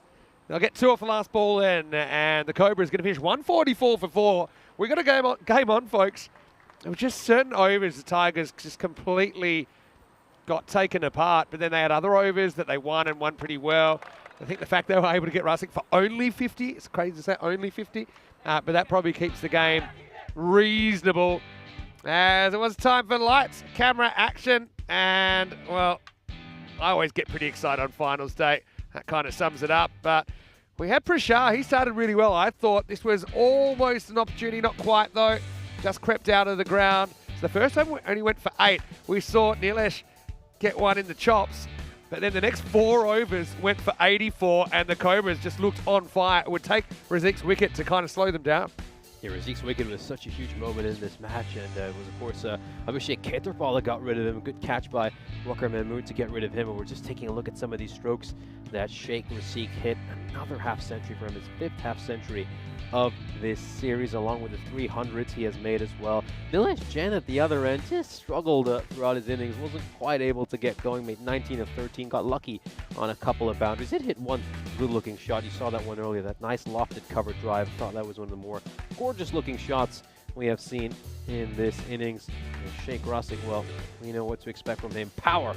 But, of course, he would be dismissed on 50. Good catch by Waqar Mahmood in the deep. And after this big wicket fell, things just start to slow down a little bit. Of course, we saw in the second half of the innings, things just got much slower, in particular between overs 6 to 8, when they managed to make just 21 runs. And from there on, Cobra CC just managed to claw their way back into the match. You can see that big send-off that Arslan Badat gave to Mohammad Burhan. He would hit 1-6, and then he'd be dismissed shortly after that, making 7 of 3. Sanjay Kumar and Mohammad Siddiqui batted decently. Kumar had a good innings, made 31 of 15. Siddiqui a little slower than he usually is, 22 of 15 for him. Well, he's the kind of man we're used to seeing have strike rates above 250. This was a chance to get a wicket off the bowling of Keterpal, but the ball just didn't quite carry. Slight mix-up there with the running between the wickets. We're having another look here at the Harsh Mundian's over. This one came straight into our commentary position, just slammed into the bottom of our table. Nice cut shot there right at the end of the 8th over. Siddiqui would hit that 6 off the bowling of Mohammad Siklain. A couple of 6s would be struck in that over. Great fielding effort there by Manan on the third last ball of the over, ball number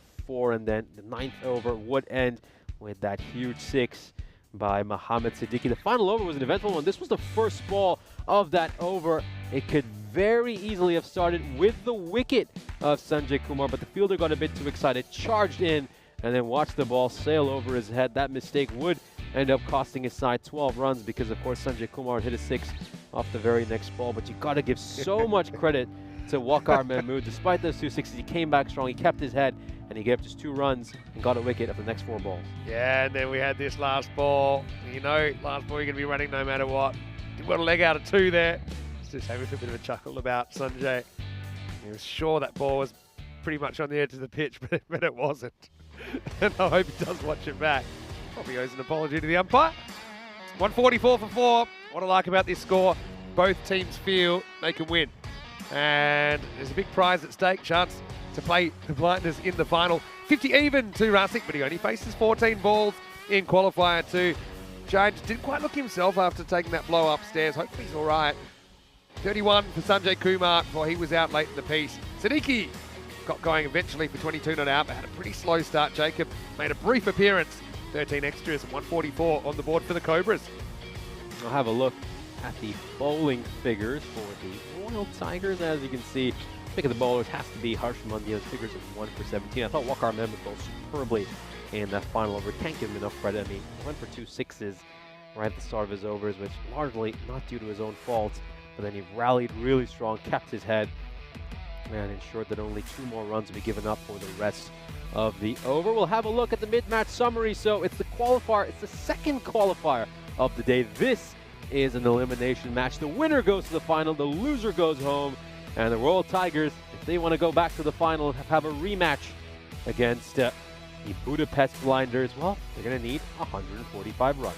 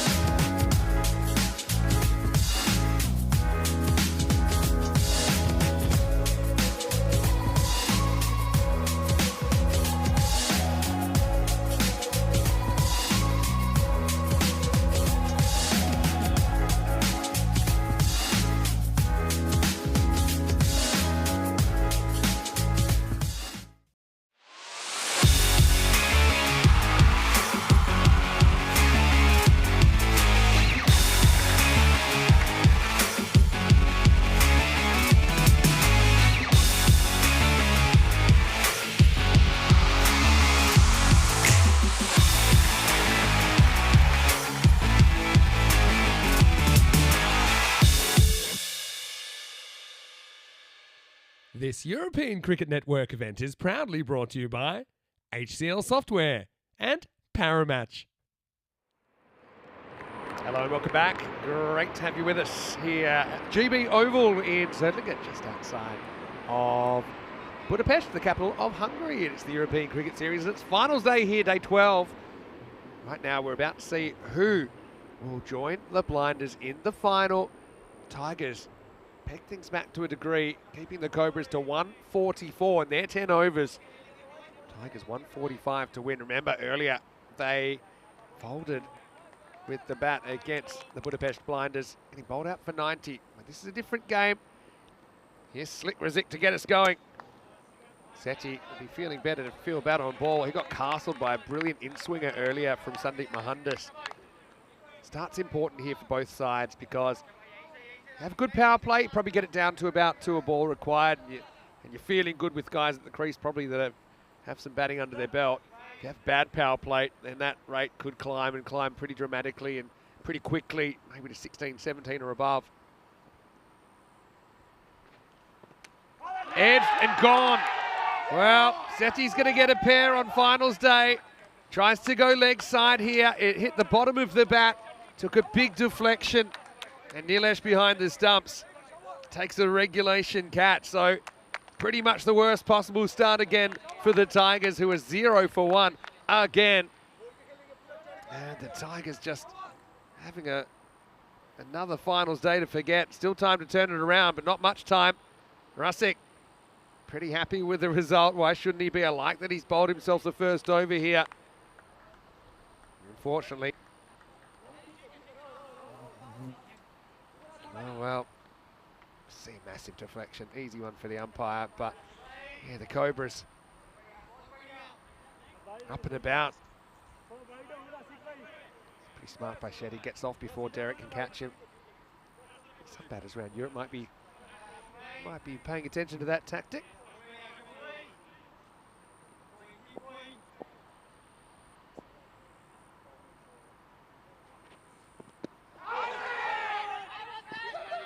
Leg side, I won't get a run here either.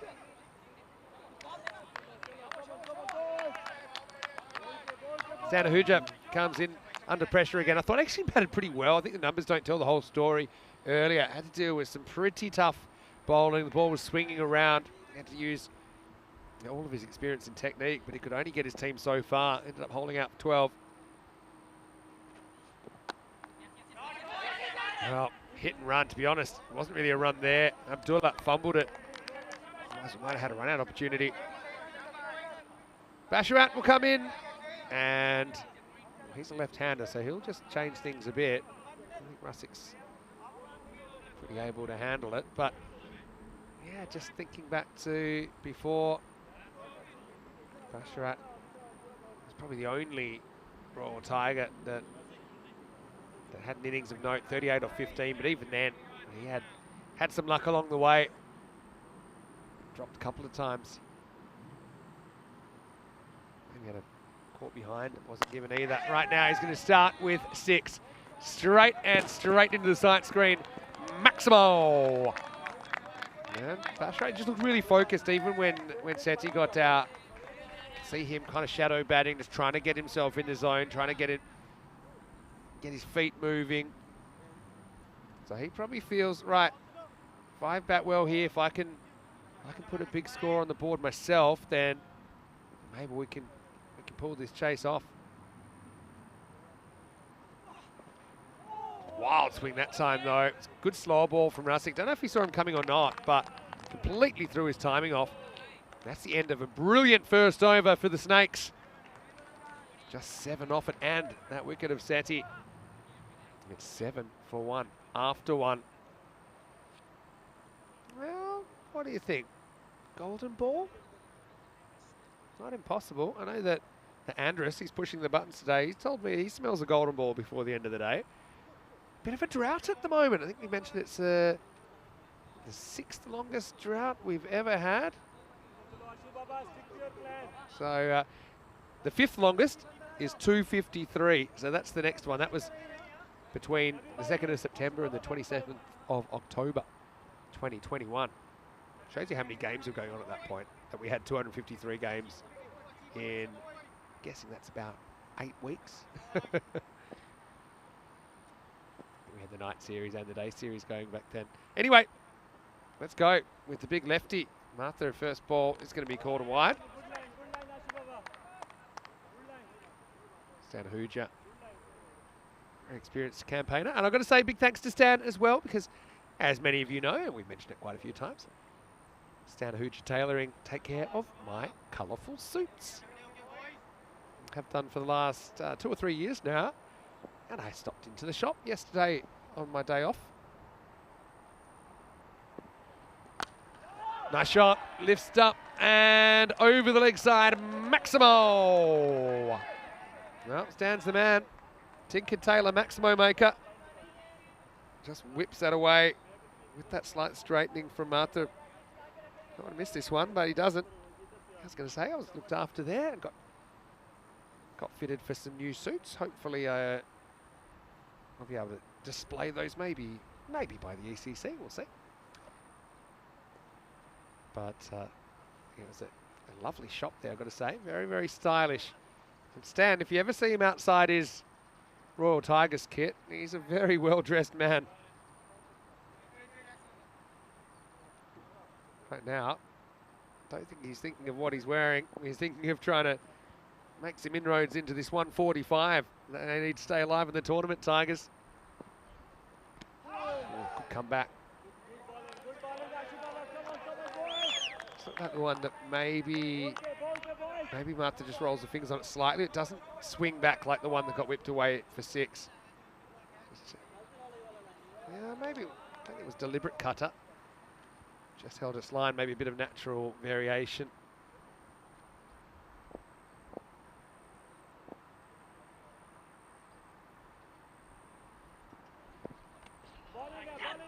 Stan's also a very good wicketkeeper, as we've seen, but gave the gloves to Sufyan today. Just gets through it too early, see? That's why he misses it. Actually gets him on the back arm. Hopefully he's all right there. But we had 2 very good wicketkeepers in this game, haven't we? Both able to stand up to faster bowling. And Martha's your opening bowler, so again, keeper needs to trust that he can get it online as well, make his job easier. But you see on this pitch, because there's not a lot of variation in the bounce, so you know, most keepers will feel they can handle it. It just kind of puts a squeeze on the batters, gets them thinking twice about running down the pitch, for example, brings in another mode of dismissal. There are some other drawbacks to it, so such as significant edges that you'll normally catch easily, like the one in the first over, actually. You're probably not going to catch that if you're up. Hit up in the air.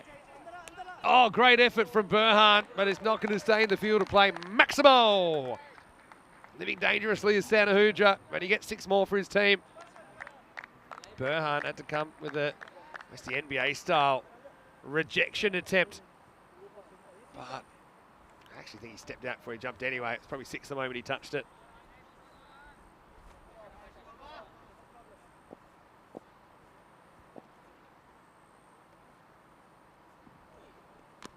That's a good ball.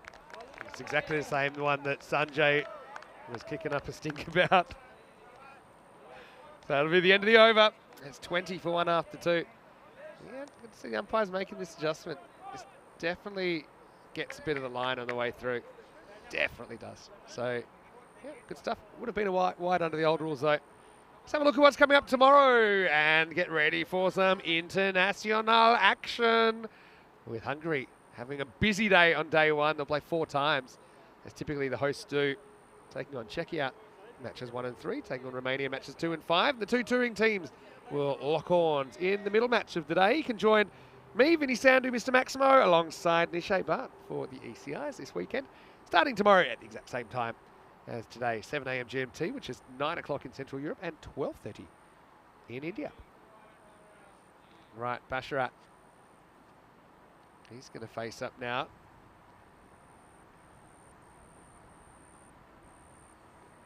Didn't face at all in the second over. I think this is a wide, just misses. Jurassic's bowling a lot of slower balls to Basharat. Probably feels he likes the pace on the ball. Again, that's close to getting some of the line, but yeah, I think it's a good call. The whole ball has to miss the line. The umpires aren't sure, they probably will call it a wide anyway. But the bowlers, they do have that extra wiggle room.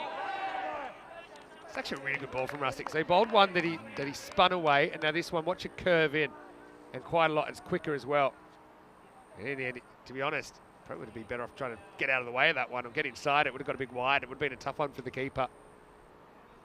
But Rustic probably knows the importance of this power play. That's why he's bowling 2 up front, trying to get him far ahead in the game. Wild hack this time from Basharat.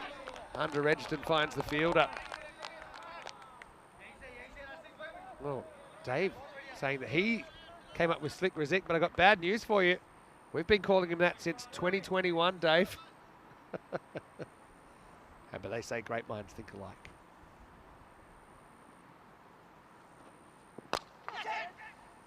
Drives down the ground, takes a bit of a Tortuga, then another Tortuga on Burhan. That does actually pretty well.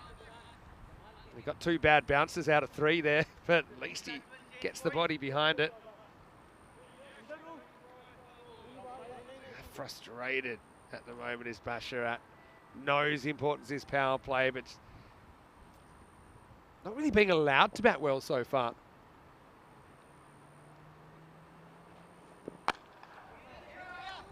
It's a good pull shot, but also well knocked down in the field. They'll only get a single. It's Martha. I wonder if they're considering bringing him back. Went for 13, did go for a couple of maximos.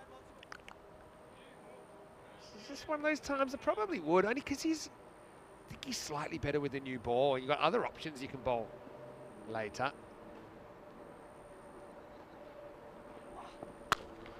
That's more like it from Basharat. He does bash over mid-wicket. Maximo! Well, sort of getting frustrated a moment ago. That's more like it. Stays loose. Throws those hands through the ball.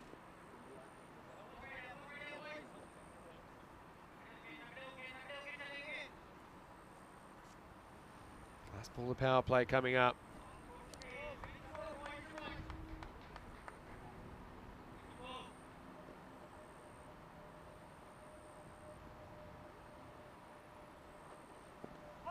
That's the one he has to let go, and he does.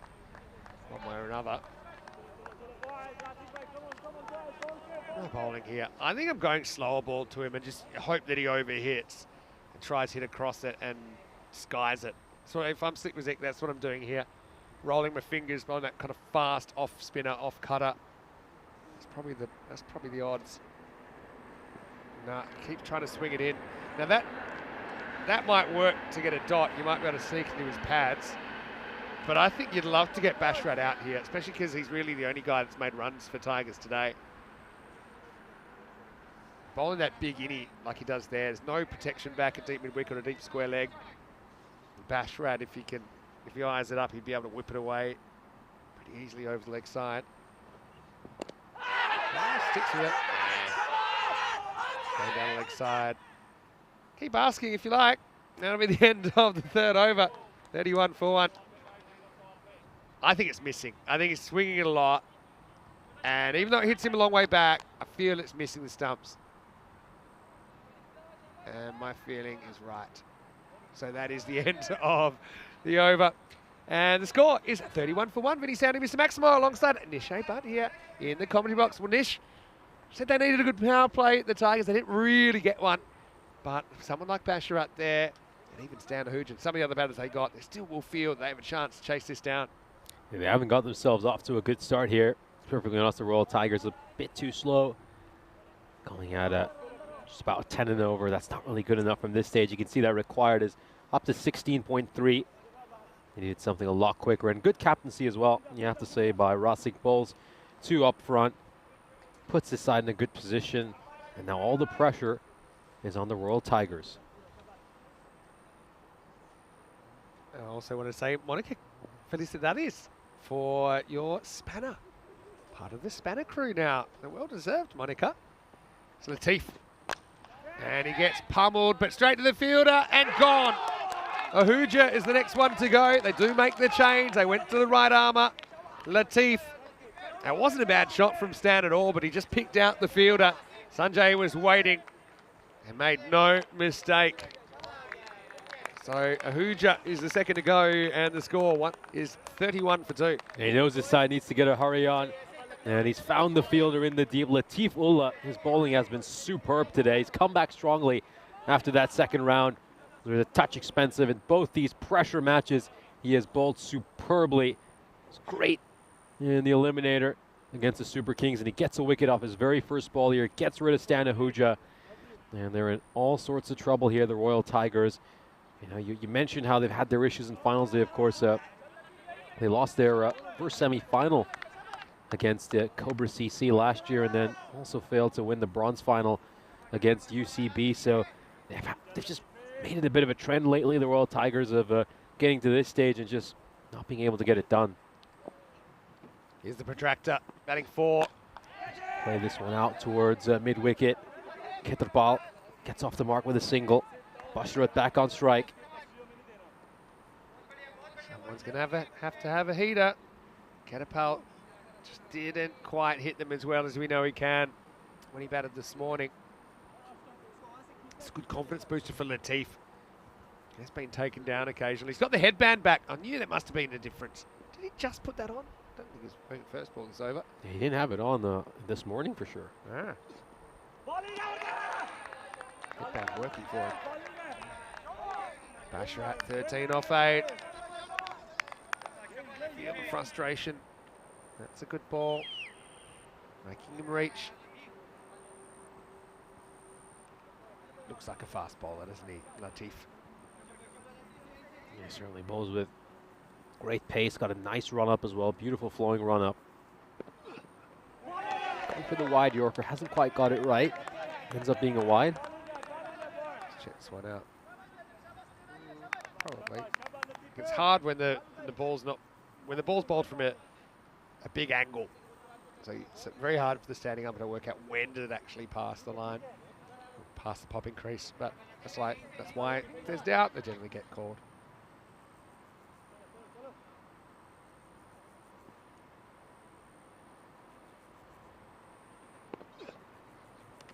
Lets that one go past him as well. And okay, Basharat, you can sense he's getting a bit frustrated. He's looking for the wide call here. Ola certainly testing that line. No, the umpire's got that perfectly fine. Basharat just doesn't have a case there. Good call. He has that kind of natural step outside leg, which makes it hard to reach those. But it wasn't a wide. Good umpiring. They've been pretty good on those for the most part. And you got to credit Latif Ullah's plan here as well. I mean, he's executing it to perfection as well. Oh, smart bowling and just very wayward there by Basharat. I mean, he's just looking to charge down the wicket and bash him, but it ends up being a bit of a nothing shot. Doesn't even get close to the ball. You know what? I don't know if you can retire Basharat out or not. I think you got to get Prashad to the crease. Prashad's the guy that can win him the game. On this evidence, Basharat's just not happening for him. I think about it. I know it's always tough, but then there are risks to doing it, but there are also risks to not doing it. Well, I think I'm putting Prashad out there before this game creeps out any further, because now they need over 3 a ball. Into the 4th over, it's 34 for 2. And by getting a single off that last ball, he's going to keep strike heading into the 5th over. So, yeah, certainly something they need to consider. Keep in mind, that required now, it shot up to almost 19. I mean, we're reaching that point where it's going to get to past the point of no return. Yeah, big decisions they're going to have to make here, the Royal Tigers. And they certainly don't want to be in a position where they're going to look back at these little moments and regret some of the decisions they didn't maybe have the courage to make. Do or die. Do or die in the tournament for the Tigers. Yeah, it'd be amazing, really. You never would have picked that they could lose 4 finals matches in a row, last year and this year. Could just be a coincidence. It could be a bit of a barrier that forms for them. Anyway, well, Basharat, he's going to like the change of pace from Jacob. He's going to put this one out of the park. Maximo. Yeah, so look, I probably wouldn't have retired him out at the end of that over because he's got new bowler. Maybe spin can make a difference, but if he had another bad over, I just don't think you can leave him there. It's not a good ball there by Jacob to start off a half tracker. Not something we're used to seeing from a player of his quality. Responds with a much better ball.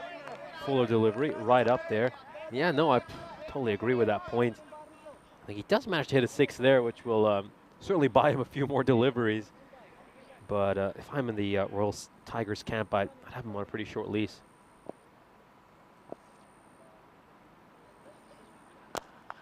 Oh, dear. Ouch. That hurts. Well fielded.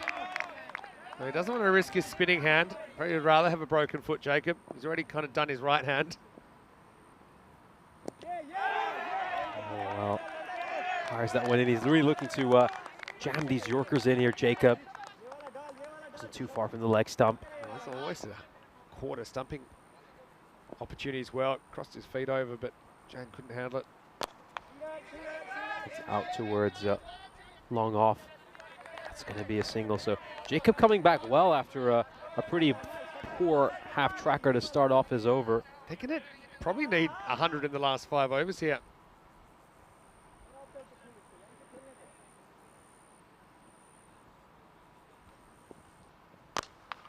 Well, that's more like it. It's up and it's out of the ground. So Basharat bookends the 5th over with Maximos on a wing and a prayer at the moment. The Tigers in a tight spot, but they still have the hitting to chase this down. It's 48 for 2 after 5. That means they need 97, which is almost 20 and over in the last 5. Can do it, but they're going to have to start hitting a lot more consistently. At the moment, just the odd blow is keeping him in the contest. Yeah, the Royal Tigers just haven't quite looked the team we saw during the group stages. They've had a number of issues today. I just wonder whether that finals day pressure has got to them. I mean, obviously really struggled this morning against their arch rivals, the Budapest Blinders, and haven't been able to get it done here against Cobra Cricket Club either. The other thing is, okay, they didn't play round 2, so we haven't seen them for a few days, but neither had the Blinders. So can the gap affect different teams different ways? I don't know. But right now, you know, chasing in short form cricket, in a sense, you have the information, you have more information about how you need to bat. But the fact that you need a certain amount also can create pressure when that run rate gets up and out of hand. So they know what they need to do, Tigers. They're a long way behind in this game, but the next 5 overs will sort it out. Yeah, these next 5 overs are going to be so crucial. I mean, let's see if they do make some changes. I mean, you've been talking about retiring a few batters over here. They have some power in that dugout. Will they make that move? You've got to go for that gamble. I mean, this is your life on the line. Whether to retire a batter out, I feel like I should write a paper on this one day, but there's a few variables. One is what's the potential of the guy that you want to retire out, okay? What sort of bowlers are still to come? But the main thing is, who have you got in the wings? Who have you got in the wings? And then weighing up whether they theoretically could score more quickly. So that even that, there were 14 runs that over. Who knows? Prashar is the kind of guy, you might have bashed it for a magical, you know. But the gamble is, though, you could spark your own collapse by gifting a wicket to the other team. In the air and gone. And, well, it just doesn't happen for the protractor with the bat on finals day. As he pulls that one away, simple catch. Now, surely we'll see Abhitesh Prashar come to the crease. I think he's the last great hope for the Tigers. Yeah, Asui Prashar got a great strike rate throughout this ECS, over 230. And unfortunately, Keterpal just didn't quite work out for him either. 2 runs off the 5 deliveries he faced. And the Royal Tigers, well, you know, they just about managed to get to 90 earlier today, and looks like they're going along at a very similar rate here as well. He's trying to smack that one over the fielder at square leg, but just doesn't get enough on it. In the end, it's a pretty simple catch at square leg. And the 3rd wicket will fall. Another wicket to Latif, he's taken 2 wickets, both of them with the first ball of the over. All right. Well, this is where the rubber hits the road, I think, for the Royal Tigers. Prashar's got no time to waste. Often pressure brings out the best in him. First ball, going, and gone. Maximo for Prashar. Well, here he is, and he wastes absolutely no time. 6 runs. Great hit, and that's why we were begging for Prashar to go out in the middle. Starts off with a bang, with a big shot. The question is Is this too steep a task, even for someone of his caliber?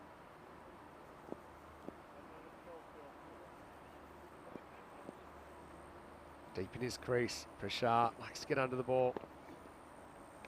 Yeah, you can tell what the plan is for Prashar.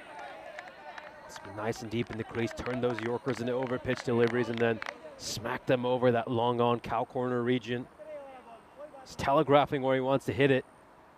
That's the thing with him though, he's not one-dimensional. He does like to kind of go over mid-wicket if it's there, but he can also hit straight, can also hit through the covers.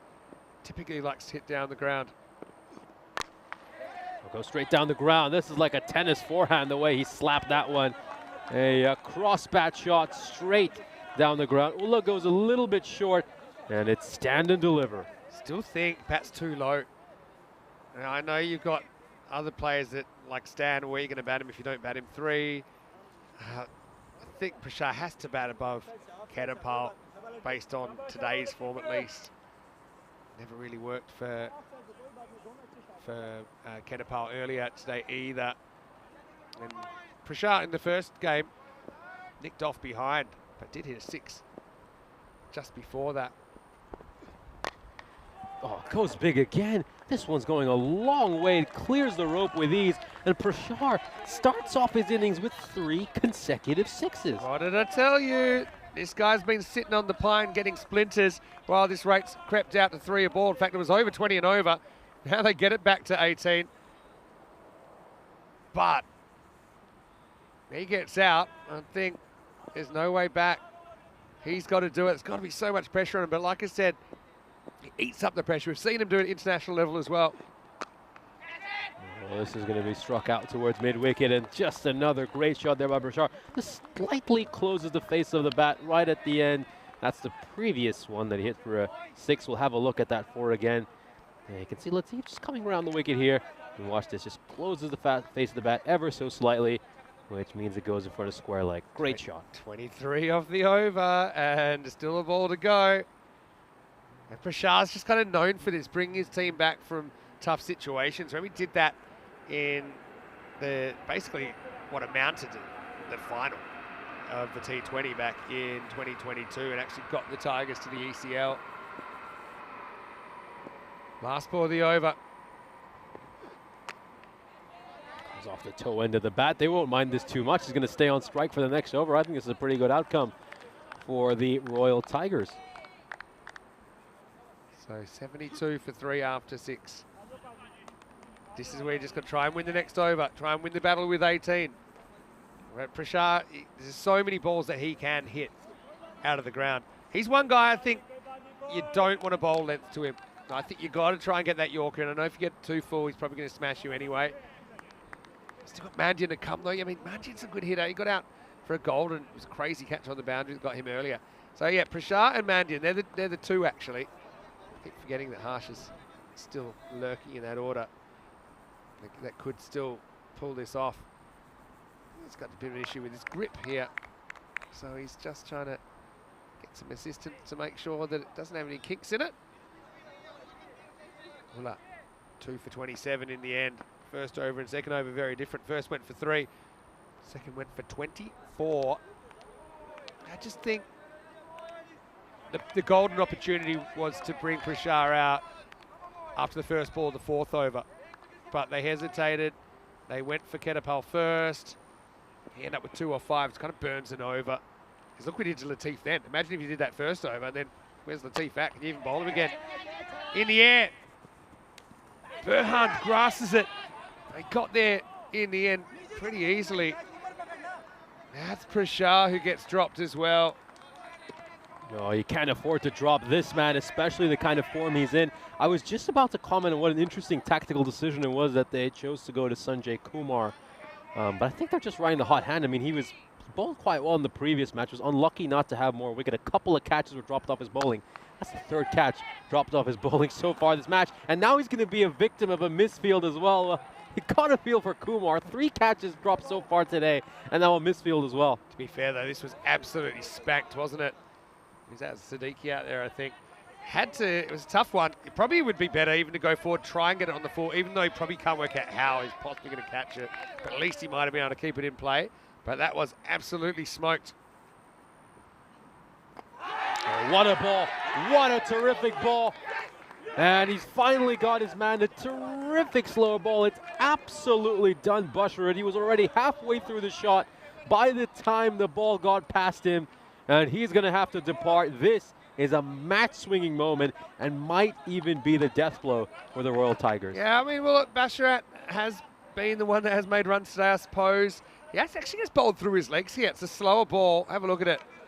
And it goes straight through the legs and cleans him up. I think he was getting ready to appeal for OBW, but never hits any legs. It just goes straight under. Basharat and Sanjay, well, you know, he's been pretty vocal a few times during this game. Sometimes he's been in the right, sometimes he hasn't, but he'll be thrilled with that 77 for 4. Super interesting that we don't see Manjan coming in at number 6. They go for Abdul Manan. Okay, he's a decent player as well. I just think the situation's all set up for Harsh. But we'll have to wait to see him. The comment I was going to make before Sanjay Kumar came on to bowl was that obviously Kumar's the 5th bowler they've introduced, and this was, you know, I was expecting they might throw the ball to Abdullah because he's playing this match in. Takes some pace off, about slower delivery, picks out the gap. Beautiful shot there by Manan. Kumar decides to dig it in short. Manan just reads the fact that he's taking the pace off that ball and bashes it away.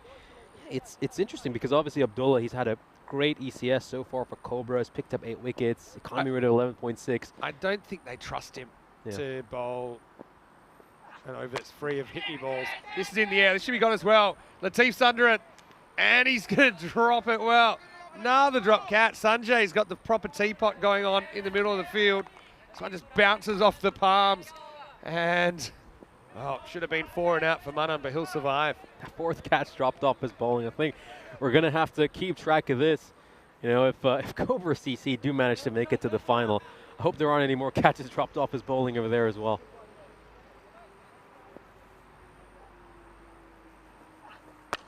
Now straight down the ground. Beautiful shot by Prashar, really well struck. Hits that with a vertical bat. Nicely hit. Still there. He's still there. And that drop catch actually gives Prashar the strike back. Watch that follow through. High elbow.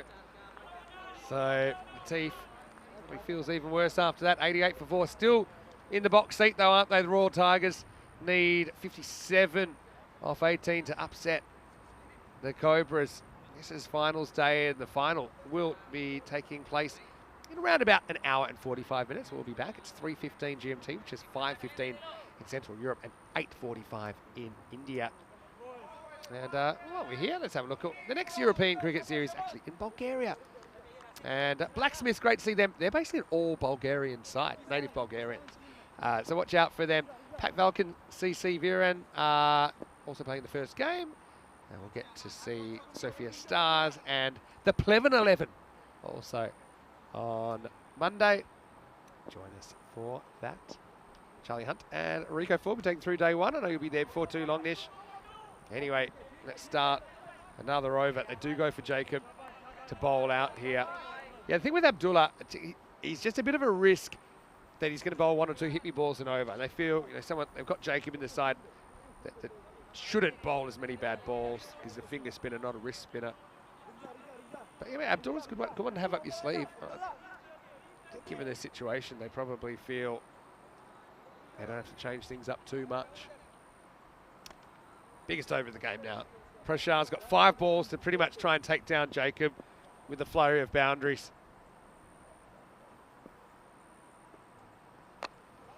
Oh, he's going to bash this one all the way for 6. A great hit there by Prashar. Jacob just drifting too far down the leg side. He just steps across and smashes that over square leg for a 6. Great hit by Prashar. And yeah, as you mentioned, this is the matchup he's looking for. Left arm slow bowler against a left-handed batter. Prashar's got to look to target Jacob. Yeah, and I think that little step across was super important in accessing that part of the field. We'll try something similar again. Better ball. Good comeback there by Jacob this time around. It's a little bit fuller. It's a lot straighter. And he'll just take a single, bringing Manan back on strike. Yeah, very good comeback. You're right, from Jacob. All right, Manan, they've sent him in at 6 above the captain. Already had a slice of luck getting dropped. See what he's got against Jacob. Full toss, and Jacob, well, he doesn't make too many mistakes with his bowling, but there's an error by him. Just gives him one right on a silver platter, and he has smashed that away. That's a cross-batted smack right down the ground. I think it's just coming down below the waist, but it's a nice step and hit from Manan. Doubles his score to 12. 100's up now for the Tigers. And this is going to go all the way as well, and Manan with back-to-back boundaries. So Jacob, I mean, we've been singing his praises throughout this series, but is the pressure of this elimination match getting to him? This is not the kind of bowling we're accustomed to seeing from him. Well, Manan certainly repaying the faith from his captain, Harsh Mandian. Oh, Jacob finds himself in the dirty 30s. Last ball. See if we can maybe rip one past the bat of Manan. Goes big again. This one's flatter, and it's a flat 6. It lands a good yard in front of that boundary rope, and Manan, well, putting on a great show here. 3 consecutive boundaries to end this over. 24 runs of Amal Jacobs over. And it's game on now. You might even say the Royal Tigers have momentum in their favor and might just be sniffing victory. 31 required off 12 then. 114 for 4. Have a look at that. That Tigers worm get up to the line. Now they're pretty much at the line or pretty close to. And you know what? It's funny how the world works. That wicket of Catapult, when they weren't willing to retire either one of them out, probably Catapult because it was too early in his innings, and Basharat because they just didn't want to. That wicket has actually sparked the Tigers' resurgence. Bashar coming out, and then even with Basharat getting out, Manan's come in. He's done a great job so far. They do take down Jacob. All right, huge over coming up. Here's Sanjay Kumar. That's the result for the Cobras to get Prashad to the other end. If you just want to credit how well Prashad and Manan have batted. They had 48 runs in the first 5 overs. In these last 3 overs, they've managed to score 66 runs. That's a run rate of 22 in the last 3 overs. You know, we said this run rate was just starting to go past the point of no return. It was at 19. But if you can go at 22, 23 and over, then you can certainly bring your side back into many games. A good ball there by Kumar. Just the 1 run of the first 2 balls. And now all of a sudden, look at that. The run rate just shoots up to 18 again. Sanjay Kumar, he's bowled exceptionally today. Can he put in the big 9th over for his side? He's going for the wide Yorker. He's just missed the length. He's just slightly missed the length. And that's all it takes for Manan to pounce onto it. It's a little bit over pitch. He gets underneath it. And he smashed this one over extra cover. A powerful hit. And that 6 just swings the momentum back in favor of the Tigers. It's now down to just 24 needed of 9. Say just. Still a long way away. But these 2 are in. Both in the 30s. If you look at these 2, they're basically combined 68 off 18. Which is almost 4 a ball. We're in for a finish here. We're in for a finish. Could it be the elusive golden ball we've been waiting for? Right at the balance. Cobra still slight favourites. The other thing is the Tigers, they do have Mandian still up their sleeve. So they're not really losing too much if they do lose a wicket. Means these 2 have really got the licence. 23 off 8.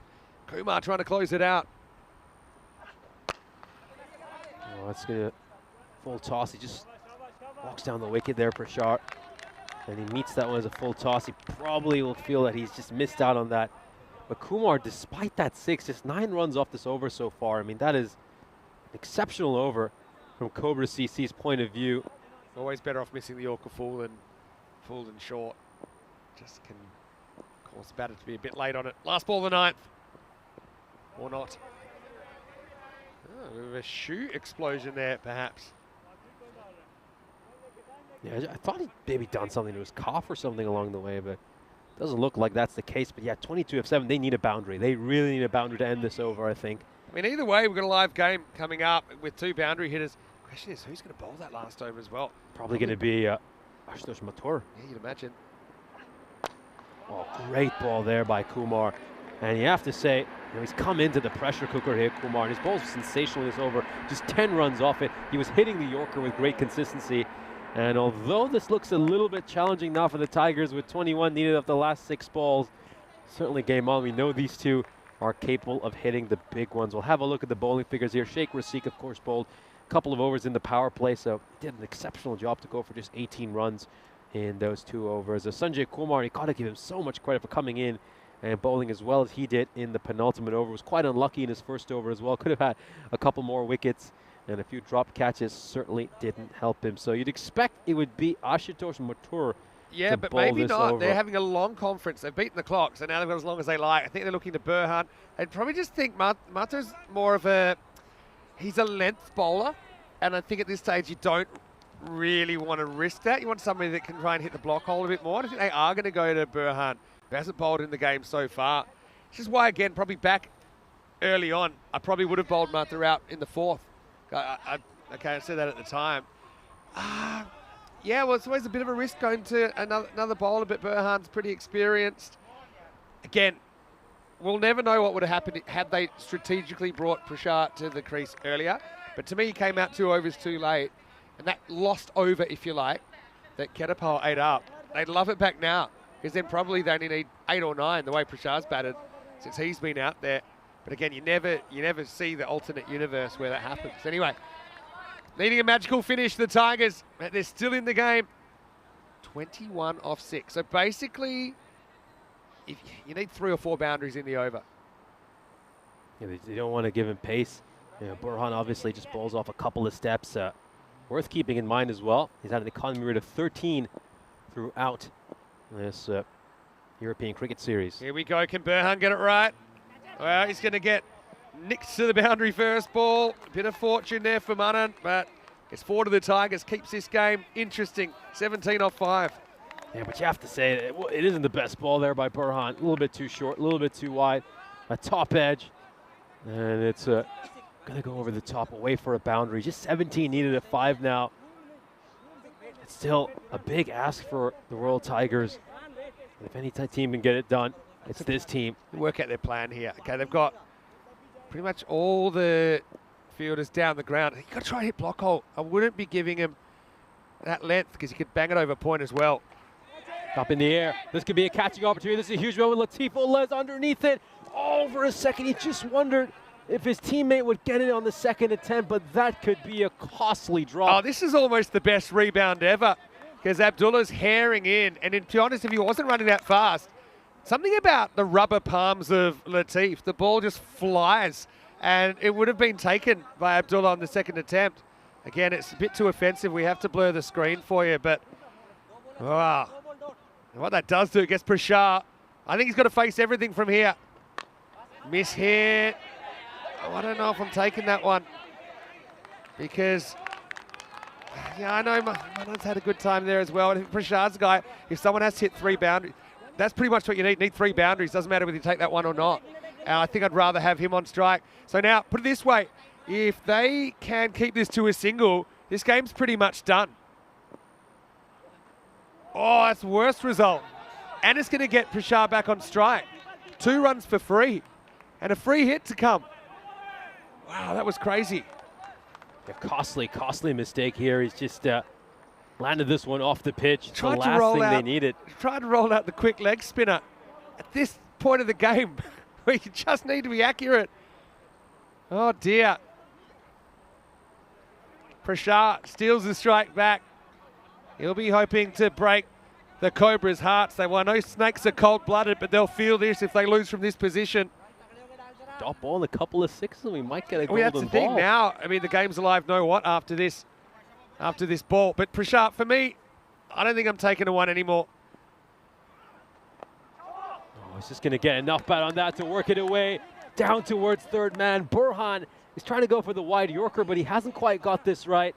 He throws his bat on it, and it's just going to beat the fielder inside the ring at third. I actually think he's trying to leave it in the end because he thinks it might be a wide. And it may or may not have been, but I don't think that's a risk you can take at this stage. So it's the latest of late cuts. Makes it 9 off 2. Again here, now if you hit it anywhere in the field, you need to go for 2. You can't rely on the bowler to bowl you an extra. So I think you hit to the outfield here, you've got to go for 2 now. You've got to know that straight away. Burhan trying to keep his nerve. 9 off 2 required, 8 for a golden ball. Back-to-back 4s at CS going into overtime for the first time since the 10th of June. Well, plenty of tension around this ground.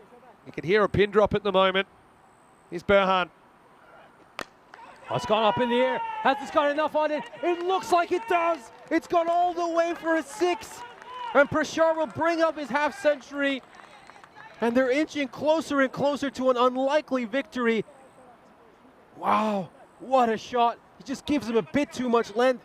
And he's hit that perfectly with a straight bat, Prashar, right down the ground. Just 3 runs needed now of the final ball to win it from here. A couple of runs will get us a golden ball.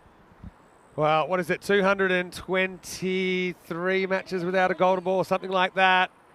You've got to go for 2 here, but really, Prashar, he's thinking one thing. He's thinking boundary and take the Tigers to the final. Last ball. Goes too short, it's gone for 6. What a hit. Prashar plays one of the finest innings you will ever see to guide the Royal Tigers to the final. They were down and out, and they've somehow clawed their way back into this game thanks to his heroics, and they've crushed Cobra CC Hearts. It's gonna be a rematch. The final's gonna be a rematch. The Royal Tigers are gonna face the Budapest Blinders. Wow, that was an insane chase, really. That's all you can say about it. It's really the Cobras' game to lose. They took a bit of a risk going back to Burhan, so I don't think really got it right in the last over either. Yeah, couldn't really hit that block hole. We saw him give up a no ball and a bye on a variation. He probably didn't have to try. It allowed Prashar back. And that's what I said. If the game's on the line, there's one guy you want to strike, and that's Prashar. And then in the end, has to hit 2 boundaries off the last 2 balls. He does, and the Tigers steal it. That's robbery in the first degree, really. And we've got our Blinders Tigers final. So that over went 4-1-1, no ball plus the bye, and then 4-6-6. So he does hit 3 boundaries off the last 3 balls in the end, including those 2 Maximos to win the game.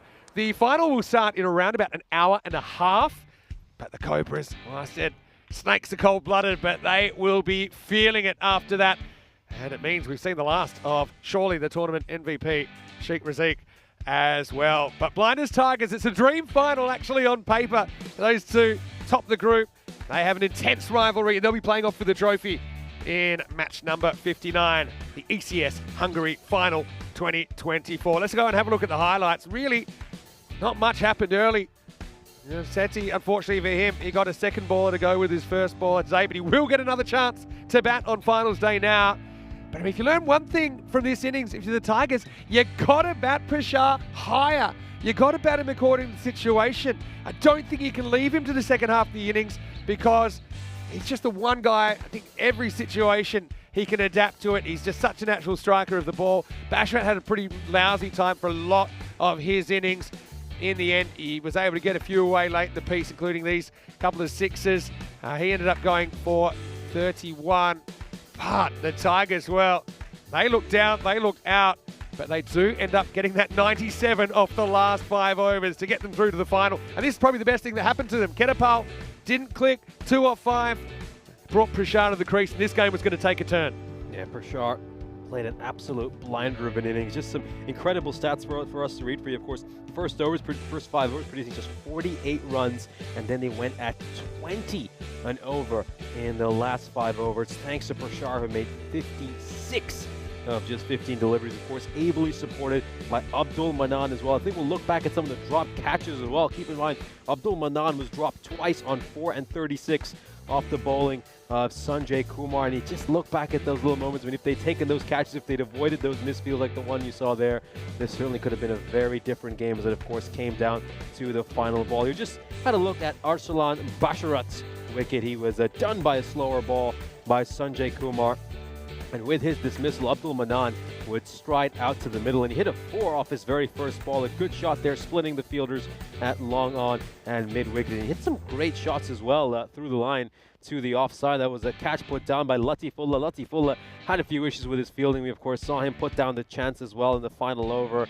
And I think he's really going to relive those moments again and again. I'm sure he's going to be thinking about them. You have to feel for the guy. He played with great heart and passion throughout this ECS. And, well, look at some of these clean strikes by Abdul Manan. I mean, he certainly was a great sidekick to Abhishek Pratar as he was smashing the ball all over the place. Turns out to be a good decision to send Manan in. I think Manjan could have done an equally good job, but Manjan just had the feeling that Manan was the man for the job. Then Burhan, well, he was trying to lurk around the outfield, but he would get this last over. This is the ball, I think he creates that for himself. No ball off the pitch, and you can see him give himself a couple of slaps to wake up. That one, I think he half left it. In the end, that was the 4 that got it down to, well, basically lifting 2 out of the ground to do it. He did it once, had to think about it, and then came down to the last ball. Needed a boundary to win. Prashar lifts it up, easy as you like. He's the coolest guy in the field. Wasn't too bothered. He got mobbed by fans and teammates alike. And the Tigers, well, they'll get another crack at the blinders, who showed them up a bit this morning. It's a real mouth-watering final, but you got to feel for the Cobras. They had the Tigers right where they wanted them, but they let them get away. Yeah, of course, and you got to feel for Ashutosh Mathur as well. I mean, what must he be thinking? I mean, he pulls a superb first over, goes for 13 runs. His captain has no faith in him to bowl the final over. He turns to Burhan, who ends up bowling, well, a very poor over, to put it kindly. Here's a look at the scorecard for the Royal Tigers. Of course, the big story there is Abhitesh Prashar with 56 of 15, playing a match-winning knock at the end, ably supported by Abdul Manan, who made 37 of 13. Arsalan Basharat as well, I mean, 31 of 16. Sure, a few people were obviously having a go at him for his innings, but I think in the end makes a pretty decent contribution as well. We'll have a look at the bowling card. Of course, Sheikh Russik bowled during the power play, did a stellar job. Figures of 1 for 18, but the big story is going to be, why did it not turn to Ashutosh Mathur for the final over? Of course, a lot of people thought that, as you mentioned, that maybe he just bowls a bit too much length. He might go for a few runs in that final over. In the end, they turned to Mohammad Burhan. That turns out to be the wrong decision in the end. He goes for 23 runs, and ultimately that over lost it for Cobra Cricket Club, and they will be heading back home. They won't be playing in the final. Instead, it's going to be the Royal Tigers, thanks to a great late innings flurry when they managed to make 100 runs of the last 5 overs, thanks to some superb batting by Abhitesh Prashar. Yeah, it was a game to remember, that's for sure. We'll have to take a break then. The toss is coming up pretty much straight away. Keep an eye on the chat if you want to know who will be batting first in the final. Then we'll be back in pretty much an hour and a half with the decider. And, well, you might need a little bit of milk with this, because it's going to be spicy as the Tigers will tangle with the blinders for this ECS trophy when we return to Hungary for the final of this European Cricket Series.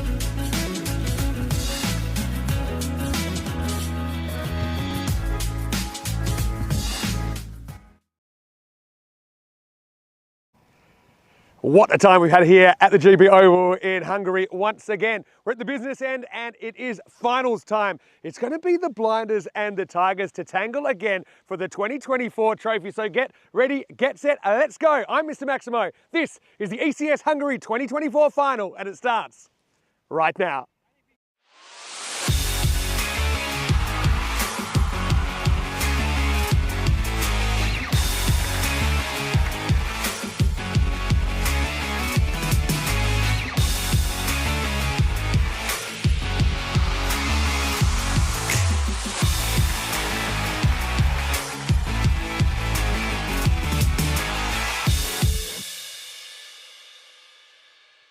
This European Cricket Network event is proudly brought to you by HCL Software and Paramatch.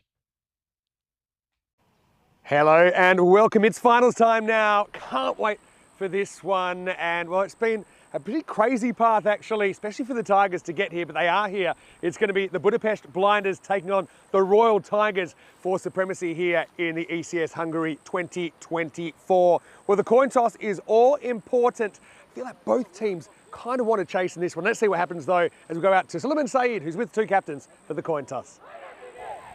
So we are here for grand final. We have Blinders and Tigers. Tigers is your call? Heads. Heads is the call, and it's heads. We would like to bowl first. Tiger won the toss and they will ball first.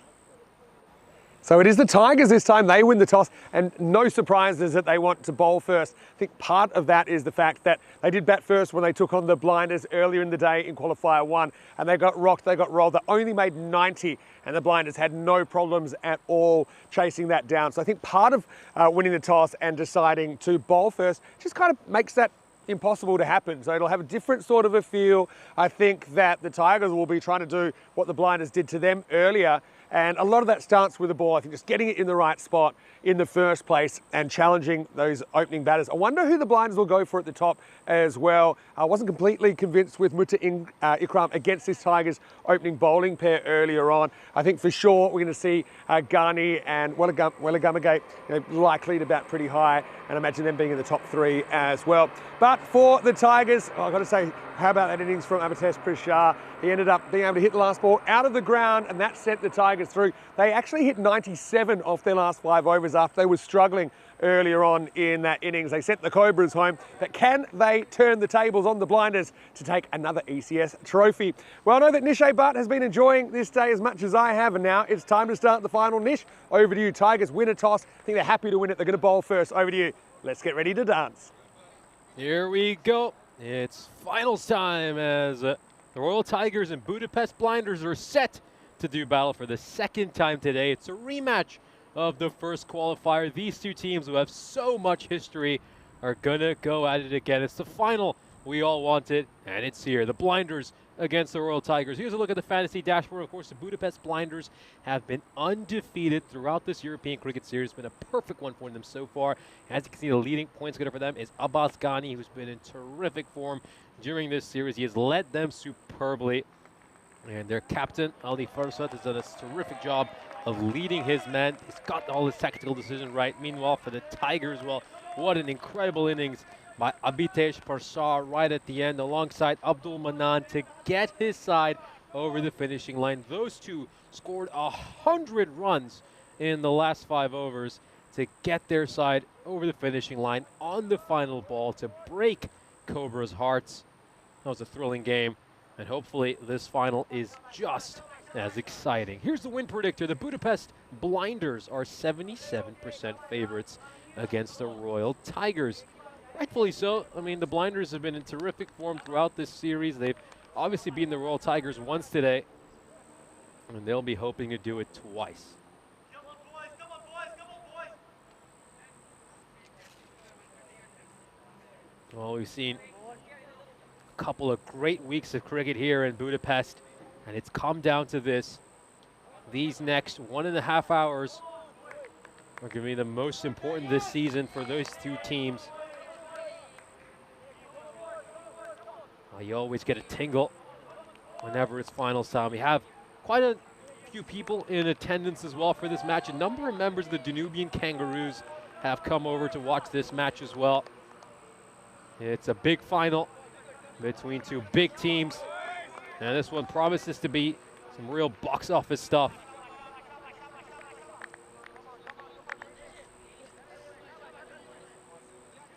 There we go. It's going to be Prashar bowling this first over.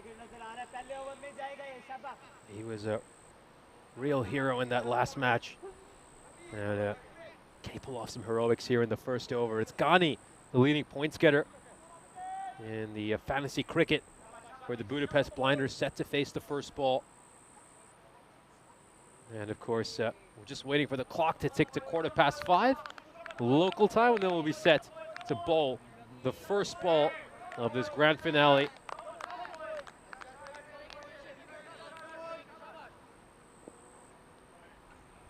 And the countdown is on. Here we go. First ball of the final. Oh, it's a great ball to start off for Prashar. Just swings in beautifully, probably missing the leg stump. That's a terrific start for the Tigers. Gee, they'll have their tails up after that incredible win. Yeah, probably just sliding down the leg side. And this Blinders side, they've been terrific throughout this ECS as we take another look.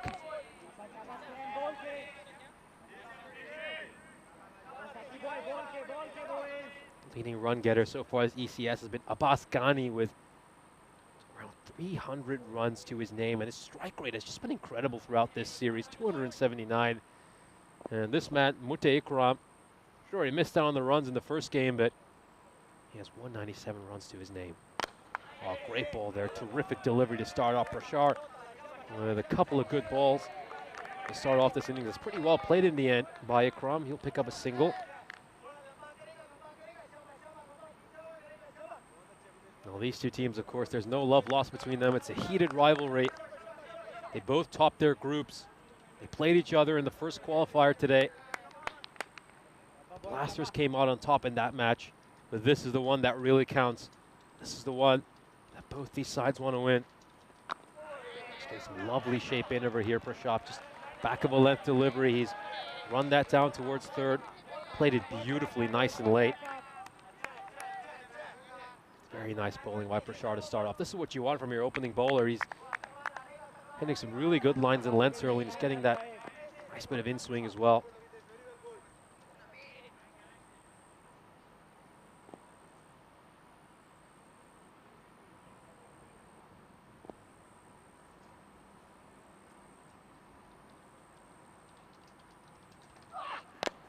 It's an effort ball. Hasn't quite timed that as nicely as you'd like. Will it slow up in the outfield, or will it go over the boundary rope? It will go to the rope. The fielder isn't quite able to catch up to the ball.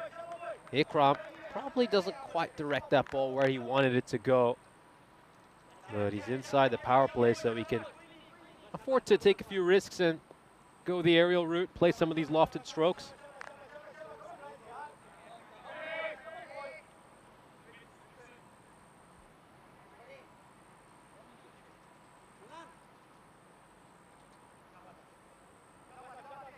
They're springing mid-off up, and they sent deep cover out. Deep third in place as well.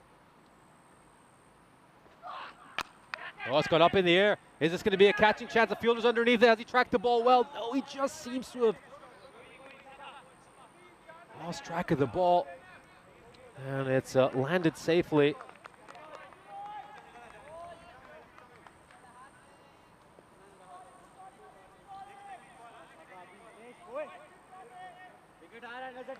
There's a chance there. Certainly was a chance the fielder at point would have felt. He would have had an opportunity. They've just moved the fielder at third a lot squarer for Ghani, and they've sent mid-off back again.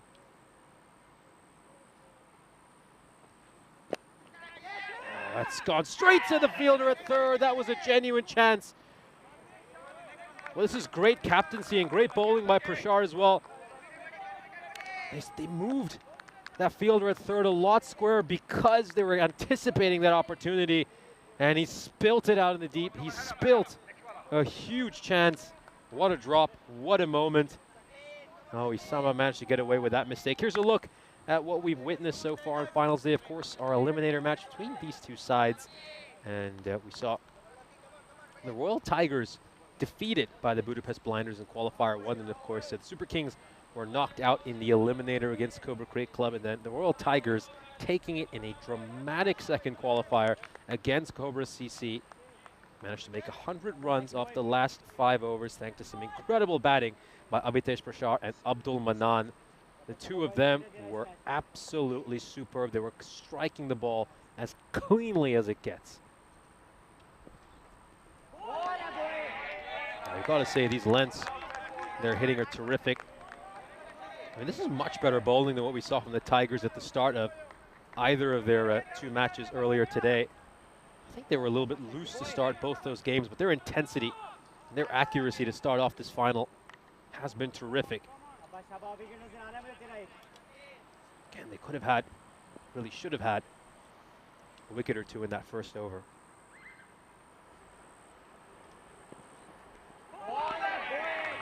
Well, Ghani doesn't find the right position to play that. I think if he just looks to play that with a straight back through the line, he should be able to get some runs through that cover region, but let's just take a look at this.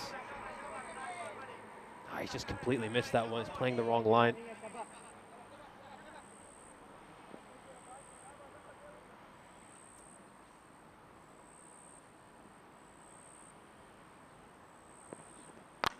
Up in the air. This is going to go for 6. That one's going to sail over the fielder's head. And he takes that one in a little too short. And he's baseballed this one away. And it's a cross-batted strike straight down the ground. Abbas Ghani, well, he was put down when he was on 2. And I'm sure the fielder at third is certainly feeling really rough about that mistake he made. It's hard to tell who's out there in the deep. Can't quite see the back of his shirt.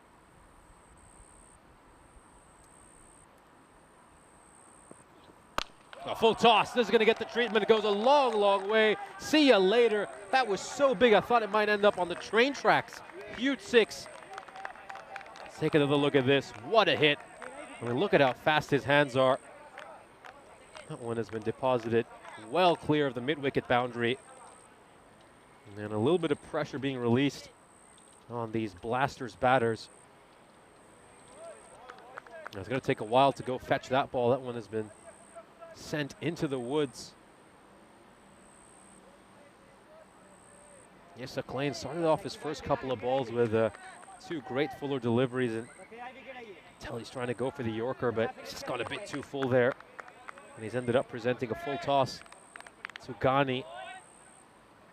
Let's see if he can just return to that Yorker length.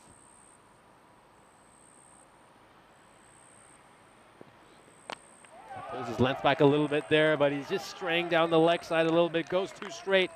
And Ghani beautifully plays this. Wonderfully struck behind square leg. Great horizontal bat stroke. And it's 3 consecutive boundaries. 16 off this over already. We still have a ball to come. Well, pressure valves have certainly been released now on the Blasters.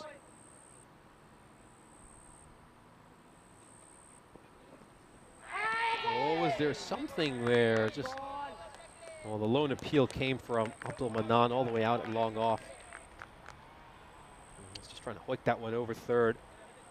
But he doesn't get any bat on it. And the second over comes to an end. They are 25 for no loss. Here's a look at, of course, the action we have coming up on Monday in Bulgaria. Rico Full and Charlie Hunt will be taking you through that. The Blacksmiths Cricket Club will feature 3 times, of course, they're a local native Bulgarian team. We also got Pac Falcon CC Virent playing 3 times. VTU MU Pleven have a pretty busy day ahead for them as well. Then we'll see the Sofia Stars in action in the final match of the day. So a great couple of weeks coming up in Bulgaria. Really looking forward to that action. Of course, I'll be heading over there as well.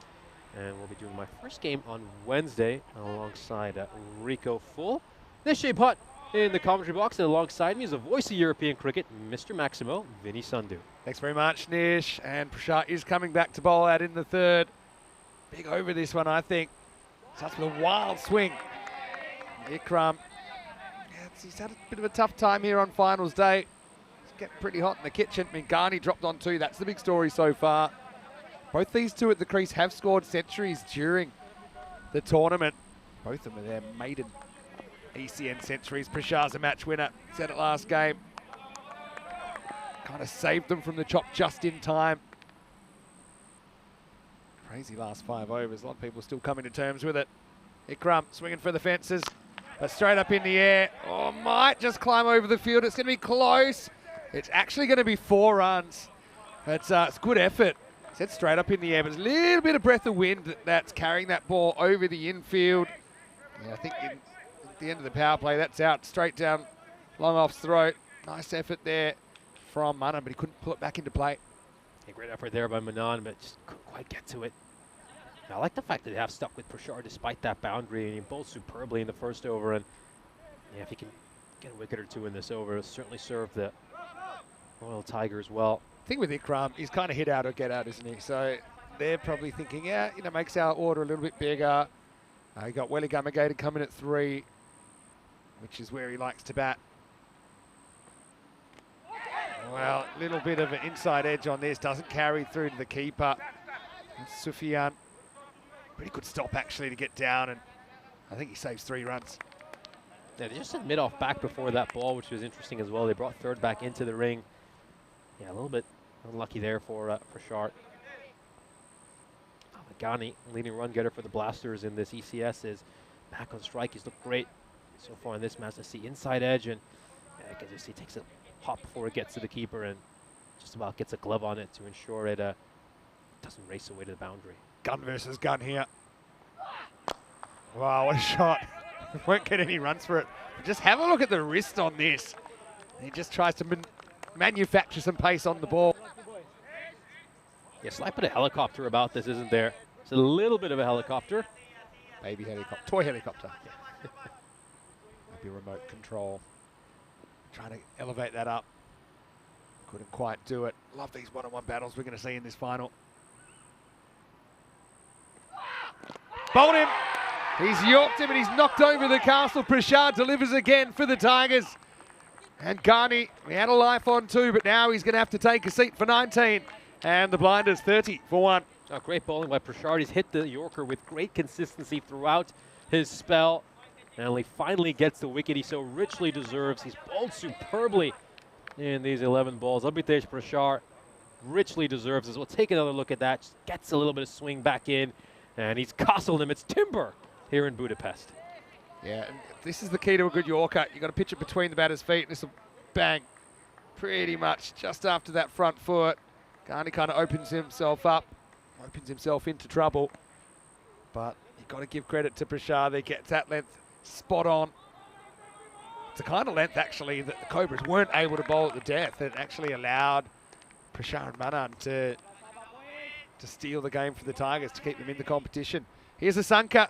He's another key player, batted well this morning against the Tigers. Last ball of the power play.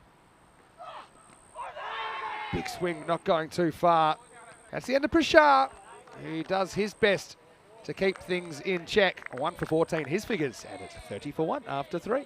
Terrific spell here by Prashad. Really set his side up well in this power play. Just one appeal that came all the way from long on, which tells you all about the merit of that one.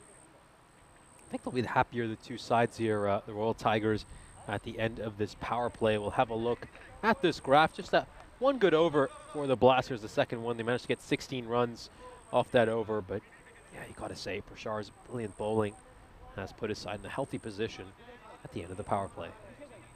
Yeah, for sure. This is early days.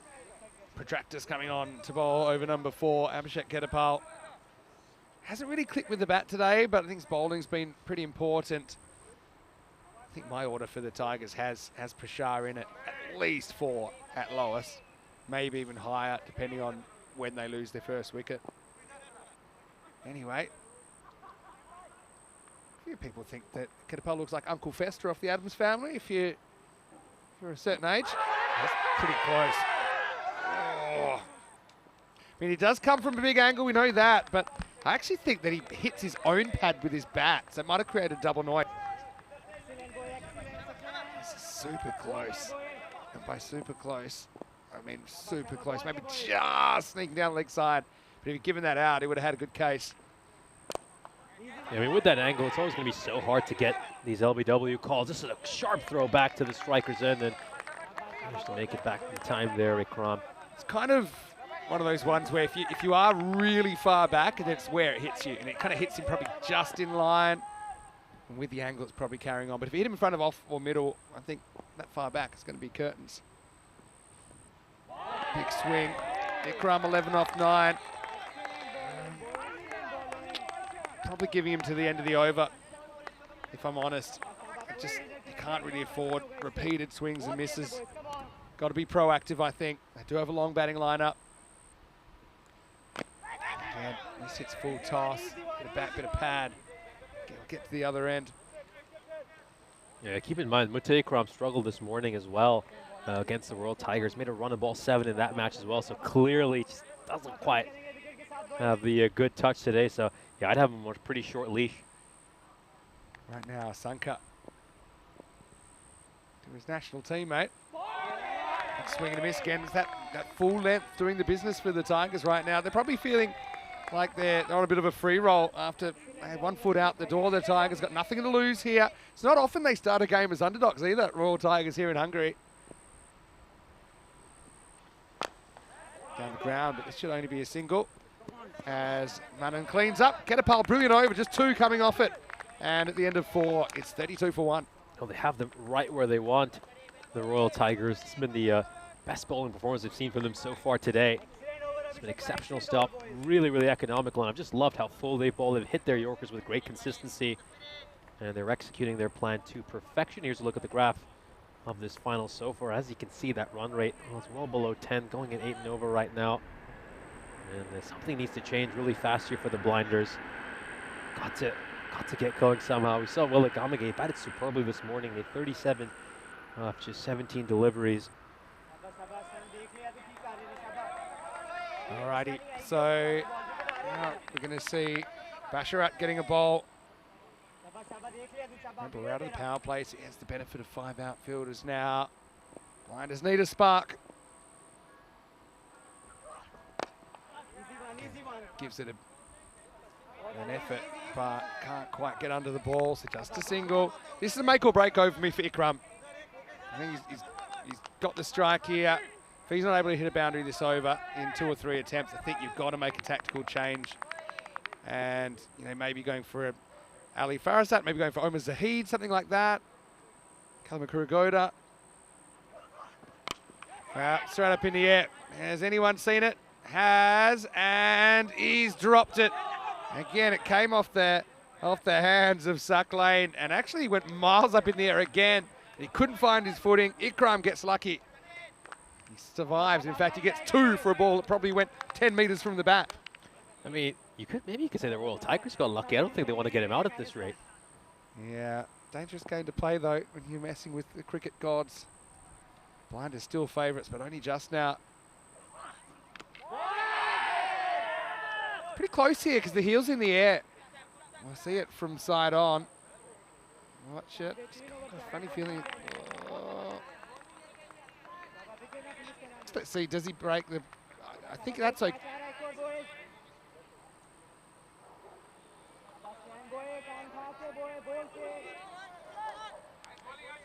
Okay, that's the shot for me. Is there anything behind the line? I think you'd have to give him the benefit of the doubt there. It's super zooming now. I think you got to stick with umpire's call for me. It's been given not out still. Pretty good work and great work from Andrus on a Friday afternoon. That's really not going to help too much at all. The Tigers have got the keeper up. That has its benefits, but also has its drawbacks. This one gets lost in the batter, and despite Sufyan's best efforts, it's going to go down as 5 wides. The dreaded Minimo.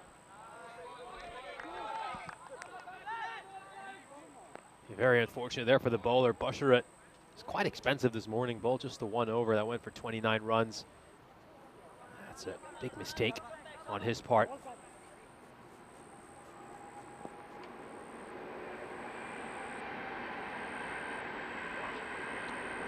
Big swing and a miss. Well, Ikram for me is... I actually know how the blinders thing. And I know with Stefan Gooch over there, the kind of official, unofficial coach, I think he's got to rest this over to hit a 6. Otherwise, you're making a tactical swap.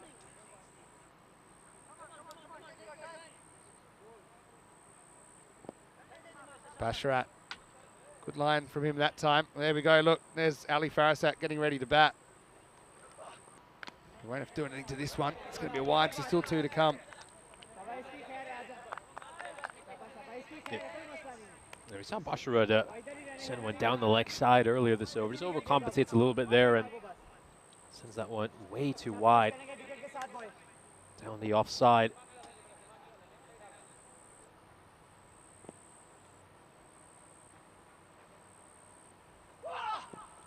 A slower ball there by Basharat. Where is this going to end up? It's going to end up well clear of the boundary rope. And Ikram, well, he struggled a little bit so far this innings, but he finally gets a hold of one. He's read that slower ball really well and sent it over cover for a 6. Does that save his skin? I'm sure that the plan was, if he wasn't to hit a boundary this over, that he's going to be retired out at the drinks. You still might. And it's one hit. He hits another one. I think he definitely saves himself. But let's see, he's 20 or 14 at the moment, even with that 6. Basharat, last ball, his over. Swing and a miss. And he spoiled to wide as well, or has he? That's been called, actually. Let's have a look at it on the replay. Yeah, but the line belongs to the bowler. Going to judge it when it goes past the crease. Oh, no, it's an easy call. Looking for a run there, Asanka, but wasn't quite there. Yeah, for some reason, it just seemed like he got some bat on that, but he clearly didn't. Yeah, it hit the keeper's gloves, maybe made a similar sound. Basharat, another try at last ball, the over. Clunked. End of the over. Let's keep our eyes on the blinders, see if they want to make a move here. It's 48 for 1 after 5. Why don't we welcome you into the queue while we wait? It's Vinny Sandy here, Mr. Maximo. I'm here with Nishay, but got the suit on today, thanks to Stan Ahuja, who, by the way, is playing in this final for Royal Tigers. But Nish, it's been a great tournament, hasn't it? I know you joined for round 2, and we're into finals day now. But the Tigers, a lot of people had written them off in that semi-final with about 5 overs to go. They needed 97, but they're a champion team, and champions find a way. And remember, that broke their kind of their bad run of finals where they'd lost 3 in a row to that point. Here they are. Really, they've served up a pretty good first 5 overs as well to start the final. Yeah, they're doing it when it counts. I mean, that's what's the great thing about this Royal Tigers side. They managed to make 100 runs in these last 5 overs. And here's the big news. So we are going to see the skipper, Ali Farasat, stride out to the middle. It looks like they are going to retire the batter. Despite that 6, I think they've seen enough. But this is not because of anything to do with batting form. It looks like he's injured. He's clearly hobbling back. Yeah, this is rather concerning from the blinders' perspective. Yeah, so this might not be retired out. Looks like we got a retired hurt situation. I think I would have retired him anyway. I think even with that 6, I just think you've got to be proactive. I see Meta's shirt getting worn there as well. Just noticed, but yeah, Mutta Ikram. I think that's gonna be a retired not out situation because he is limping. But anyway, we'll bring Ali Farasat to the crease. He won't be facing first up. It's going to be Welly Gamagate. So 48 for 1. The first 5 overs are won by the Tigers, but it's only the first quarter of the game. Suck Lane, who, well, let's be honest, he hasn't had a great day with the ball. He's got 1 more over in this tournament. He's going to have to make it count. He's got a pretty good batter at the other end as well. I haven't got that right.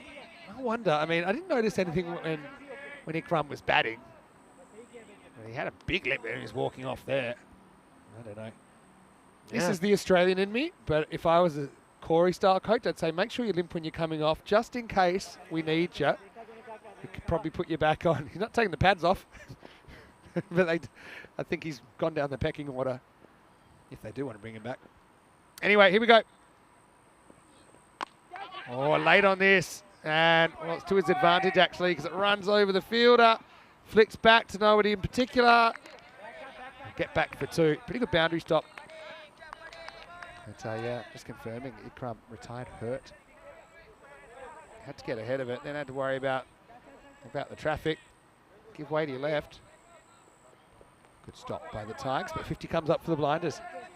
Yeah, so I've got a very interesting story here. Dr. DeSoto sharing this over in the chat. So Southwick and Shoreham Cricket Club over in West Sussex have apparently banned sixes after neighborhoods, I read the that. damage complaints in the neighborhood. That is a very interesting story. Just having a quick skim of that between the overs. This is just returning to live action. This one is absolutely drilled towards the fielder at cover. And oh, he's clutching his hand over there. That's Harsh Mundian as well. Which is yeah, he needs to bowl as well. So he'll hope that this isn't too serious. Was hit really hard. And yeah, taking a bit of time now. Just check he's all right. Well, I often say this when things happen in quote-unquote mainstream, but we've done it first. There's actually a whole ground in Corfu that they're not allowed to play cricket on anymore. It's a beautiful cricket ground. It's right in the city, but it's surrounded by car parks, and it's pretty similar to our ECM cricket ground sizes. So they actually have to play with softer balls. If they're going to play, they've got to play with like Incrediballs, we call them, or those softer balls that are plastic, because too many cars were getting damaged. So yeah, there's the Tigers bench. Obviously, most of them are out there in the field. They'll probably still pinching themselves. They're even in this final. And right now, we've got a game in our hands. 51-49 according to the supercomputer. Yeah, it's a coin flip according to the supercomputer from here. It's anyone's game.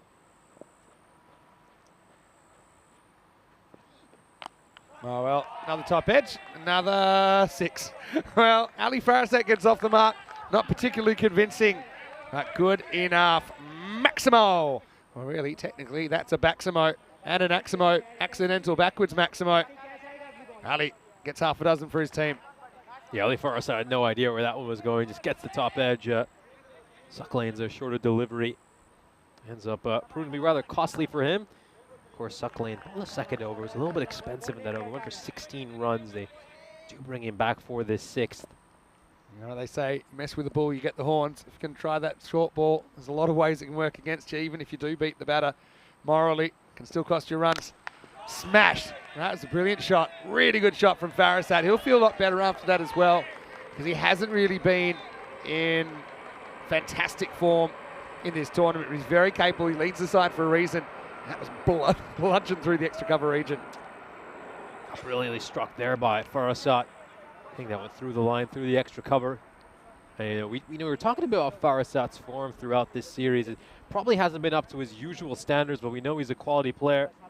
And he's more than capable of playing a big innings. And this is where you need a captain's knock in the final with your side under a bit of pressure.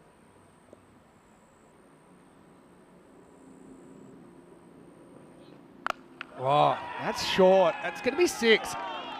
I don't know. Is this the second of the over? I mean, we know, I think the one definitely that went for 6 backwards was. This will be an interesting one.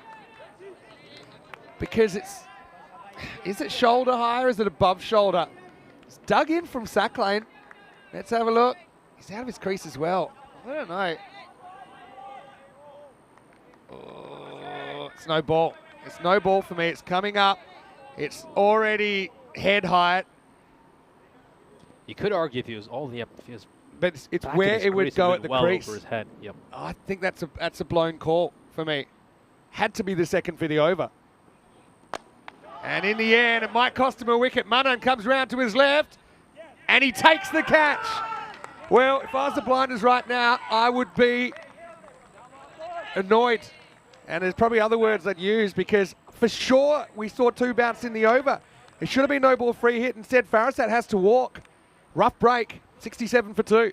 Oh, Ali Farasat, well, he's just having a quick word with a non-striker. Wonder if it's with the umpire as well, if he's a little bit frustrated about the previous decision. But yeah, as you mentioned, really should have been the second for the over. This could have been a free hit after a no ball. Farasat goes big again, trying to strike that one over long off.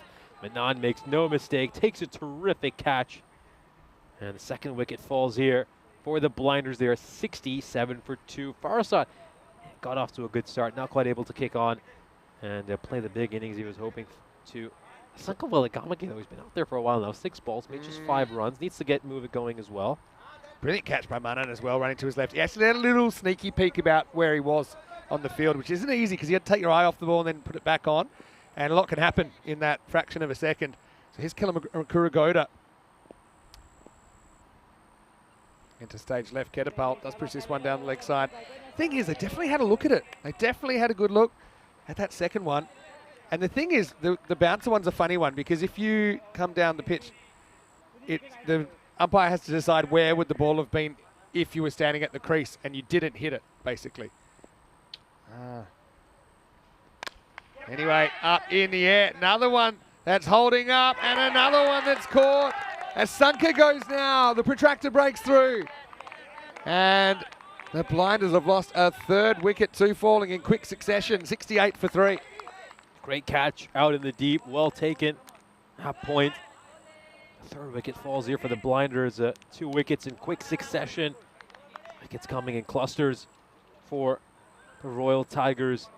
The Blinders, have a look at the expected score right now. It's at 125 even. That would take some doing at this stage for the Blinders. Take another look at this. That's very well taken. Well in front of the rope as well, so no need to look at that one again. Yeah, Sanka just doesn't quite click in the final. Nice catch. That's Basharat out there. Holds on to it. Back into the action. And this is Zahid that's come out. He's going to start with 4. Well, he's not a bad option at all in this situation. 4 overs to go. And look, don't forget, the Tigers folded against the Blinders attack, who got it right earlier today and only made 90. So, I mean, anything's a potentially winnable score here. Right now, the computer's saying 127. Around the 130s is a 50-50 for me in this game. Pitched up and hit by Zahid this time. So important you get your best fielders in the right positions. Those 2 down the ground are probably the most important. They've got Abdul Manan there. They've got Waka Mahmood there as well. He's got a very good pair of hands. Here's Callum Kurigoda. So this guy actually has even opened the batting on many occasions for the Blinders. He's going to nick off first ball. It's a golden duck for Kurigoda, and Kedapal gets 2 in the 7th.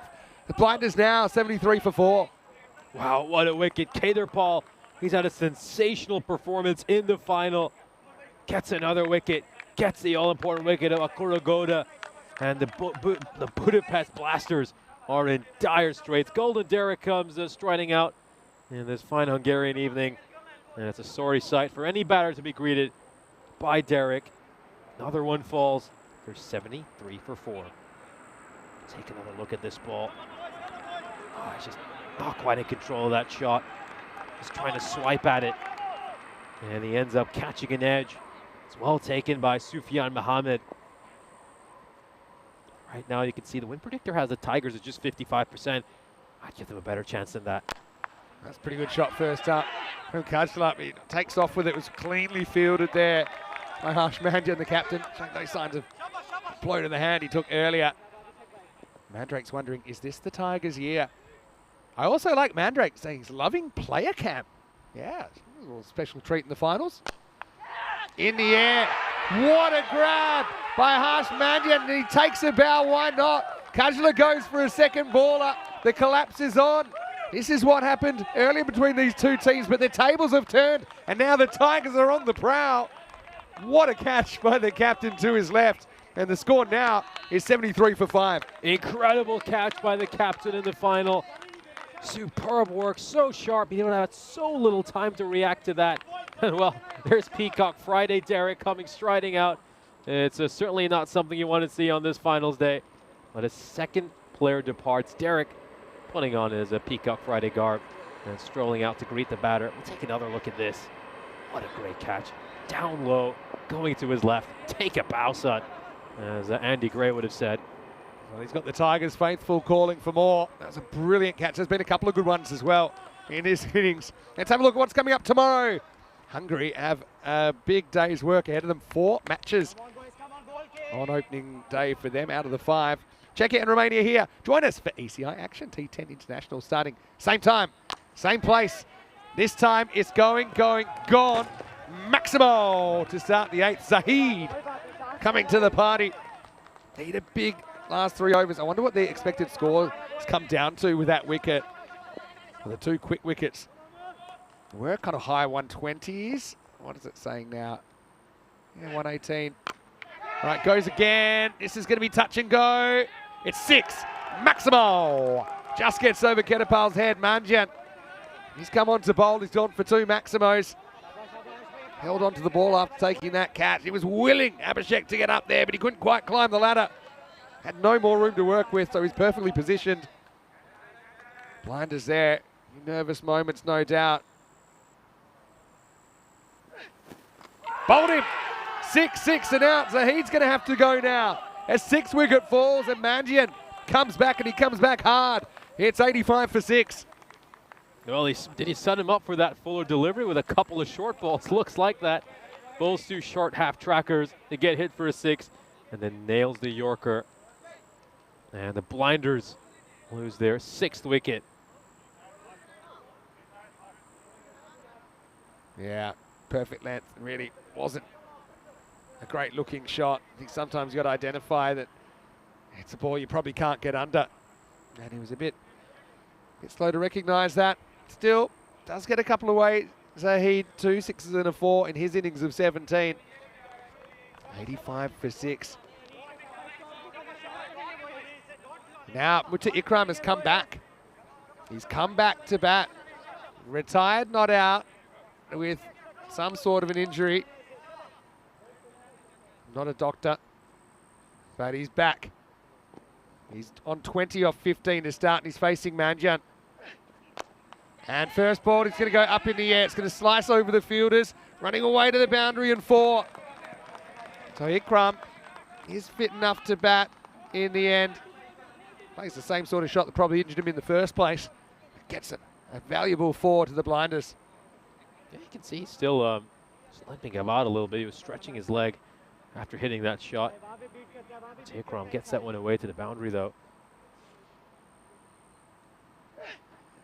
Rolls out the leg spinner, top edge, hanging, should be caught. Kedapal's called for it, and he takes the catch. So it's going to be a 4 and out for Ikram, and this innings is falling apart at the seams. Blinders now have lost 7, 89 for 7 in the 8th over. That's an absolute calamity here for the Blinders. This one goes up. He's looking to hit that one all the way. He's instead found the fielder out at deep mid-wicket.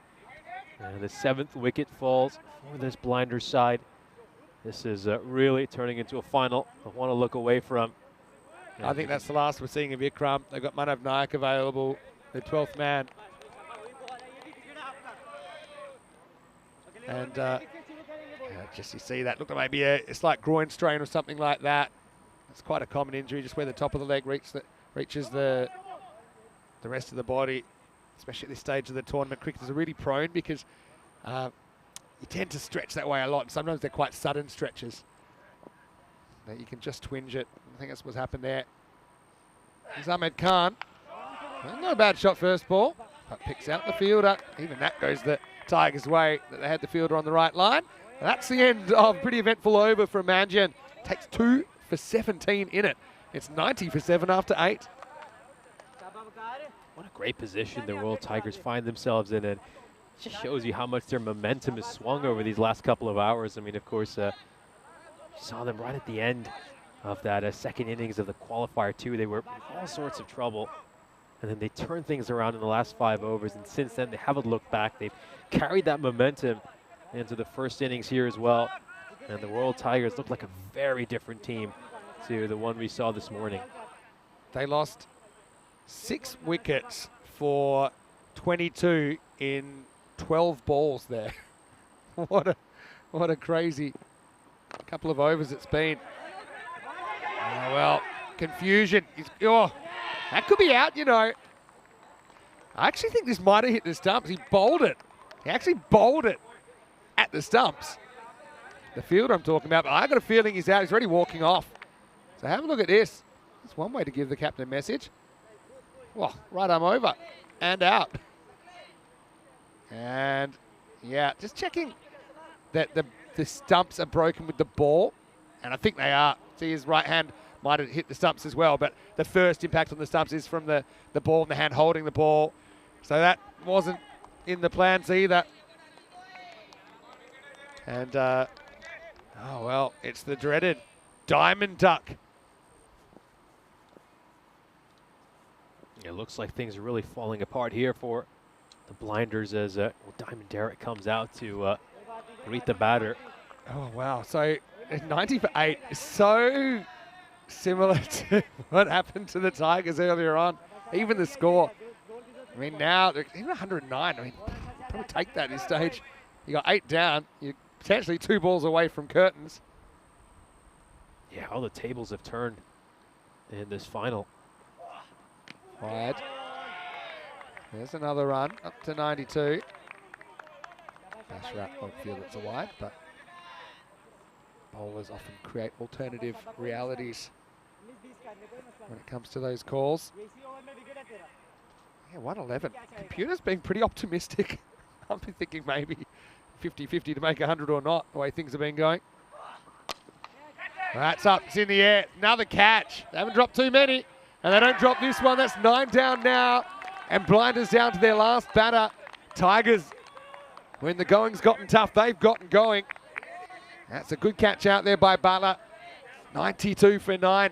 10 balls potentially remaining in this innings. And they've gone undefeated throughout this campaign, and it looks like they're going to be handed a wooden spoon here in this innings. And of course, there's Stefan Gucci alongside Manav Nayak, and well, I think they're a little bit disappointed seeing how this match has gone so far. The Blinders need a miracle if they want to post a competitive total. I think we need to turn the computer off and turn it on again. We're still expecting 13 runs from here off 10 balls. When you're 9 out, potentially every ball could be the last. It's Ibra, big lanky left armour, coming out to bat at number 11. Can they? Any run's crucial here. Blinders are going to throw absolutely everything at the Tigers in this next 10 overs. But right now, they've got 10 balls potentially to improve the score. Great keeping. Big swing and a miss. Let's have a look at the foot here. Oh, does it creep out? Not yet. Very optimistic. But nice hands. That should be fine there at the batter. Sharp bit of glove work behind the stumps. I think for these two, the key is just look to try to bat out these remaining 9 balls. You pick up 9 singles, get to 101. 100 always looks better, doesn't it? You can hope for. There's Stefan Gooch. They're rocking the European cricket shades as well. It's a style icon. Just keeps this one out. Yeah, you can definitely afford to swallow a dot rather than try and hit everything to the boundary. I wonder if there's something going on here. Players having a chat to each other. Was it about how many outfielders there were or something like that? Maybe just double checking the balls in the over. There's 2 to come now. Mahundis at the other end hasn't faced a ball yet. Good toss to win for the Tigers. They've sent in the Blinders and they're doing a bit of a number on them.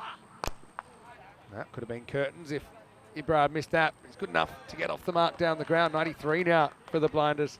It's very nicely played by Ibrar. It was a good ball by Basharat. Nice Yorker length delivery, and for a number 11, he's really played that beautifully. A few people just kind of casting their mind back to last year's final, which was a pretty thrilling game. It's a wide just. Doesn't like it, Basharat. Shocker. Blinders posted 118 against the Cobras and won by 5 runs. Cobras ended up with 113. So we did have a bit of a lowish scoring thriller last year. It's funny. It used to be, I think, around 105 was an average score in ECN, but that's been blown out of the water. In the air, gets away from the fielder. That's handy. Mahundis sends his first ball to the boundary. Not via the middle of the bat, but he won't care. 4 valuable runs to the Blinders. Yeah, I'd consider having third back. I mean, for the tail enders, you know that they're going to make a lot of runs through streaky boundaries. So I'd have third man back nice and fine to the lower order batters. Here's a look at the bowling card for the Royal Tigers. It's been a great all-round performance so far, of course. Kedar Paul, the pick of the bowlers. Pickers a 3 for 8. Absolutely outstanding. Abhitesh Prashar as well deserves so much credit. He came in during the power play, really set the tone for this match with his superb spell of bowling. And then the rest of the bowling lineup has done a good job of continuing their good work. And I think Mannion's a really tough bowler, especially for tail enders to face. He's got so many tricks. I think he's going to go around the wicket. I think he's going to try and bowl off spinners to Ibra. So angle the ball in, turn them away. Pretty easy ball to bowl, and I think it's probably the most effective. First one up in the air. It's going to creep over the fielder. Oh, that might have even gone for 6. Oh, maybe not. It's been called 4. It's very close. Can't believe how far this flies off the bat. Going, and just inside. Yep, you see it there. One bounce, 4. They climb over the 100. The Blinders scrapping for every single run in this innings. Wide. Maybe hoping he'd charge. There's umpire James. Also rocking the shades, looking pretty cool. Right, yeah, a bit of a trademark that he plays in the dark glasses. Yeah, I think it's a wide. Super close. But does this get any of the line or not? Probably just cut away outside the line, didn't it? Maybe 1% on the line, but benefit out goes to the batter. 2 runs for free. That'll be a wide. In fact, no, get something on it. Oh, it's been called wide. I wonder if they'll change this. But James is, well, he's definitely flicked the pad for me. But I think it was called wides. I didn't see him change the call. Yeah, it's big deflection. I wonder if they'll intervene with that or not, because it actually creates an extra ball as well, right? But at the moment, it's been scored. It's been scored as, is it 4 off the bat? It's been scored. No, can't be. No, I'm lost. But this will continue. And now lifted up and out of the ground. Tail wagging for the Blinders. Down to the bare bones. Maximo for Ibra. Oh, what a great hit here by Ibra, and I've loved some of the shots he's played. This is terrific, really good shot. Smacks that one over cow corner. Huge hit by Ibra Ahmed. Well, if you could summarize Manjan's thoughts, I wouldn't be able to read them out on TV. Tell you that much.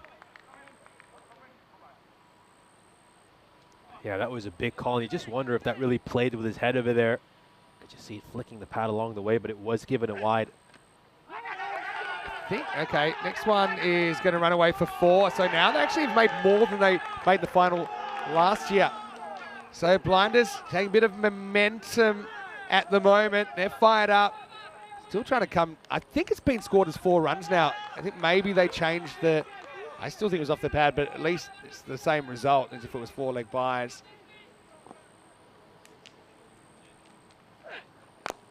Up in the air. That could go for 6 as well, and it has.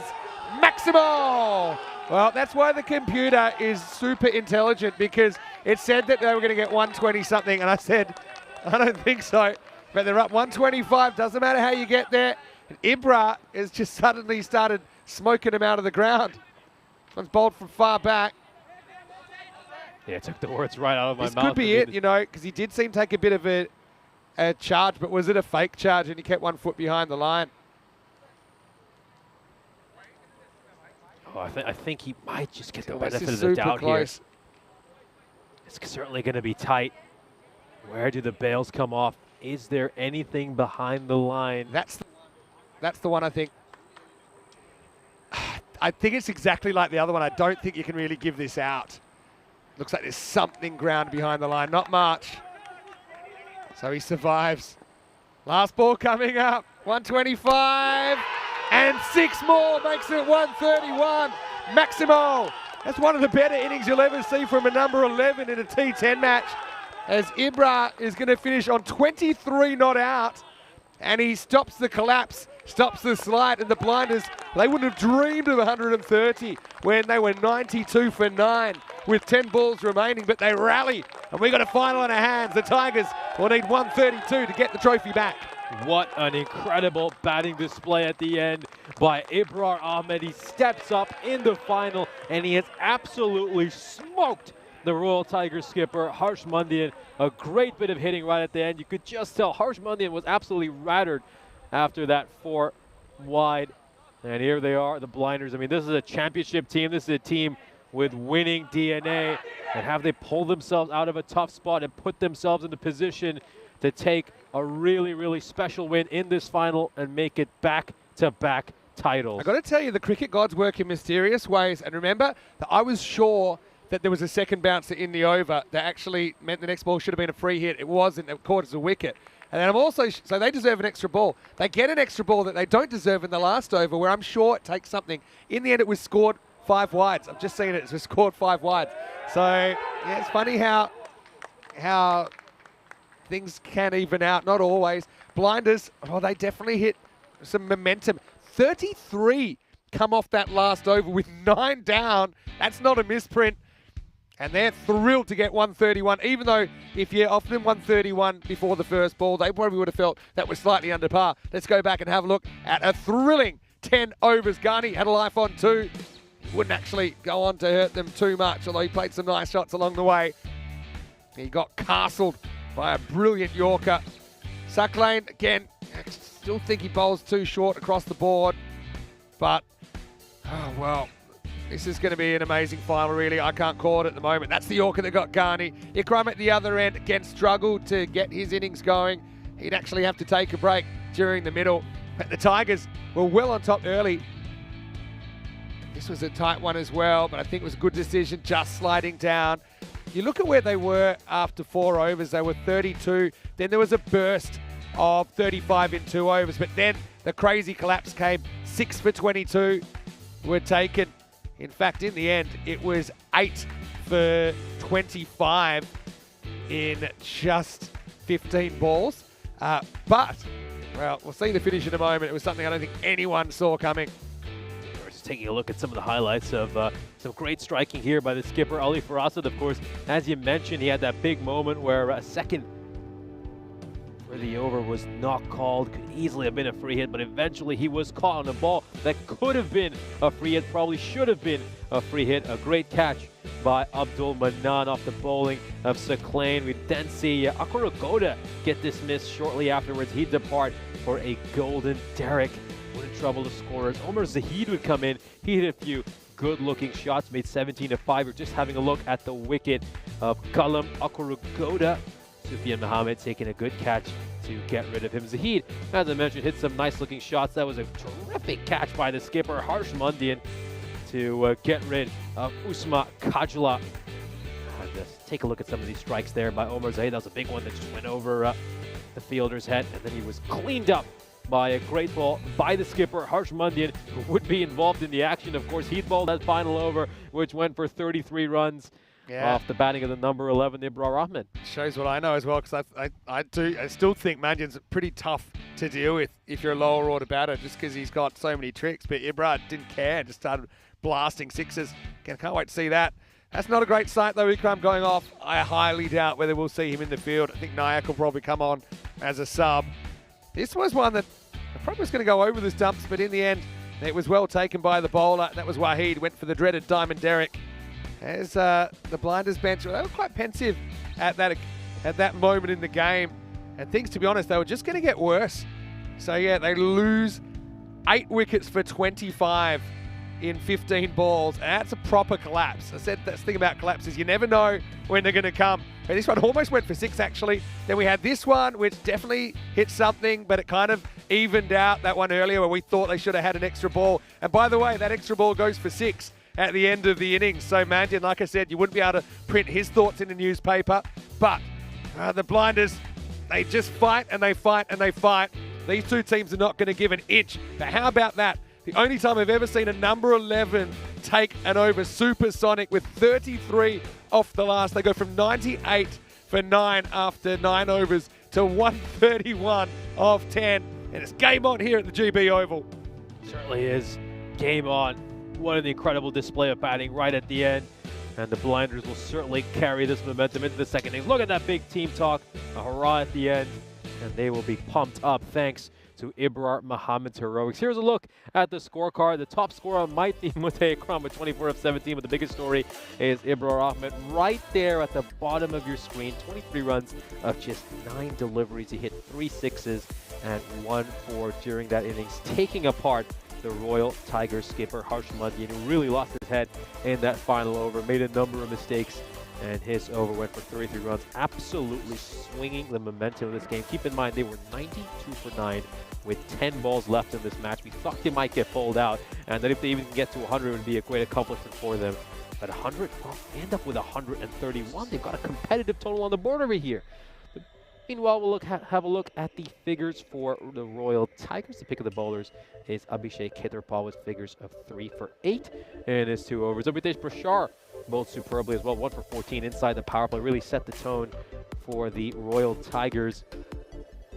And of course, 22 runs of extras. That's going to be another concern for the Royal Tigers. We saw a number of extras in the last couple of overs. Harsh Mundian giving 3 wides in that final over, which really cost his side. Halfway through this one, this grand finale here in Hungary, the Blinders have set a target of 132 for the Royal Tigers. Will the Royal Tigers chase this down and pick up an ECS crown, or are the Blinders going to go back-to-back? Join us in 5 minutes to watch the chase.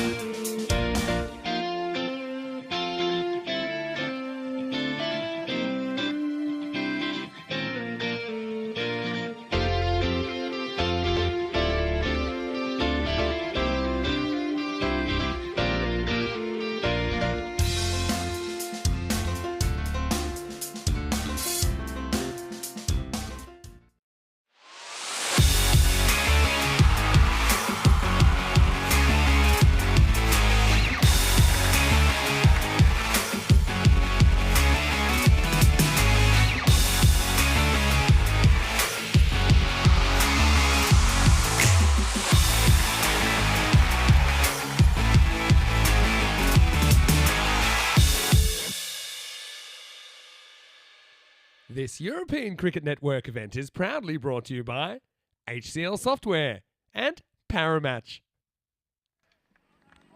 Hello and welcome back. Great to have you with us. Get ready, get set. It's almost time to go in this final of what's been such an entertaining European cricket series in Hungary. 131 for 9, the Blinders at one stage, when they lost their 9th wicket, with 10 balls remaining, they went 92. So those last 10 balls, they're somehow able to get 39 runs, 23 off the bat of Ibrahim Ahmed, the number 11, who hit 3 big sixes in what would be a supersonic last over. Do have some housekeeping to the right of screen. Manav Nayak is on the field for Mutta Ikram. We thought that would happen with Mutta hobbling off. He retired hurt. Halfway through the innings, did come back and hit one more boundary. But he won't be taking any further part in the game, I don't think. Anyway, here we go with Sandeep Mahandas. Oh, boy. Well, Stan Ahuja comes out to bat, and he's just smashed Basharat in the back. They don't have Seti in the side. Remember, Seti went duck earlier today.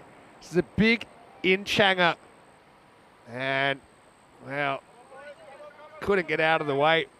I had a fielder back there. There's probably only going to be one. Jeez. Well, that's not the start you wanted. So, yeah, I wonder what the order will look like here. With no Seti, I think everyone just probably goes up a slot. Will they bet Ketapal at 3? I don't think so. Yeah, a bit of a mystery. But anyway, Sandeep getting some good in-swing first up. Cut away.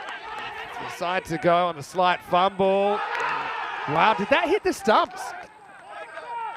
Well, it's going to run away, and it's going to, so it's either going to be out or 5, because it's gone to the, but the bowler also, his foot was near the stumps. So I'm not even sure this is a direct hit. Let's have a look. What breaks the stumps here? Oh, bowler's a fair way back. If this hits, is he out? Bowler's blocking. He might be in anyway. You can't call that, I don't think. It's very tough to call, and that's probably the one.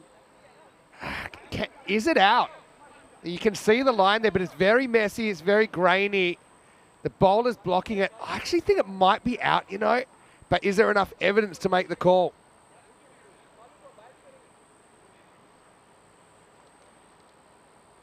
Bale's off there for me in that frame, and you can see the line. This is such a big call because it's a 5-run swing. But is it conclusive enough to overturn? It's been given not out, and it's 5. Wow. It's another call that could have gone either way. And to be honest, it's just the way the bowler was in the way made that a tough call for the umpire. So it's going to be 5 runs. And, yeah, Basharat should be on strike, because it's an odd number. So it's 1+4 overthrows. Very tight call. But remember, the umpires, they have to be satisfied that it's clear. What was your decision on that one? On field would have been a not out call. Bowler kind of blocking the camera. You kind of see through his legs. I think that Stan's pretty lucky. Could have been a duck. Instead, he's on 5, and he watches from the other end. Basharat might have some revenge on his mind here. Copped one from his batting partner. It's a bit of a nervous wander down the pitch. First ball from Aslan. What a final. It's had so many storylines. John Gray thinks it's in the red zone for golden ball. I know that Andrus, he always picked the golden ball in the final. Hey, so my question earlier, I'll say it again now. A few people got it. Can you tell me the location of our only golden ball final we've ever had?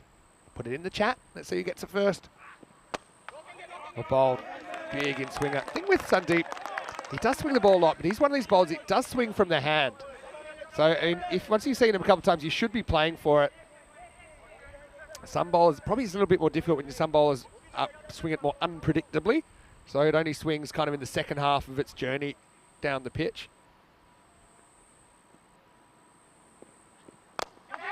In the air. Caught. Nice catch by Abbas Ghani. He's caught so well in this series.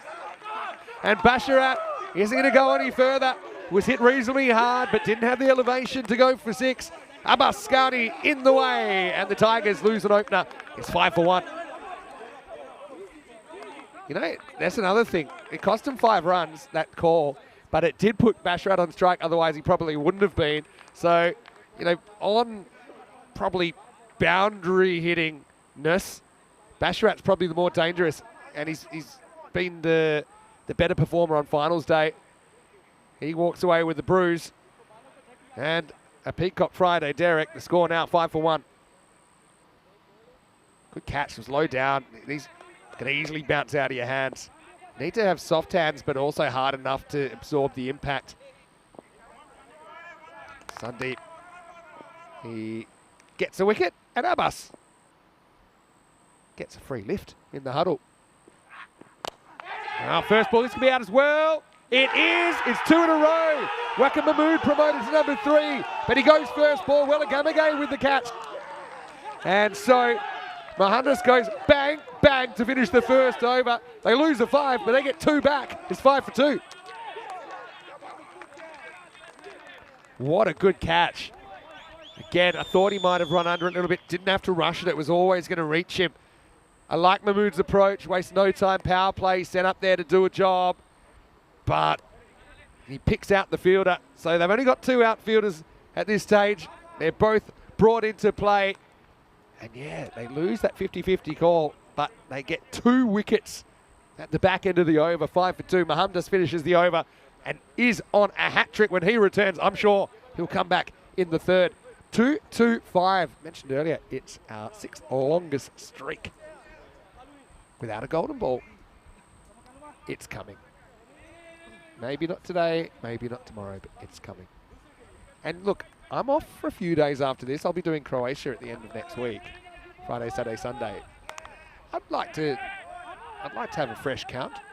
We might get one in the internationals because we've got 3 pretty evenly matched teams as well, with Czechia and Romania touring.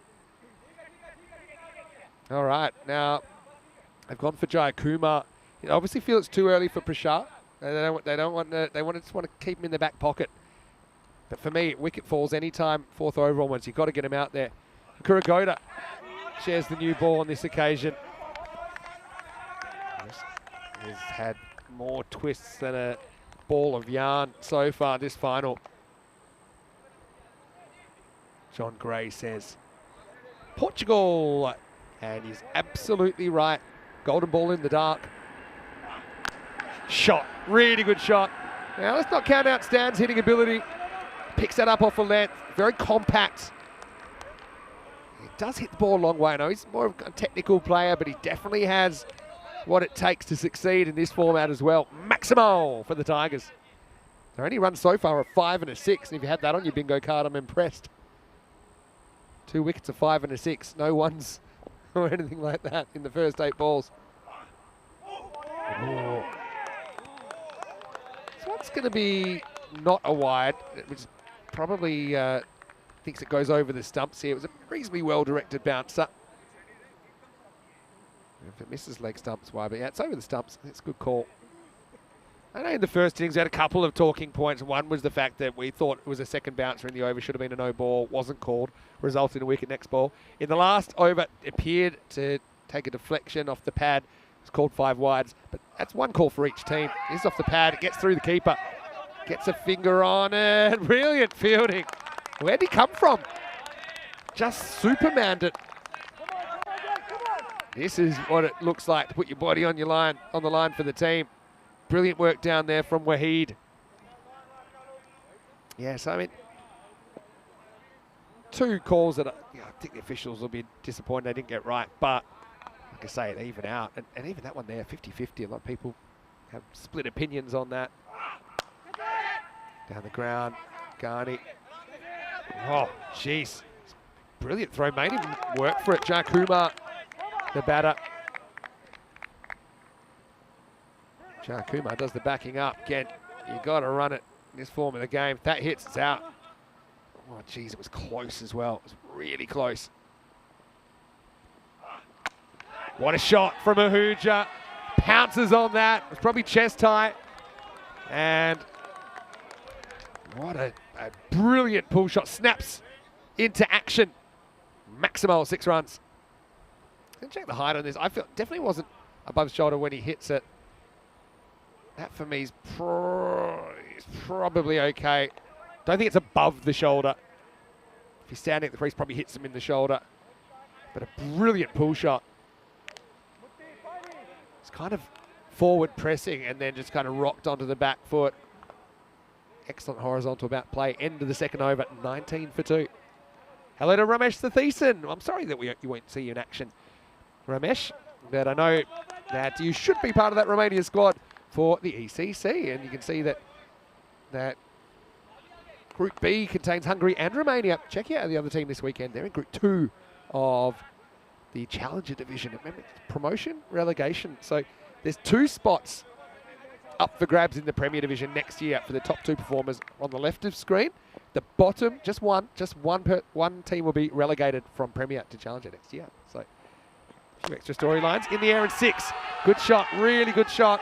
Jakuma given an opportunity. They've shaken things up a little bit with the batting order compared to what happened earlier on. But yeah, this is a really good hit. Just kind of stands, gets a bit of length to play with, plays a really straight bat. Yeah, so John, that Portugal golden ball, remember we had one review that seemed to go forever. We were already delayed for various reasons. And yeah, the golden ball disappeared pretty much, I think, as the sun set. So a few minutes later, it was pretty dark. Didn't bother the Rock, though. Amir Zaib, he put it out of the ground. 6 runs to take the trophy to Marlow. Oh, miss hit. Well, Nayak will have a pop, but he couldn't quite turn that into a dismissal. Jakuma a bit lucky to survive there. Seeing that they've got the mid-wicket in the circle at the moment. I suppose you're forced to make some choices because you only have 2 outfielders, but Nayak's on the field for Ikram, who had that injury that forced him off the field in the first half as well. 60-40 to the blinders. Interesting. Gets it into the gap. Good use of the hands. And it'll go for 4. Farasat didn't want to get off his feet there.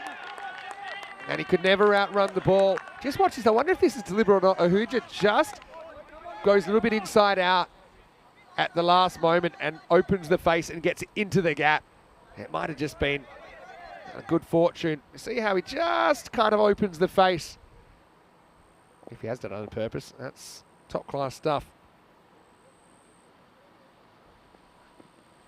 Slow ball from Mahandas. Remember, he was on a hat-trick first ball of the over. He missed out on that. Still doing a very good job. I know you go for 4th over now. When Nike's on the field, but he can't bowl, remember.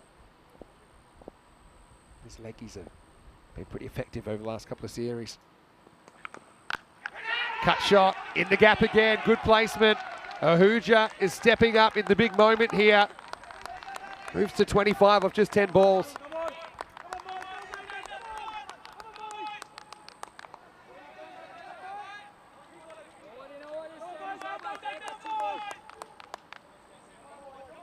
Mahandas. Love to remove Stan Ahuja. He's the main threat at the moment.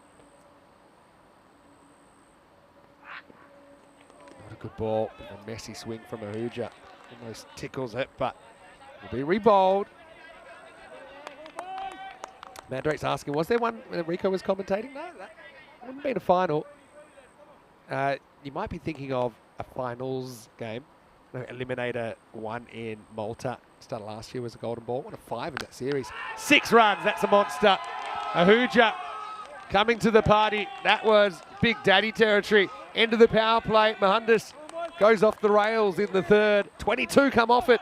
And the score's 41 for 2.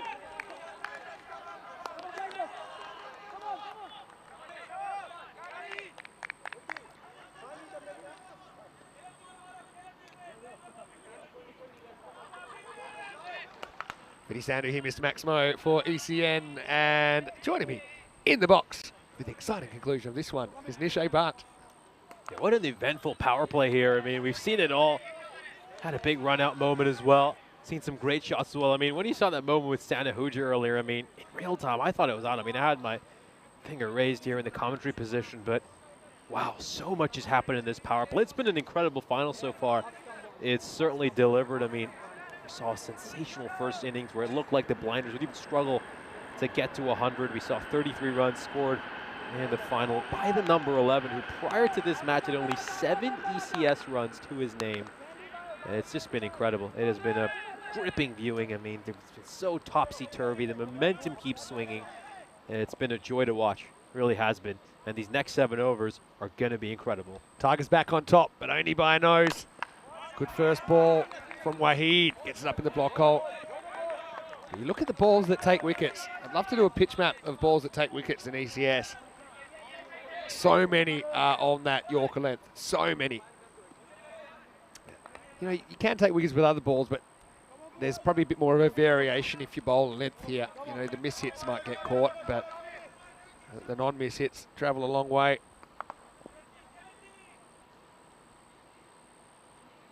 50-50 game. Brilliant shot again. This time he's picked out the fielder.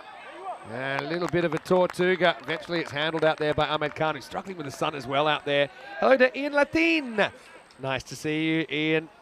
Of course, Gibraltarian. I've got Louis Bruce here with me as well, Ian. Right now, Louis is just spectating, but he's not too far away. And yeah, Manav is 12th man. He's suffering from slight illness this morning. But yeah, they didn't want to risk him. Jakumar faces up. Not going too far. Anytime it's only a single, it's a win for the Blinders. I think the Gibraltar team are playing some ECIs. In fact, I think you're down to play in Bulgaria in a couple of weeks' time. I won't be there, but I certainly will be watching. I'll be spending that weekend preparing to go to Rome. So there's a fair chance I'll be watching your game with the side of Carbonara on a Sunday afternoon. Ahuja, 32. So hot right now. Don't bowl short to him. It's not going to end well. Maximo! Wahid misses the memo, and he gets hooked down to the ground. Yeah, you can see Abbas Ghani had long off, and we've got a perfect view of him. He loses his temper the minute he digs it in short. He's had the one for the over, just waiting for the umpire's signal. Yeah, I mean, that's for me is a bouncer because it's still on the way up, but it's only the first in the over, so that's fine. Just don't think you can bowl another one. What are you bowling short for him? Short to him, though. Yeah, Kamran Wahid bowled superbly this morning. I mean, he had figures of 3 for 3 in the 2 overs he bowled. And yeah, just digs that one in short. And you can't afford to bowl there to someone of Ahuja's quality. You could just see Abbas Ghani absolutely lost it as soon as he saw him dig that one in short. And he sprinted straight towards Wahid. He's had a long word with him. You can see the captain coming in for this mini conference. You can see the clock has stopped as they go and locate the ball. Good chance for Wahid as well, just to calm his nerves a little bit. They'll have a quick chat, a very animated discussion going on right now between Abbas, Ali Farasat, and the bowler Kamran. It looks like the ball's made its way back to the playing field, so should be ready to resume any minute now.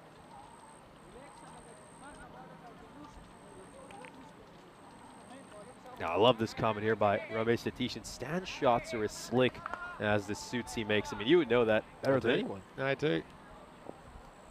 And I'm very proud to wear them all around Europe. All right, in the air, big moment. Sun's a factor, big factor. Caught, very, very good catch. Ahuja goes 6 and out. Was slightly fuller at least. And Ahmed Khan came into the circle and he holds his steepler. Another big moment in this game. Tigers bring up the 50, but they lose Stan the man. He's going to have to go for 38 send the score. He is 50 for 3. Oh, this is a really challenging catch. It's gone all the way up in the air, probably collided into a satellite as well while it's going up. It's come down. He's had to track that ball really, really closely. And he's managed to hold on to it in the end. Third wicket falls here for the Tigers. Let's take another look at this. It's absolutely skied. And have a look at the hang time. And he's taken the catch nice and low. A huge moment for the Blinders.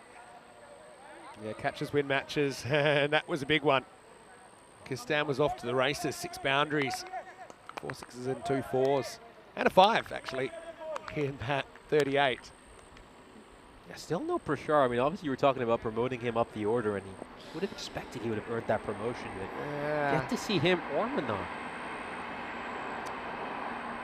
Ketapal, the protractor, comes in, and he's going to cut a 4 first ball. Nice shot. Nice shot. It wasn't a terrible ball.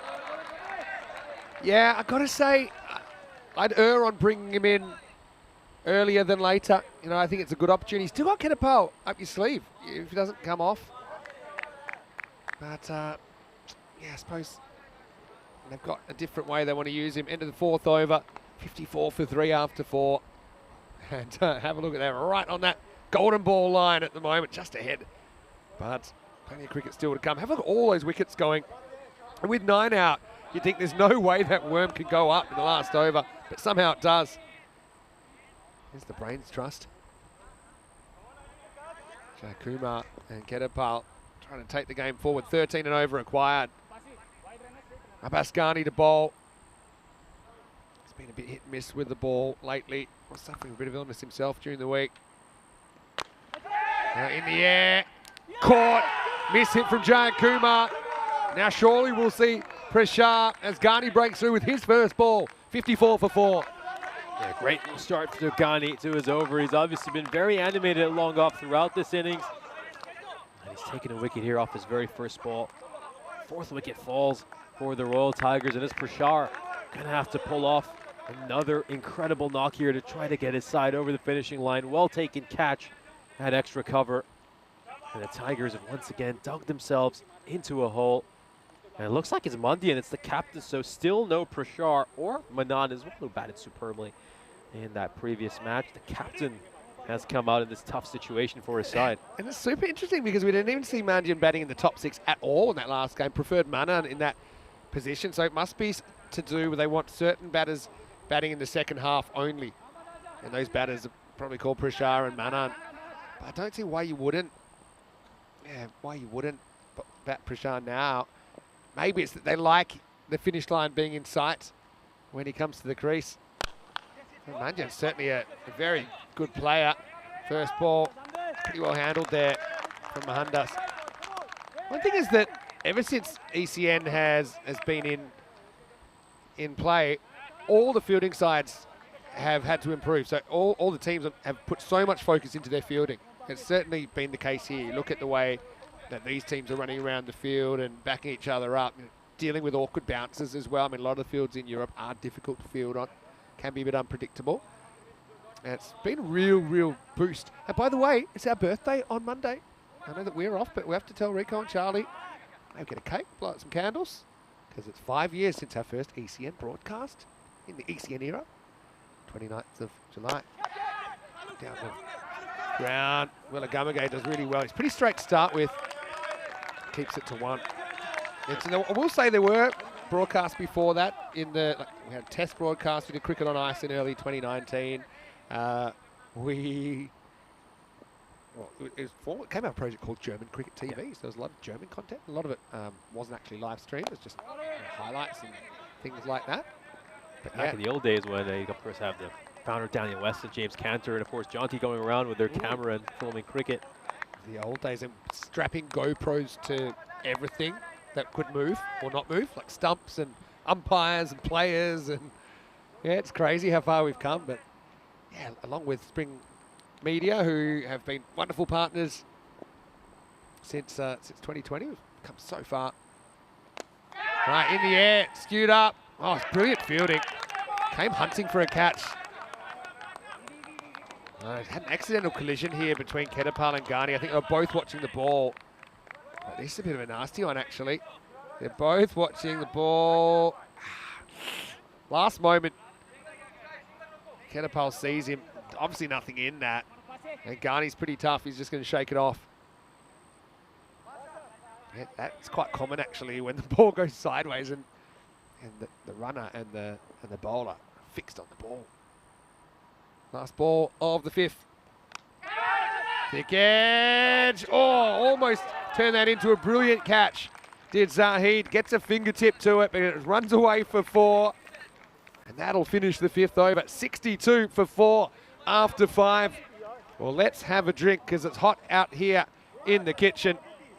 Have a look at that. Brilliant effort. Is also his best chance of stopping the boundary, I think, to get a hand on it, put it back into play. Vinny Sandu, Mr. Maximo for ECN. Bringing it home here in the ECS Hungary 2024. Nishay Butt, it's been great to have you during this journey as well. Big thank you to Danny Hudacek as well, who went all the way through the first round of group matches over the first 8 days. I know he's back in Prague, but he's also a very interested spectator because the Czechs are coming tomorrow along with the Romanians for ECI action. But here, it's been a crazy first 5 overs. I think Ahuja batted really well. Just one shot undid him. It's opened a bit of can of worms. But as long as you've got batters like Prashar and Manan in the background ready to come in, the Tigers surely feel like they're able to chase this down. Absolutely. I mean, keep in mind, they managed to make 100 runs of the last 5 overs in the previous match. They just need 72 from here. This is a finely poised game. It's just what we wanted from this final. It's got tons of drama. The momentum's been swinging back and forth. It's been really exciting viewing. And every ball seems so eventful. We've had things happening every single over. It's been a brilliant back and forth between two sides who we know certainly... Don't worry, I'm doing this on purpose because for all of you that to show I'm not kidding, I'm going to show you this is a Stan Ahuja, and this is another nice little touch that gives me a Maximo jacket. So yeah, big thank you to Stan. Well batted today, and also good luck in the ECIs over the weekend. Anyway, Kadapal is going to face up. He's never really clicked today with the bat, but he's a strong hitter and he's made a lot of runs in the series. Okay. Ibra is the hero with the bat. Can he be the hero with the ball as well? 6th over. Oh, gets it wrong. First up, it's going to be a no ball, I'm sure. They're going to check it, but he just gets the first one very wrong. He was actually really accurate before. It's a no-y. Yeah, certainly above waist height there. It looks like it's going to be a no ball. So it's an error to start off for Ibrar Ahmed, the hero for the blinders in the first innings. Well, can Manjin cash it in? Ibra, what does he go to? Maybe take the pace off, go for the tram line. Takes pace off, very good. Very good. Pretty good block there as well from Kajla, who actually hadn't done a lot of keeping before this year, but no Mars in the side. And so he stepped up into that role. Just that's a good technique, good way to do it. Basically, kind of drop to your knees and try and get as much of your body in potential places the ball might go, because you never quite know what a second bounce is going to do. Ibra was really good earlier, kind of hitting that tram line from around the wicket, bowling around the batter. But this one is going to fly. Maximo Manjan. Well, he's got a pretty good record in big games as well. That wasn't a Yorker, it was in the slot and it disappeared. Gorgeous looking stroke, absolutely beautiful. Hits that one through the line over long off. And it's gone all the way for 6. Umpire James Lloyd raising his arms over there. Ahmed just gets that one wrong, over pitch delivery. So a rough start to his over. Right, needs to sort it out, and soon. It's and gone. So it's going to be 6 and out for Harsh. Big deflection, taken behind the stumps by Kajla. And the Tigers skipper will have to watch the rest from the sidelines at 70 for 5. Harsh Mandian gets a thick edge on that, and it's superbly taken by Usman Kajla. It's a great comeback for the bowler. Gets whacked for a 6, gets his man off the very next ball. And it's going to be a long walk back to the dugout for the skipper. He was hoping he could pull it off for his side. And he's just not able to play that captain's innings, which his team needed in the final. Looks like he's lanky, actually. He could probably kiss the giraffe on the cheek, Ibra, and so he gets that extra bounce, which basically turns that into a top edge, really. And you can see how fired up they are. Ibra, unbelievable with the bat at number 11. Now he's removed one obstacle, but here's another. Prashar, the hero from the last game. That's up in the air, uncontrolled, running away. It'll be 4. And Prashar, really, I mean, and he's got Manan to come as well. So I'd say probably the 3 main threats are the 2 at the crease and then Manan.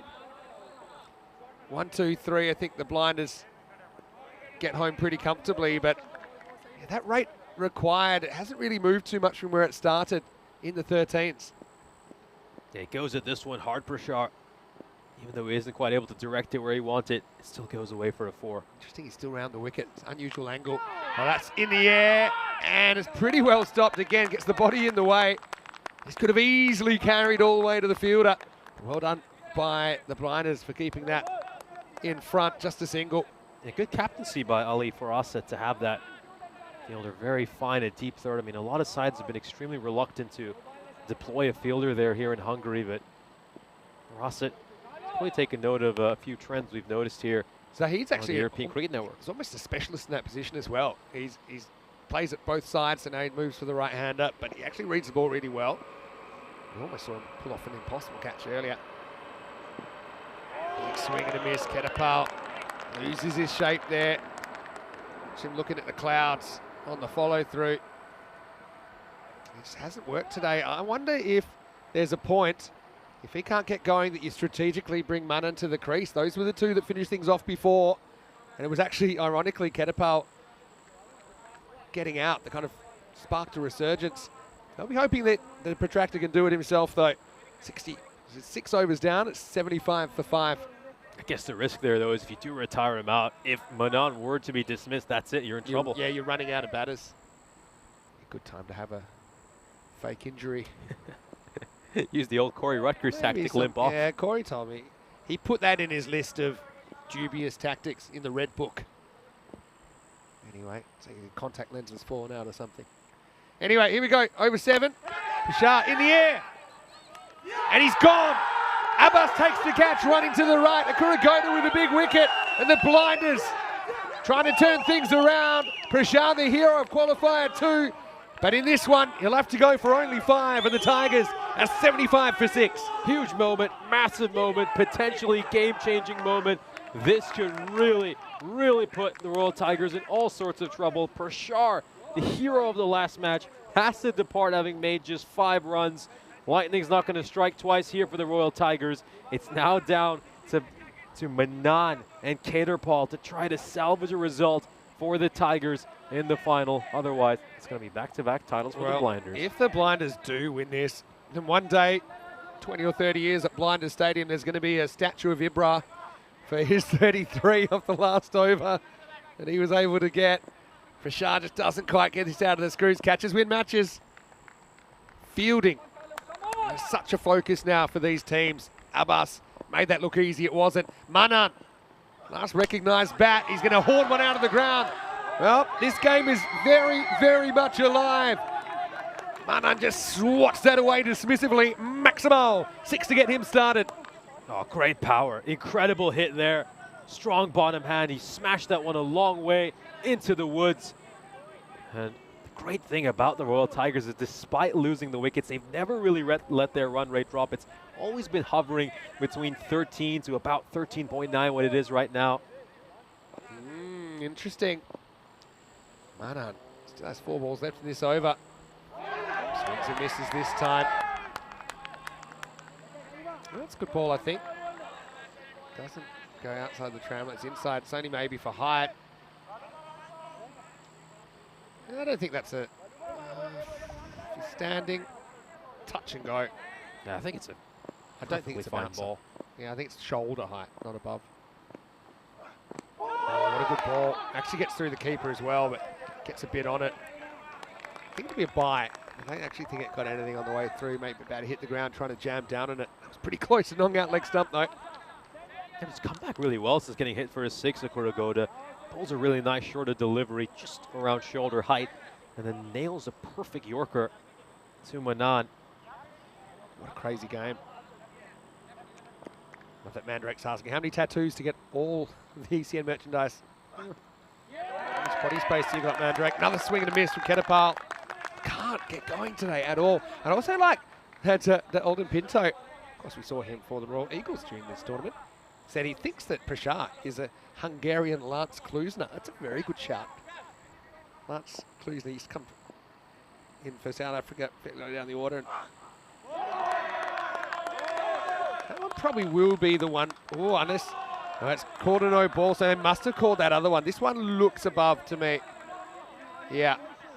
So yeah, that 50-50 call. The thing is, the bowler would have known it was called, so it's really on him to make sure that he doesn't jam it in too short. So Ketapal is going to get a freebie now back into the 7th over.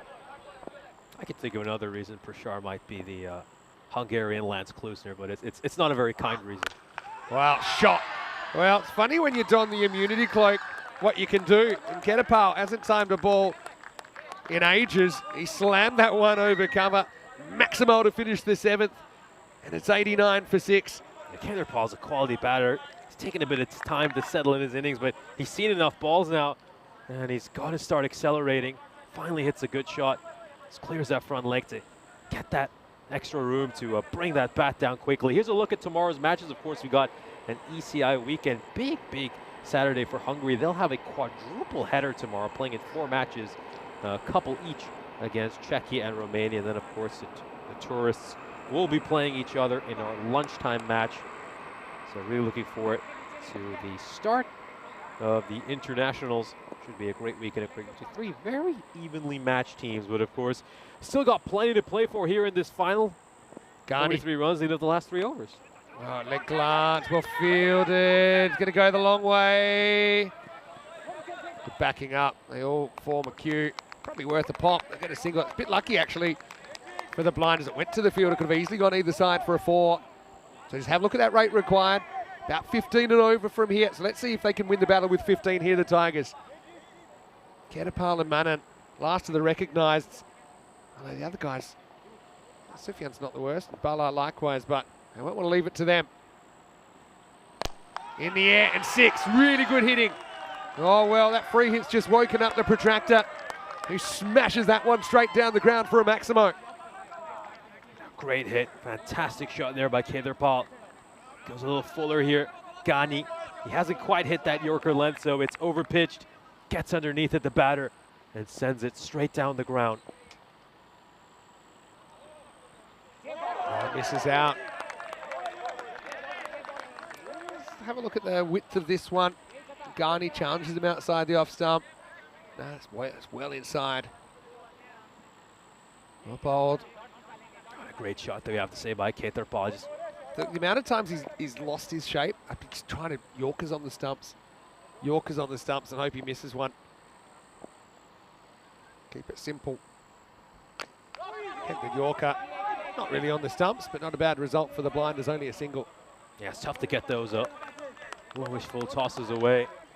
Ketapal only get a single. Brings Manan back on strike, who of course played a big part along with Prashar in that miraculous win for the Tigers in qualifier 2. Look at this, he's batting well outside his crease. He's trying to mix up that length of Gani. Knows he's trying to bowl Yorkers.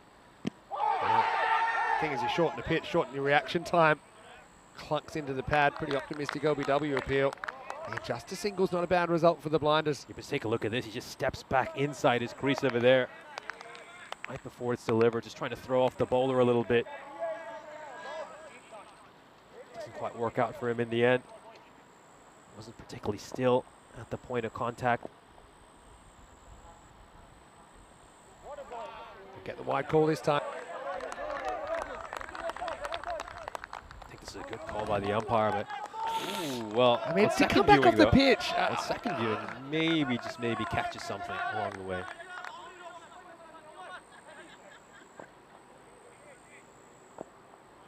Yeah, on second viewing, you just feel like it might have caught the line along the way. In the air. It's going to test the fielder. He's up to the test. That's Manav Naik, the substitute. That'll be the end of the over. And it's 100 for 6 after 8. 32 required off the last 12 balls. Don't go anywhere. Got a big finish to this European Cricket Series coming up in the next 10 minutes. I mean, it's incredible. Of course, we started the game the day off with a couple of pretty lopsided matches, but these last 2 games have certainly delivered. Eliminator 2 was an all-time classic, and this final looks set to go down to a dramatic finish. Big decisions here for the blinders. Who are they going to go for these last couple of overs? Is it just going to be Wahid or Ahmed, or do they maybe overthink it a little bit the way Cobra Cricket Club did? Also, there's no Ali Yilmaz in the lineup. Remember, he's been a really good 10th over kind of ice bowler. They got Wahid with an over and Ibra in the over. I think they're going to bowl Cameron Wahid first. I think Ibra's a good choice to bowl the last. He bowled really well earlier in that situation. And he got really good at hitting the tram line and hitting it full. He's got potential change of pace. He's got a lot going for him. Anyway, this is the biggest over of the tournament so far. 32 required off 12, and every ball's an event. Every ball could change the game. Not that ball, but the one that Wahid's holding on to. Here we go. Up in the air, miles high, but how far is it flying? They crash into each other, but he's taken the catch. And he gets held up. Oh, what an unbelievable bit of cricket. It was Zahid down there. And he had some company, but he holds the Grizzly.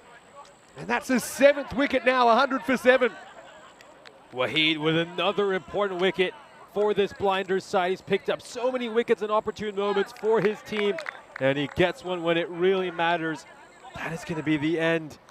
An important batter going down for the Tigers. Abhishek Khetarpal has to go back to the dugout, and now we're really into this Royal Tigers lower order. And here's where, you're just going to have to start thinking about tactics a little bit. I mean, is Manan going to look to farm the strike for the remainder overs? Crazy. And actually, he didn't have to worry about landing, because eventually when they worked out what had happened, they're like, well, okay, hold on a sec. This is fine. You don't have to hit the ground, because I see you've got the ball and I've got you. Sufyan, by the way, he ain't no bunny.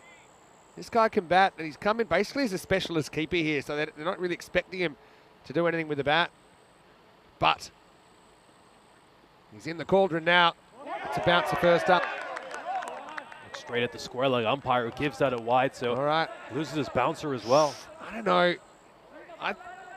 If he's standing at the crease, I think it's touch and go. Both teams have had kind of a couple of calls they might feel they're hard done by. I think both teams have a case, and that's a very tough call live. Probably think with the replay, he was slightly bent, probably standing, grazing his helmet.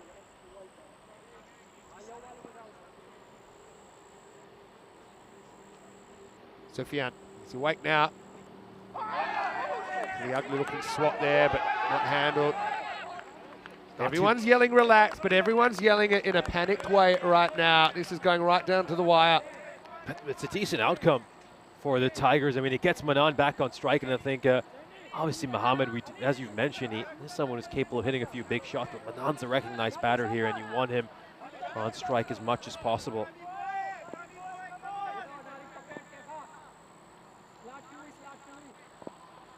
"30 runs needed of 10 balls. Can he do it again, Manan? He did it in qualifier too." Steps away just before delivery. They like it. I didn't hear anything. Umpire didn't hear anything. But Manan, this little kind of look. Have a look at the height here as well. I don't think it's too high. That's about chest height. But see how he has that little step? Probably not the play at this stage. Probably giving the bowler more of a zone that he can bowl. We felt it might have been short-ish, and he was right. There's Waka making his international debut tomorrow. Great moment for him. One of a couple of debutants. Who knows, might get Pavel Florin first up with a new ball.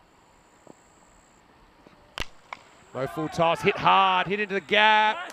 And very well fielded. Manav was lightning across the turf there. Don't say you can't make an impact if you're not in the starting 11. He's fired that throw in so hard, he's actually injured the bowler. We'll take another look at this. Great bit of fielding by Manav Nayak. Terrific dive over there.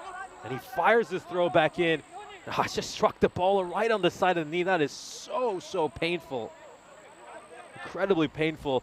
Is he going to be able to continue bowling here? That is a legitimate concern. Yeah, he's saying stay away. He's just waving him off. It's adrenaline. Leave that spray there. We might need it in a moment. Oh, wow.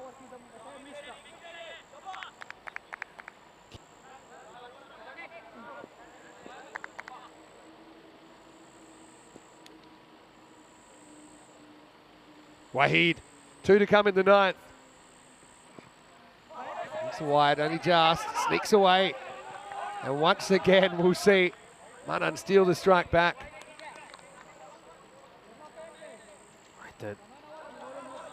this. He's got a bit of a decision to make over here, Manan. Gets back on strike. He's got a couple of balls. What do you think? I mean, try to hit this one to a boundary, then maybe get a single off the last ball. You got to try and hit every ball to the boundary at the moment. You've only got 8 left in the game. Low full toss, gets the treatment. Maximo! Manan goes large. Yeah, the thing is, it's definitely, not to read his lips.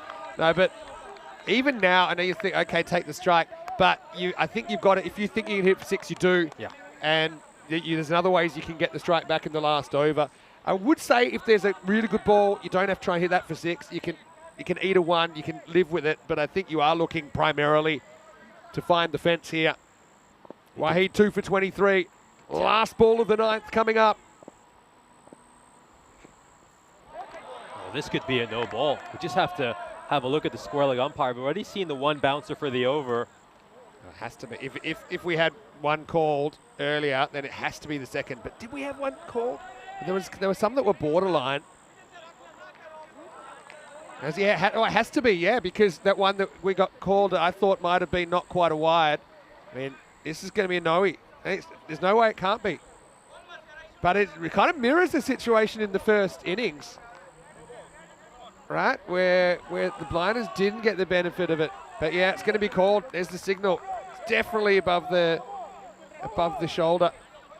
So free hit coming up. Manan will get another crack at Wahid. Free hit 2. And he's going to whack it for 6. Maximo! Tigers cash in. The right call's made in the end. You just got to try and get as many right as possible. And we're going to the last. Blinders beat the clock as well. But what a final we've had here. 118 for 7 after 9. 14 to win for the Tigers. 13, of course. We'll have another golden ball final in 2024. What a costly error, though, by Kamran Wahid at the end, going for the shorter ball. Keep in mind there was one earlier that was just around shoulder height, which was a legal delivery, but when you play with fire, you might get burnt. Wahid certainly did. And that little error ends up costing his side 7 runs. Well, here we go. And this is where Ali Yelma stepped up in this situation, but I like Ibra. I think you need to be pretty cool if you're going to bowl at the death. You need to be ready for these kinds of situations. We saw Ibrar Ahmed get it done in the final over of the first innings with the bat in hand. Now he's got the ball in hand, something he's much more accustomed to. Is he going to do it again? Trophy on the line, 6 balls to go, 14 to win. First one's hit well, goes to the fielder, handles it, they'll only get 1. And Sufyan Mohammed, he'll watch from the other end. Manan, certainly I think now you'll see him be quite ambitious trying to get back to the striker's end if he does hit into the gap, especially if the ball's down the ground. Ibra, probably not quite where he wanted it. Thinking to Manan, can't give him length. Okay, you also don't really want to bowl a full toss, but I think it's your best bet. And you've got to get him reaching. His pre-movement normally is slightly away.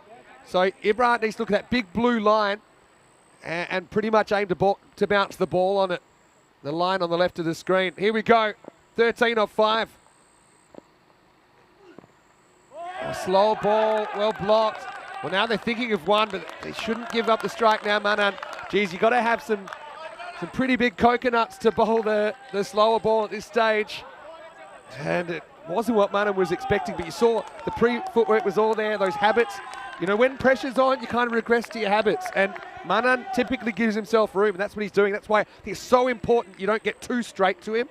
Get it, tramline, just inside. Make him reach. 13 off 4 now.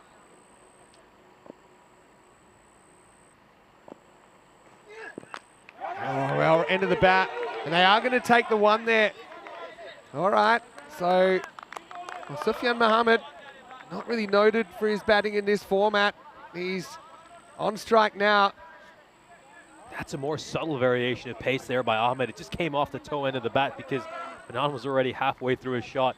Just great bowling by Ahmed. I think the way he's varied his pace throughout this day in both the matches he's played in has been terrific. 12 runs now, needed of 3. Oh, remember Prashant hit 3 boundaries off the last 3 balls of Q2. Can it be history repeating? This has got to run. I think he's gone. That's one of those times where I think Sufyan has an obligation to try and keep that end safe. But I'm pretty sure that Manan's run out here trying to steal the strike back, and someone else is going to have to come out and try and win the game. They'll need 2 sixes. Have a look. He takes off. Oh, He's just short. This is going to be gone. There you go. Stump's gone here. he's gone. Yeah, and you can see there hasn't quite reached the line. No, it's a bit messy, but there's the decision. So again, I know it's tough to think on your feet, but you don't want to you don't want Manan to be the guy out there. Even if you don't run, force the throw to the bowler's end and get him there in a position to win the game. So now, well, Golden Ball takes the back seat. I'm sure it'll be Bala that'll come out, and he's going to have to go 6-6 to win the tournament for the Tigers. And look, remember Ibra's runs in the first innings. I mean, to be honest, if the blinders get up, he's my player of the match for his runs at number 11. And of course, he's having to defend 14 in this last over. So far, he's only allowed 2 in 4 balls. And what a costly mistake there by Sufyan Mohammed. He's got to stay inside the crease and make sure that Abdul Manan gets back safely. Bala's Hats on off to strike. Manan, though. All right, Maximo a bust now for the Tigers. And he's hit it. Going, and caught. Mohandas takes the catch. And surely the blinders now have their hands on the trophy. Just needs to bowl a legal delivery, and the blinders will keep the trophy. What a dramatic final this has been. Celebrations get sparked. It was a good effort from Bala, really, but he didn't get all of it. Mohandas, even if he doesn't take the catch there, he just needs to make sure the ball doesn't go over him for 6 or he doesn't tap it over. He was very careful, cradled the catch. And you know what's so crazy about ECN cricket is you never know what's coming. On a field which we all think is one of the most batting-friendly fields in ECN cricket, we've seen 18 wickets fall in this final. Sucklane, the number 11, he's going to have to rely on a no-ball 6 or something like that. Ibra just needs to bowl straight, and the blinders will have their second ECS. Here's the last ball. Blinders have gone back-to-back in the ECS Hungary. An amazing final. They had a little bit of everything, but the blinders come out on top. Spare a thought for the Tigers. They played their hearts out on finals day, and they clawed their way back into contention. But it's the men in black that go back-to-back in 23 and 24. Incredible. The Budapest Blinders, they're as clutch as it gets when it comes to finals. They won an absolute thriller last year, and they've done it again. They had to claw their way back into the game in the first innings. You just wonder when it slipped away from them in the penultimate over. That as cool as you like, the same hero from the end of the first innings has come back to win it for them. Remember Ibrahim Ahmed's name. He stepped up, made 33 runs in the final over, and he's delivered again for his side right at the death. This Blinders side, they have taken Hungary by storm, and up next, they'll be thinking they'll go for Europe itself. Well, the only thing they haven't done, Blinders, is qualified for an ECL, and I know that's something that they really would like to put in their resume. Still some cricket to come in Hungary this year. Coming up after the end of day highlights, stay with us for the trophy ceremony, and it will be presented to the Budapest Blinder organisation. Also, don't forget, we'll have the MVP revealed. But MVP of this game, no doubt, it's got to be Ibra. For a guy who only ever scored 7 runs on the network, he came out, took the last over supersonic. Who'd have thunk it? They were 92 for 9 with 10 balls to go. In the end, they claw their way to 131. The Tigers 120, not quite enough to get them back in the winner's circle in the European Cricket Series. Let's have a look at the highlights. And look, even this one could have gone either way. Bounced off the stumps, bounced away from the backup fielders. That was a 5er to get us going. Basharat, fortunately for him, couldn't quite get the elevation.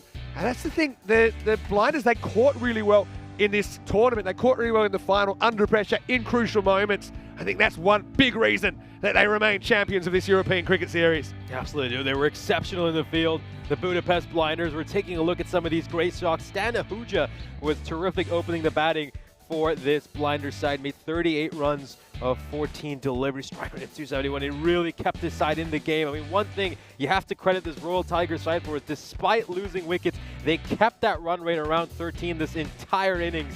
We're taking a look at some of these glorious shots. That was it. That was Abhijit Jaykumar hitting the only 6 he hit in this innings. Beautiful stroke of it there by Abhishek Khetarpal, just carving that one right through the cover boundary. And some great strokes by the Royal Tigers. This game was neck and neck throughout the innings. It was finely balanced. You couldn't split them apart. Got to say, Ahuja batted really well as well. I think his 38 is a brilliant shot. So he played the short ball so well. In the end, maybe got a little bit too kind of square leg conscious. Went after a ball that maybe wasn't so easy to pull. Ends up kind of easing it into the air. But again, these were pressure catches. I mean, the sun's in the eyes there. That was Ahmed Khan held that one. He wasn't the only one. At the Blinders, they threw themselves at absolutely everything. Khetarpal came and he started well, but once again, I think he'll be a bit disappointed, even though he got a couple away towards the end, 21 off 13. That's, well, like I said, this game had so many twists and turns, and I say it all the time, but rivalries are really important. That was a bit of a nasty one, just an accidental clash. Both of those players watching the ball, Ghani didn't want attention, he wanted to get on with it. Even this, I mean, that's a fantastic effort from Zahid down there. He's a little bit of a deep third specialist. And the Tigers, they were never out of this. Now, of course, we were waiting to see Prashar. We had to wait first for the captain, Mandyan, who looked good, didn't he? But then nicked off to Ibra. And Prashar, well, he's a very, very dangerous hitter. Even that miss hit went for 4 first ball. Felt like the game was kind of in his hands, but pretty early in the piece, he mishit one. Ghani took a good running catch, out for just 5. So it was left to someone else. And Manan came in, did his best to get them over the line, but in the end would fall just short. You have to feel for Abdul Manan. He was terrific today. Batted superbly in the previous match as well to get his side to the final. And he brought them so close to the victory right at the end. But it just wasn't to be for the Royal Tigers. They would miss out in a real thriller. We're taking a look at some of the shots Abhishek Khetarpal managed to hit. He was eventually, of course, caught out in the deep by Omer Zahid, who really owns that position out at deep third. Another terrific one taken by him. Of course, that would be the moment that would bring Abdul Manan to the crease. Boy, would he hit some nice-looking shots. It was a crazy catch down there because there's one catch of the ball, one catch of the fielder. But then we had this one come in, basically got the bowler LBW, and yeah, bit of a knees up. Manav got a hug for his trouble. Unfortunately, the bowler had to stagger off. But yeah, both teams, they were never going to give an inch, were they? Now this is a big moment for me because I think your only chance was to get Manan on strike and make sure that he didn't get run out. This is the moment where Blinders knew they just had to keep it legal. It's my advice if you do ever visit Budapest that you do that no matter what you're doing. That Ibra, the hero, and the Blinders explode onto the GB Oval in jubilation. Their second European Cricket Series trophy. They'll be receiving it, of course, in the ceremony, which we'll be broadcasting after our end of day highlights. There's an aerial view. What a scene it is as well. And it's been a wonderful series. It's a final that was worthy as well. And we had a couple of one-sided games to start the day, but certainly games 3 and 4 were out of this world. 38 for Ahuja led the scoring there, but he lost Basharat without scoring. Likewise, Waka Mahmood. They went in back-to-back deliveries. Jai Kumar hit one nice shot in there. Khetarpal, again, made 21, but he would have been a bit disappointed he couldn't do more. Manjan with 12 before he nicked off. Prashar, the big one to fall for just 5. Manan tried his best, run out the last over for 21, and that was that. Pretty good team bowling effort, I think, from the Blinders. Ibra Ahmed, have a look at that. 2 for 15, best of the bowlers in addition to his 10th over heroics in the first innings. Also 2 wickets to Wahida Mohandas, Kalamakuraghoda and Abbas Ghani with 1 each. I think Ghani in particular, I think, held his cool at a time where the game could have easily slipped away. So I want to say a big thank you to everyone out there once again. It's been a sensational series. I know that we do have the trophy ceremony coming up. I know that we'll have a few thank yous there, but I particularly just want to thank Danny Hudacek for his work in the first part of this tournament, and also you, Nish. It's been great to be back with you.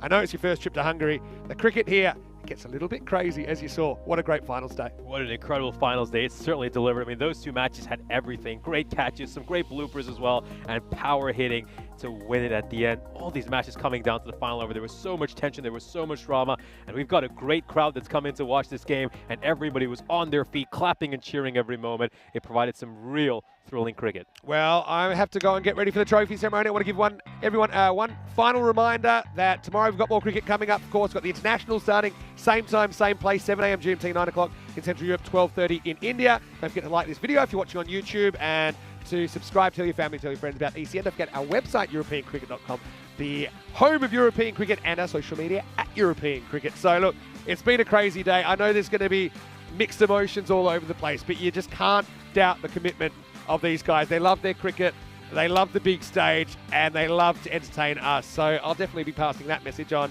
Looking forward to the internationals as well. Manish, let's get some rest. It's going to be a big weekend. Certainly going to be a big weekend. Absolutely looking forward to it. Czechia, Romania, coming to tour Hungary. That should be an absolute thriller. I'll see you at the trophy ceremony, but until then, from everyone here at the European Cricket Network and the European Cricket family, stay happy, stay safe, and we'll see you soon for more action right here on ECN. Here's the best bits of finals day.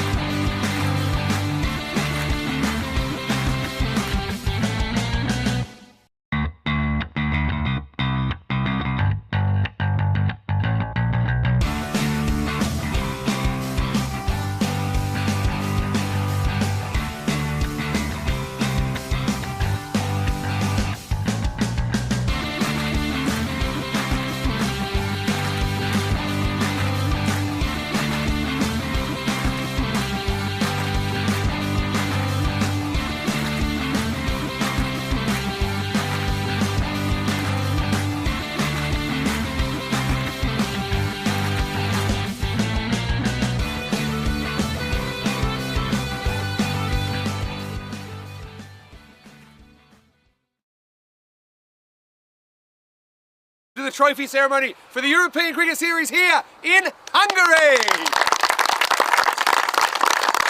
Great to have you with us, wherever you're watching from around the world. It's my pleasure to MC this trophy ceremony, and what a series it's been in Hungary. I know last year was a brilliant series, and I was watching it. I wasn't here personally, but I certainly really got into it. And I've been here several times now. One thing I do say all the time is that rivalries are very important in sport, and when you're building a competition. And so obviously, you know, rivalries are here in Hungary. I love to watch it. It means you play with passion. You really care every time you pull that shirt on for your club. So I think, remember that. I know that in this format of the game, you go through so many emotions very quickly. But remember, like I said, the sun will come up tomorrow. There's ECL qualification on the line as well over the next couple of months in Hungary, and I know I'll be following it really closely. So firstly, to all the players, I want to congratulate you. Thank you so much for making this such a beautiful series. And we do recognise at ECN the sacrifices that you make to be a European cricketer, and I've probably said this to you guys many times, that you have to reorganise your family life, your work life, and all these other commitments. I mean, no, it's not easy. The travel time and these kind of things, but it doesn't work without you guys buying in. So I want to say a big thank you once again from us. Also thank the Federation. Obviously, we've got Gabor up here, we've got Paul who'll be making a couple of presentations. Obviously, Stan, you've been instrumental in getting this series up and running. Also, congratulations for your personal performance. And look, again, it won't be too long before we see the Hungarian team in action. I know that we'll be playing tomorrow, but also I'm looking forward to seeing how you go at the ECC. Last year you really played some great cricket. I know you've been drawn in a pretty tough group, but looking forward to seeing some new guys get some opportunities in that team and seeing how they go. So I'll be seeing many of you, I know, in Spain in early October. But quickly from our side, I want to say a big thank you to our partners, to HCL Software, to Dream 11, Fan Code. I want to say thanks to Local Lifestyle for providing fantastic medals and trophies that you'll receive today. They are unique, they are special. We hope that you do treasure them. Also, I want to say thank you to Grizzly Bear Sports for providing the balls, which we've lost plenty of over the last couple of weeks. So you can go for a treasure hunt anytime you like. Maybe you'll have enough balls to keep the league going for quite a while now. Also, I do want to thank everyone that makes European cricket possible, to Bizway as well for their work getting us around the continent, which isn't always easy, especially with so many events going on. Also to Paramat for their support of European cricket. Okay, just a few more thank yous before we do get into the ceremony. I want to thank all the ground helpers. We were calling them the Tarzans because they spent so much time in the jungle. So thank you to everyone that put in time, for looking after us, for Ali for driving us around as well. Thank you to you. And yeah, to everyone for feeding us, for organising the drink station, which I think was a great addition this year. But it really is a community feel. I think one thing that you need to realise as well is that at ECN, when we come to a country, we understand that every country is different, and that we really try and work with you to make the best possible tournament, and so it reflects well on you. And also, you know, we look forward to coming here again and creating this atmosphere once again. I want to thank the Blue Crew for all these long days. I know you guys, I love working with you every day. Special mention to Danny Hudacek, who commentated the first week and a bit of the tournament. I know he's gone back to Prague and he loved the finals, he said. Also, I want to say big thanks to Nish. I know it's your first time in Hungary. It's been great to have you on board. Certainly got our fair share of action. Okay, let's try and get to the ceremony now. And before we get to the trophies, just have one more group actually. I want to thank them for their work, because there's long, hot days and they're constantly under pressure. They're tested, and honestly, I see the standard improving every single year across Europe, and especially here as well. So to the officials, big thank you to you guys.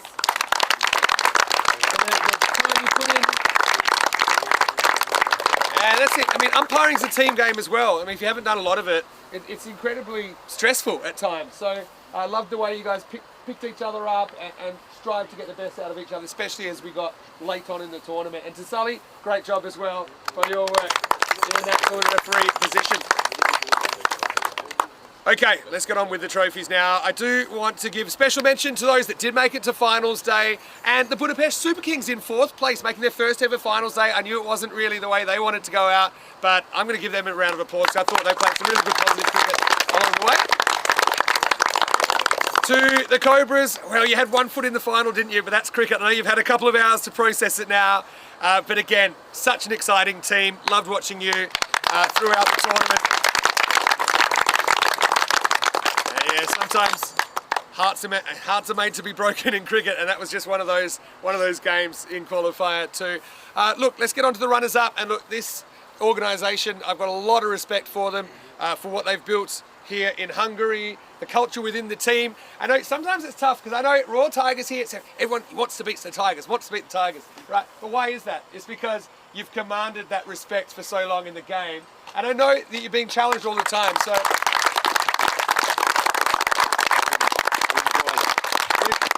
I'm telling you, there's always a team that, like, you're for them or against them. No one's on the fence with you guys, well, probably me, but everyone else. But that is what makes it so gripping. So I know you're disappointed. Try and dwell on the positives in the competition. Some of the players breaking out individually. Think about that qualifier 2. You never say die attitude. And even in that final, you fought to the very, very end and gave it 100%. So I want to wish you all the best for the rest of the season. And obviously look forward to seeing you again. I'd like to invite the Captain Harshman to come up and collect the silver medals. Let's hear it for the Royal Tigers. Runners up.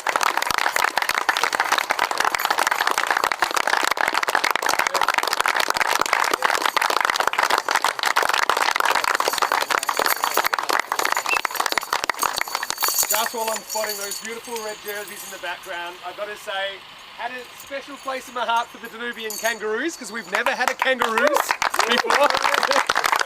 So, double congratulations, bringing that side. Obviously the Ainsworths, the new generation and the older generation combining all the in the background to have that team you put out in the weekend was certainly a historic moment. So wishing you all the best for the future as well. Okay, let's get on with it though, because we do have the MVP trophy. We hope, there it is. And this is going to go to a player. To be honest, sometimes I can build up the suspense a little bit, and I can mention a few people. But this one, I mean, we probably could have given it to him on Tuesday. 3 centuries in the series. Let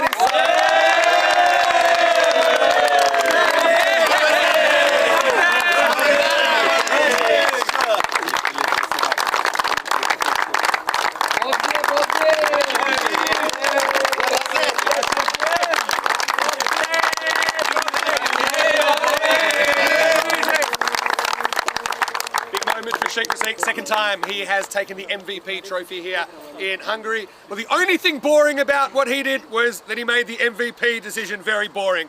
I think we knew a long way out that he was going to lift that trophy, and of course all the best in the internationals on the weekend.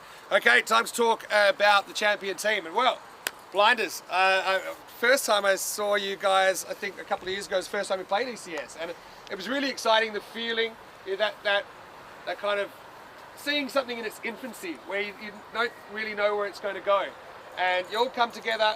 Your team spirit is, equal to anything I've seen in European cricket. The way you remain positive and you get behind each other no matter what the situation is, and you knew it was never going to be a straight line to the finish.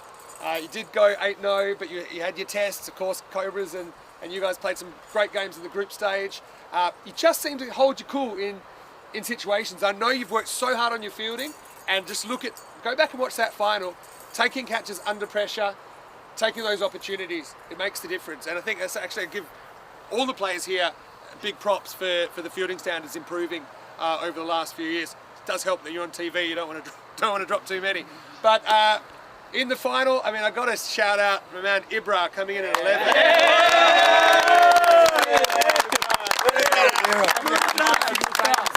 I did say that in 30 years at Blinders Stadium there'll be a statue of Ibra out the front. By 30 or less, and that was the way it worked out. But obviously the one thing that you haven't done yet is taking a trip as a group to the Cardimer Oval to be part of the Champions League. So I know that'll be in your sights, but I know it's going to be very, very competitive competition. So rivalries, play hard, play fairly. Remember why you were picked up a bat or a ball in the first place. That's just what I'll say. Congratulations. I'd like to invite you up to collect your gold medals. Please welcome your champions of the ECS Hungary 2024, the Budapest Blinders.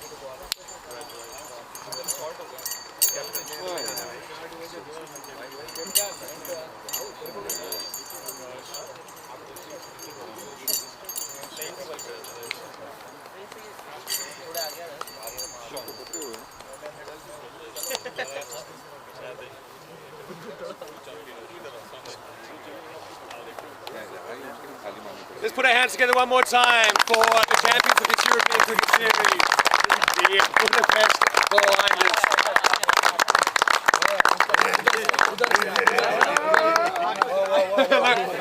Again, I honestly and wholeheartedly wish you all the best for the rest of the season and beyond. To those of you that have the honour to pull on the green shirt across the weekend and into the internationals coming up, I wish you all the best. And now let's wrap things up and finish with the trophy being presented by Gabor to Ali Farasat, the captain of the Tigers. Your champions are the Budapest Blinders.